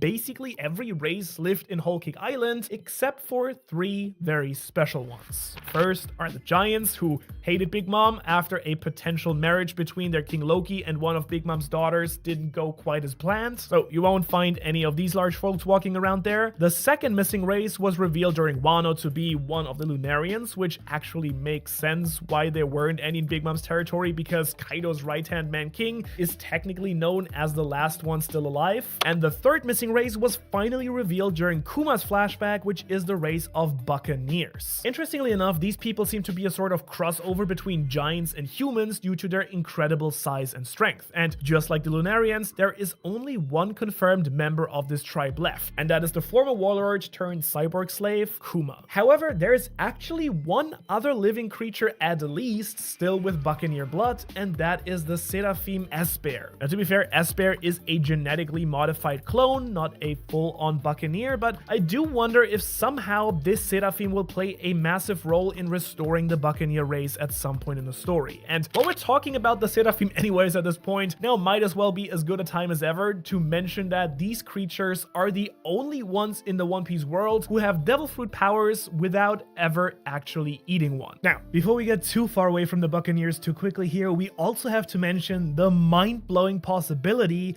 that the ancient figure Nika was actually a member of the Buccaneer race himself. In case you don't remember, Nika and Joy Boy are often referenced when discussing the same person from the Void Century, but we don't actually know that they are the same person. All we do know is that Elephant Zanisha declared that Joy Boy had returned at the same time that Luffy awakened his Nika devil fruit. Now, one thing that is certain though is that the Buccaneer race knew about Nika and basically worshipped him as their savior. Plus, if you look at the giant frozen straw hat in the top of Marijoa, it makes a lot of sense now that this head would fit on the head of an extra large human like a Buccaneer rather than a full-size giant. So yeah, lots of signs pointing towards a connection between Joy Boy, Nika, and the Buccaneer race. Before we go into the insane lore of level 5 though, let's head back to Marijo for a second, because there is of course this mysterious line about the national treasure of Marijoa, and this was revealed by Doflamingo himself, but we never got to learn what it actually is. It could be something that we've already seen, like the secret ruler of the world Emu, the mega weapon that destroyed Lulusia, or the frozen straw hat that we just discussed. Another really interesting option is that it could be some of the frozen warriors of the past. I mean, why else keep a giant secret freezer? Or maybe it is something even more insane, like a secret devil fruit tree that could be the original source of all devil fruits. Call back to the Eve tree from earlier. And while we don't really know for sure, one other really interesting bit of lore about the devil fruits is that there is some sort of hint that devil fruits may have a will of their own. This kind of ties into the whole idea that devil fruits have some sort of spirit or soul of their own, and they will naturally seek out people who represent core ideas of that fruit. And the first clear hint that we got for this was back in chapter 1044, when the Gorosei said that it seemed like the Nika fruit had been evading them for the past 800 years, even though they had been trying to capture it. And when we see Luffy first awakening his fruit, it legit seemed for a moment like he was possessed by some kind of maniac spirit that he literally could not stop laughing. So don't be surprised if we find out later that devil fruits actually possess some sort of spirit or soul in themselves, maybe connected to inherited will as well. However, we can't leave tier number 4 without bringing up one of the most mysterious and least talked about topics in the entire story. I'm talking about this thing. Like, seriously, what is this? It has never been talked about in the story, and it is only ever shown on Roger's ship. We do know that he had it after reaching Lodestar Island, which is the second to last island of the Grand Line, the official last one, and the only place that Roger first learned about the poneglyphs. So maybe he found it there? I mean, we don't really know, nor do we know what it actually is. For a long time, community theorists thought that it was a dragon or an ancient weapon, but at this point, really, who knows? One thing that we do know though is that it simply has to reappear before the end of the story and have some sort of meaning. And now, as we dive down into the depth of the second to last tier of the iceberg to level 5, we are really getting into lore and history that requires a ton of deep analysis and even some level of speculation. And if you know all of this already, you're most likely a professional One Piece fan. For example, did you know that just like the real world, many events in the One Piece worlds are actually cyclical, which means that they happen over and over again throughout the centuries. And Oda even shows us this by having similar arcs between the pre and post time skip. For example, Alabasta and Dressrosa are both very similar. In Alabasta, a warlord nearly takes over a kingdom but then was stopped by Luffy, and then in Dressrosa, a warlord did successfully already take over a country before they were then stopped by Luffy. Another example is Arlong Park and Fishman Island, both of which dealt with the issue of racism. Now, why is this important? Well, because if we take the idea that events happen in cycles in One Piece, then you can surely bet that the events of the Void Century are going to be repeated in the present story. The key difference here, though, is that Luffy will most likely succeed where in the past Joy Boy tragically failed. And this will ultimately mean that Luffy will be successful in uniting all of the races of the world to live freely on top of the globe. I mean, he's already basically done that with all of his allies and friends that he has made along the way, and this time when the world government attempts their great cleansing, as they call it, Luffy and his friends will be able to actually stop it. And while this great cleansing is sure to be a truly awful event, I bet that you'll be surprised when I tell you that the world's secret ruler Imu may not be as bad as we all actually think. And this takes some digging into his family name, which is Nerona. Again, one of the 20 kingdoms who started the world government. Now, while we don't know for sure, this family name could have been inspired by the Roman Emperor Nero, who has a ton of interesting history and connections to Imu himself. First off, he ruled over Rome at the very end of what is considered the Julio-Claudian dynasty, just like Imu is ruling over what will very likely be the end of the world government era in One Piece. On top of that, Nero is usually considered one of the worst emperors for some awful acts that he's said to have committed, like burning down the city of Rome. However, if you really dive a little bit deeper into his history, there are a bunch of false myths and legends about Nero that made him seem a lot worse than he apparently actually was. And I won't really get into those here in detail, but if Nero really was the inspiration for Imu, then there might be a whole other story to Imu that we still don't know, some tragic history that they had. So I'm not saying they are a good guy, but it's definitely possible that they are a lot more complex than just a simple evil dictator. And now, actually speaking of Imu's family, at this point in the manga we do know many of the family names of the original 20 rulers. They are Nerona, Don Quixote,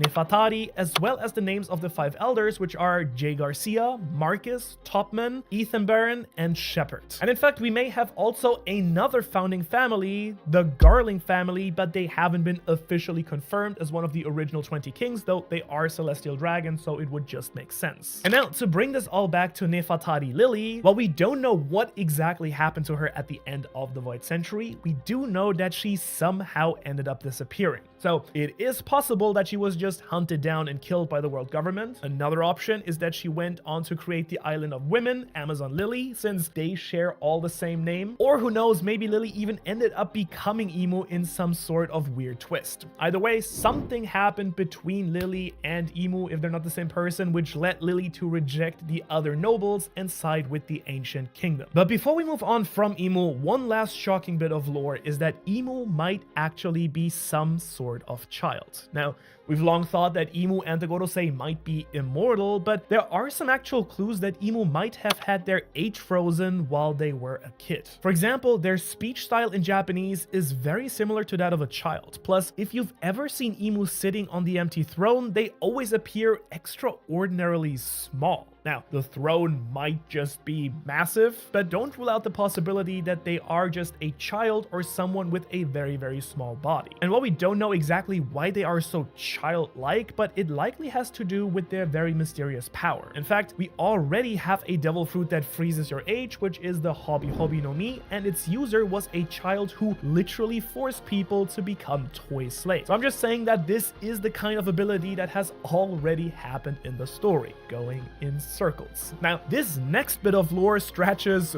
way back, even before the Void Century, because did you know that the Long Arm and Long Leg tribes have been having some sort of ongoing war for over 1,000 years? Crazy, right? While the rest of the world was battling it out during the Void Century, these dudes were just over here kind of fighting each other, doing their own thing. And I bet that this next piece of lore might honestly shock you, and it has to do with the current storyline. That's because, did you know that we have never had a single person actually drown in the actual story of One Piece? Which is just mind-boggling if you ask me, so surely that means that Oda is saving this awful fate for someone truly important in the story, right? Like maybe Emu or Blackbeard or something. But if that happens at all though, it will very likely be at the very end of the story, which is also when we should finally find Laugh Tale and find the One Piece. However, did you know that Oda may have been laying clues about the origin of Laugh Tale and the Ancient Kingdom right in front of our eyes this entire time? Let me explain. We learned during the Skypiea arc that part of the island of Jaya was launched up into the sky, and when you put these two pieces together, it forms the shape of a skull. Classic pirate stuff, right? Well, if you look very closely at the skull-shaped map, you might also notice that the left eye of the skull is actually missing, which at first glance might not mean anything. I mean, it is an island after all, and they usually aren't super perfectly shaped, but when you really dig into the symbolism of the left eye throughout the story, you will learn that the left eye plays a significant, although quite hidden role throughout One Piece. For one, a missing or closed eye shows up quite frequently on volume covers that discuss the world government, Void Century, or the Ancient Kingdom. For example, in volume 11, Nami here has her left eye closed, and in this volume, Luffy and his crew defeated Arlong, save Nami's village, and throw a massive feast to celebrate. So really hitting on the themes for freedom, laughter, and celebration. Then we have volume cover 27, where Luffy has his left eye closed, and in this volume, we have this panel of Luffy looking like Nika dancing by the fire, as well as some other truly deep connections about the Golden Bell, and it has a lot of similarities to the Drums of Liberation as well. And there are many more examples of left eyes being closed during important volumes such as these and throughout the regular storyline as well. But the important thing is that during all of these volumes, we are learning important lore. So clearly there is a tie between the left eye and the ancient lore of One Piece. Similarly, we have many important scars such as Luffy, Garp, and Zoro's being on the left eye and Luffy's father's tattoo also being on the left side. So all of this leads me to believe that this missing left eye on the island of Jaya is just too significant to ignore. Whether that missing piece is Laugh Tale or maybe the home of the Ancient Kingdom, I'm not 100% sure, but I wouldn't be surprised if it shows up again in the future. However, it is now time for the deepest, juiciest, and darkest bits of lore in One Piece down at level 6, starting with the fact that Emu might truly be a demon or some sort of nightmarish creature. There were hints at this during chapters 1085 and 86 when we saw his shadowy silhouette, but even more evidence is during chapter 1094 when we see this demon-like transformation from one of the Gorosei, Saint Saturn. And I mean, wow, like no one was expecting this, and while these abilities are still very much a mystery, it is truly making me believe that the Gorosei and Emu might just straight up be devils or demons or have some other sort of demonic powers that are kind of different from devil fruits. What's really interesting about the Gorosei and Emu though is that we have been explicitly told that they have natural enemies in the D clan. Now, I'm sure at this point you know that there are many people all around the world with the initial D, such as Monkey D. Luffy and his family. There are also Gold D. Roger and his son Ace, plus the giant here is also a D. Even someone like Law has the initial D, and we recently learned that Netafari Lily was actually Nefatari D. Lily, which means that Vivi, who the Straw Hats befriended early in the story, is technically also a member of the D clan. So clearly all these D clan members are not all related by blood, but you may be surprised to learn that we got a really big hint about the origins of the D clan in a brief recent flashback. Because in chapter 1085 we learned that Luffy and Ace actually told Sabo that he could have the D initial in his name too, since he was technically their friend. And while you might think that they are just messing around as kids, I highly doubt that Oda would just throw this in there if it didn't have any real significance later on. So it might very well be the case that the D clan were a bunch of friends who banded together and adopted this secret initial in order to stand up for their beliefs. However, this next bit of lore is even more secret because it is now time to talk about the important role of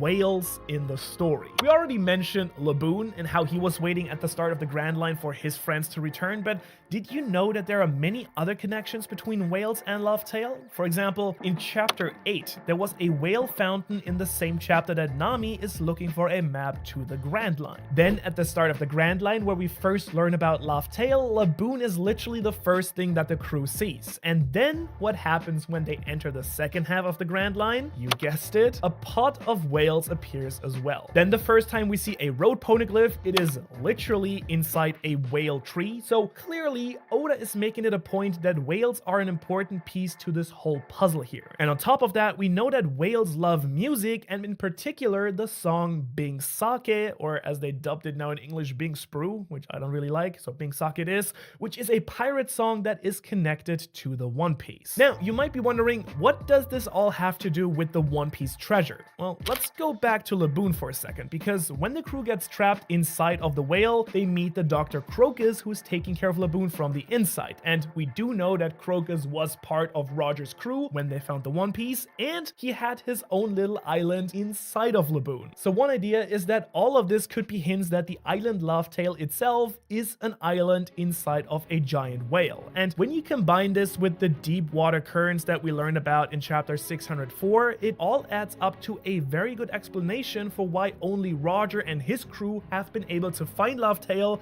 in over 800 years. Which is because the island itself might have actually been hiding inside of a whale that has been hiding in the deep water currents and can only be found using a certain method described on the road poneglyph. And it really all fits with the idea of whales and friendship, especially since we know that the ancient kingdom already had a connection with other giant creatures such as Zunisha. And now, while this is of course partially at least a theory, we cannot deny that the clues are really there. Just like how I know that if you've been watching the entire time until now, you either absolutely love One Piece and have nothing better to do, or you're just slaving away in the background doing your chores right now or working and just listening to this. And I mean, lucky for you, even though this video is over, I have the perfect thing to keep going for you with a massive One Piece theory iceberg video this time, which you can watch by simply clicking right here. Thanks for watching, good luck whatever you're up to right now, and I will see you in the next one. Thanks for watching till the end.